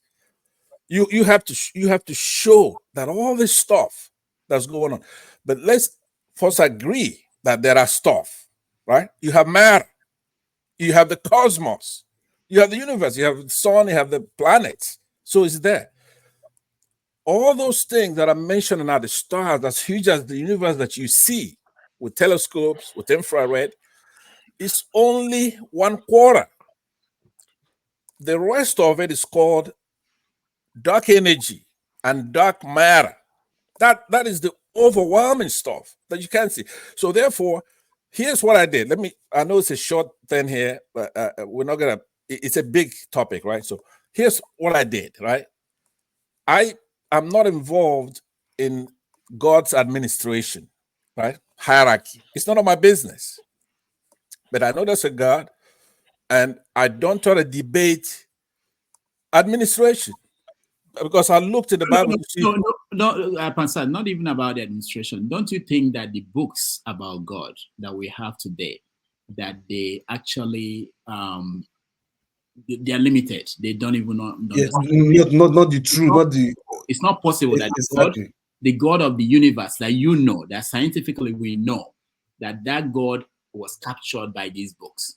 Because people writing the books were actually limited because of their level of understanding. I'm sorry, Rudolph. Those people have never been to Jupiter. They've never been to Mars. No, not that you've never been to. They don't know that it was in existence. Let me tell you, because obviously the books were written a long time ago, right? So you have to read that book with the spirit, right? I know that's a cliche, another cliche. You can't like. Lokopi is with no energy. Instead of him sitting up, he's on TV. He's lying back, listening to what I'm saying, right? So what I'm saying is that when you read the Bible, what the Bible does, sometimes I'm just going to give you an example. It doesn't mean that this is actual on the Bible. If the Bible says, look, God knows everything, God is everywhere, or things like those kind of things. It's so omnipotent, so omnipresent, or something like that. I bet he's talking about some kind of parable of casting away evil from a pig, and you're concentrating on that story, you know, but you don't look at that word when the Bible says God knows everything, right? That is a huge statement. What is everything? Now, could you tell me what's excluded from that? There's nothing excluded from that. Nothing in that Bible has been disproven. So people try to, for example, evolution is a popular one. I heard CM talk about it. It's none of my business how God created this universe. If one of the processes is evolution, right? Remember how time itself, when you're looking at time, you're looking at the 24-hour clock. That's man-made stuff. What is time? As far as we're concerned here on this planet, it's the revolving of this earth around the sun or something like that, right? Spinning around, revolution, right? But think about the universe, though, how big it is. If you're going to count God's time, it has to be the revolving of the world around the universe, for example. That's infinite. So you can't be taking your stuff and putting it with God or tell him how to do his stuff, right? There is nothing, even when you take a corn and you put it in the ground, right? You should be pondering that, or you should be worshiping the corn, as a matter of fact, if God wasn't a jealous God. Because you put just an ear of corn, not even an ear, just a seed into the ground. 3 days later, it germinates into a full-fledged plant and then give you more corn, right? So don't question things, especially, did you know that as you are right there, local P, as you sit there right now, you're nothing but a wave. You could be reduced to molecules, atoms, to subatomic levels until there's nothing, right? Okay, hold on. You can. Yeah. Hold on. I know I told you should be a guest on this show. You refused, but let me tell you this. You said something very important. That telling God how to do His stuff. That God is this mighty being, mighty thing. But how come ordinary people wrote His biography? How did that happen? And we believe them. This mighty being, this mighty giant thing that is bigger than we can understand. Ordinary people wrote His biography, and we want that let me wrote. Yeah. Let me tell you, Rudolph, that's a pedantic. I mean, the question you're asking, right? When you're looking at Christianity and you're just looking at it as a history book, right? It's the wrong thing to do. If you look at Christianity it's intricately intertwined with history and formation of Western society, at least, right? And throughout that long history, church has been a major source of social services, schooling, medical care, inspiration, art, culture, philosophy, right? There are a lot of things that that book does. It's not talking about God existed before that book. God is nothing. As a matter of fact, what your best thing to do is to stay away from trying to get into, because there's your responsibility, like the way I do it as a Christian, proud Christian. First of all, there's nothing else. All the other stuff, Islam, that lady that came here, yeah, they're just cobbling something together, right? But you know that Christianity, right? That's it. What makes it different? I mean, these people wrote the book. Right. What makes it different? Why is it unique? Why are you trying to make it look like all the other ones are It's not me making it. You have to look at the apologetics, like I said before, and the polemics. I say even I mean, you have to be a dunce to believe anything else but Christianity. I mean, you have to be stupid, right? You look what you. Let's take the one that is closer to as far as numbers, right? Islam, right? It just came out a couple of few years ago, maybe 1700 years ago, right? It's a copycat thing. Listen to what I'm telling you, and the violent, right? In our country and throughout the world. Now, I have no problem with people believing in whatever they believe in. It's okay, no problem. I can't tell somebody what not to believe. But when you look at things as a human being, what are we concerned with? If you're going to be discussing polemics, you can't expect me to be countering Muslims with apologetics, right? We have to do it apologetics for apologetics, polemics for polemics. Do you follow? I hope you understand what I'm saying. You have to be stupid not to be a Christian, right? You really do, because all those kind of little questions like, okay, why did God do this? First of all, that's none of my business. You have to, on your own, determine that it's a God, right? No, Pastor, yeah, that's what I'm getting. Right. Someone said that when the premise of an argument is wrong, the conclusion is also wrong. You have not dealt with the premise. Who told you what you are telling me that is right? Oh, I just told you by observation, right? What observation? Listen to me. You're basically basing it on a book written by No, I have not quoted you any text here. Have I quoted you any Bible? I have not quoted any Bible, and I can, right? You know I can, but let me land. Pastor, hold on. Yeah. Take away the Bible. Tell me what you know about God. No, say that again. Pastor, I have a question for Rudolph before I sleep. I have a question for Rudolph, please. Pastor, I want just to give hear me the last because please. I just want to hear if you have not had it for a long time. Say something. I know. No. My question will be interesting to everybody. Rudolph said Rudolph told us he has a forthcoming book, Why I'm Disappointed in Christ. Yeah. So my question is, what expectations were you having from Christ before? Because for you to be disappointed in somebody, I evaluated him as there must be based on what the Bible said about him. He was there during creation, and he watched his father do things in the Old Testament. So I was evaluating him about what his father was doing and what was he doing, watching him behave that way. You know, that was what I did. Okay, no, hold on. I will review. I will review the book free. I will review the book free of charge. Look, I will review it. Look, okay, I send you. Look, Rudolph, let me give you one little advice. Okay, like you. Stay away from Christ. let me give you an advice, right? It's unsolicited, but really, this is no joke here. Okay. Don't do it, okay? Oh, listen. No, what I'm saying. Listen, remember, there's a guy that's called Christopher Hitchens, right? Mm-hmm. He wrote a book, a very popular book that he calls God is not great, right? Right? You know about the book. Did you read that book? There's so many books about it. I know that. I know, but do you know this particular one? Yeah, yes. And Hitchens is like you. He's an author. He's a writer, right? He has the same background as you do. And he's an intellectual, amiable, likable guy. He went on a tour all over, especially here in the United States. He went to the Bible Belt and go to college campuses. I'm sure you know this. Now, Google him, you see so many videos. Okay. Yeah. So now he wrote a book that he's called "That God Is Not Great." I had it here last week, but I don't have it now. I will have shown it to you. Go ahead. Okay, I believe you. So now, but you know, the interesting thing is that Hitchens, if say I was God, right? I'm not saying I am. I'm just saying, say I was God, right? Hitchens comes closest to somebody who actually believes in God, even though he's questioning. He's young. He wants to know, but the mistake he's making is that all the evidence is looking, it's right there in his face, looking at him. You do not have anything whatsoever to go challenging the Lord Jesus Christ. Rudolph, let me just tell you, right?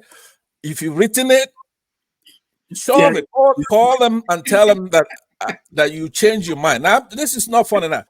Unfortunately for now, I'm not saying there's a correlation in these events here. Hitchens, within a couple of years, maybe 12 years of him writing that book, right? Yeah. He was struck with the most awful cancer. He couldn't talk. God that did that. God no, is no. Wait. Yeah. Look at God as you and Hitchens as an ant, very tiny. Yeah. And God felt so annoyed by what he wrote that God now decided to throw cancer at him. Is that the kind of God you worship? No. Listen. Wait. I have an article coming out next on Tuesday. The first line in the article is this: if I discover that the God that I'm worshiping will design evil and for his children, I will put in my 2 weeks notice. Okay. And that's it. Let me tell you what I said to you before was that I'm not involved in God's administration, right? It's none of my something like that judgmental call there, or whatever happened to Hitchens there. It's none of my business, right? Listen to me. But as somebody who likes you, right? I even though you don't want to get rid of forefathers from hosting the show here or make local peace sit up with energy when we're talking, things like that. But we like you here. You're fair. You're trying to do your thing, but don't question God, because first of all, you have to know, find out how small you are, right? Find out how small this planet is. Find out how small this whatever you call it.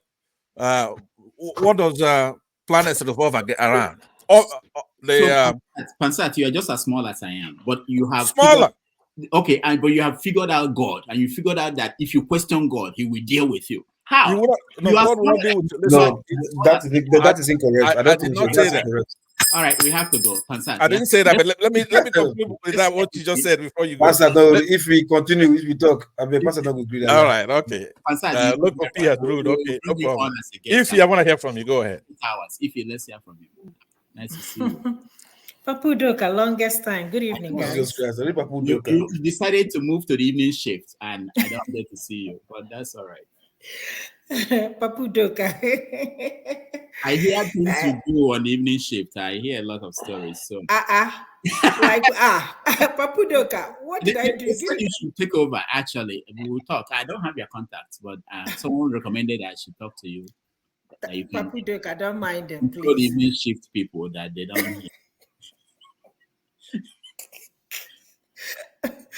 Oh boy, welcome back from Nigeria. No. Thank you. Hi, Pansat Siem, Loco. Good evening, guys. Okay. I didn't really listen a lot from Dr. Nneka. That was shocking to me to see that she is it a Buddhist? Anyway, I don't know much about that religion. But the thing that concerns me much is Christianity, honestly speaking. I know a lot of people are going to bash me, but that's fine. I am Anglican, born Anglican, parents Anglican, but I've been to different churches. But one question, there is this thing about Christianity that always amuses me. The white people gave us this religion. Now we took it and ran away. So we now know more than them. In fact, it's not even what they taught us, that's not what we are preaching or practicing at this point. What we have now is prosperity religion. That is what is going on. But anyway, but that's by the way. With the little argument you guys are making, one thing I've always asked myself, when people talk about religion is, who wrote the Bible? How do we even know that all these things that were written on the Bible is true? Because I've asked myself these questions over and over again. We have different versions. We have international version. We have King James version. Some of the versions, verses and chapter in King James is not in this. So who wrote the Bible? How are we even sure that the things in the Bible are from God? How are we even sure that it's not man-made? But the thing about Christianity is Could I take a stab at that? Is that rhetorical or you want to know? No, Pastor, don't do that. I'm here. Don't do that. I'm here. No, anyway, I just brought you so that you help make it balance the picture, not that you should say something. If you're you be mascot. You are a mascot. So, when there are 3 people up, there should be 3 people down so that you balance. That's why I brought you up, not to say. No, but I thought she's curious for real. She wants to When know. the lady is talking, Pastor, you need to be respectful to ladies. Let if he speak. No, wait a minute. I'm saying if it looks like No, she don't wants be disrespectful. When the lady is speaking, you need to let them speak. All right, Ladies, 2 minutes. I have to really turn off. Continue. Yeah, go ahead, Ify. So that's that's one thing that, really always come to my mind. But now the Christianity we have is different. Like I said, we have prosperity religion at this point, especially in Africa. We that are in the Western world, what we are being preached to is different from what we learn, back home. It's all about money. And then, somebody will deceive you and tell you that, God ordained him. How? Were you there? How do you know that God ordained him? How do you know that God ordained her? Why is it that once somebody owns a church, his wife will be also called a prophetess or called Mommy G.O.? Who brought that idea? So, honest, I haven't been to church maybe in 5 years. I can't remember the last time I actually went to church. Because all I know that is what is going on now in Christianity is all about donating money, threatening you with. Is that applicable to imams as well? What you're saying? I cannot talk about. See, I'm not a Muslim. I cannot speak. But you're not a Christian either. You said you're not a Christian, so stay out of ours. I mean, talk about the Muslims, right? Talk about their sheikhs and their thing. Why are you picking on us? You're not a Christian. Stay out. See, this is the problem with Christians. Even if I'm not a Christian, now you're trying to make me look as if you are better off than me. But you people are the worst people. You cannot eat your cake and have it. If you say you're not a Christian, no, let's listen be to me. honest. Listen, most of the crimes committed in this world, they're committed by the you're my Christians. sister. The You're my worst sister. human beings. Listen to me. So You're my let's sister. understand I like that. you. You can't tell I've me seen you otherwise. do the same thing. Let her speak. Let me now. Do this. You can't convince me otherwise.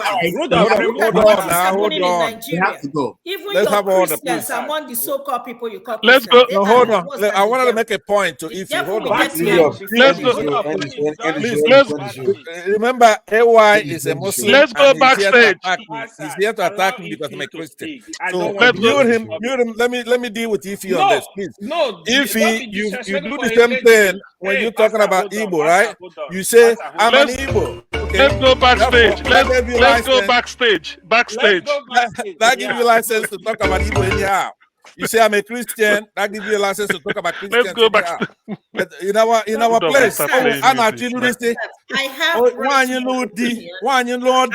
every right to speak, right? If you're not one of us, I'm not going to shut my mouth. Whichever one you quit, stay out of it, right? If you're no longer Igbo, stay out of it. You cannot even tell me what to do. Don't disrespect me because I'm very good at giving it back to people. No, go ahead. Don't even Let's trade disrespect. everybody. I want to trade disrespect with you. No. Let's do it. Hold on. Let me. Don't do everybody. Bye bye. Thank you so much for joining us. We appreciate this conversation today. We go backstage and have this conversation with them. But next Sunday we have a special guest coming on Sunday, so stay with us. And thank you. I appreciate all of you, those at home and those who watched. And those that came on into the studio and those that are on the comment section and everybody. Thank you for coming, Ify. Thank you, AY. Thank you. Ovia want to come in. Ovia want to come in. Give him link. Ovia want to come in. Ovia, ask for link. Okay. Ask for link. You want to come in. I appreciate all of you. I will see you. Bring me back to the show. Next time. Oh, Mr. Seth is here. Okay. Yeah, you can end the stage, end the live, and leave us backstage. End the live. Yeah.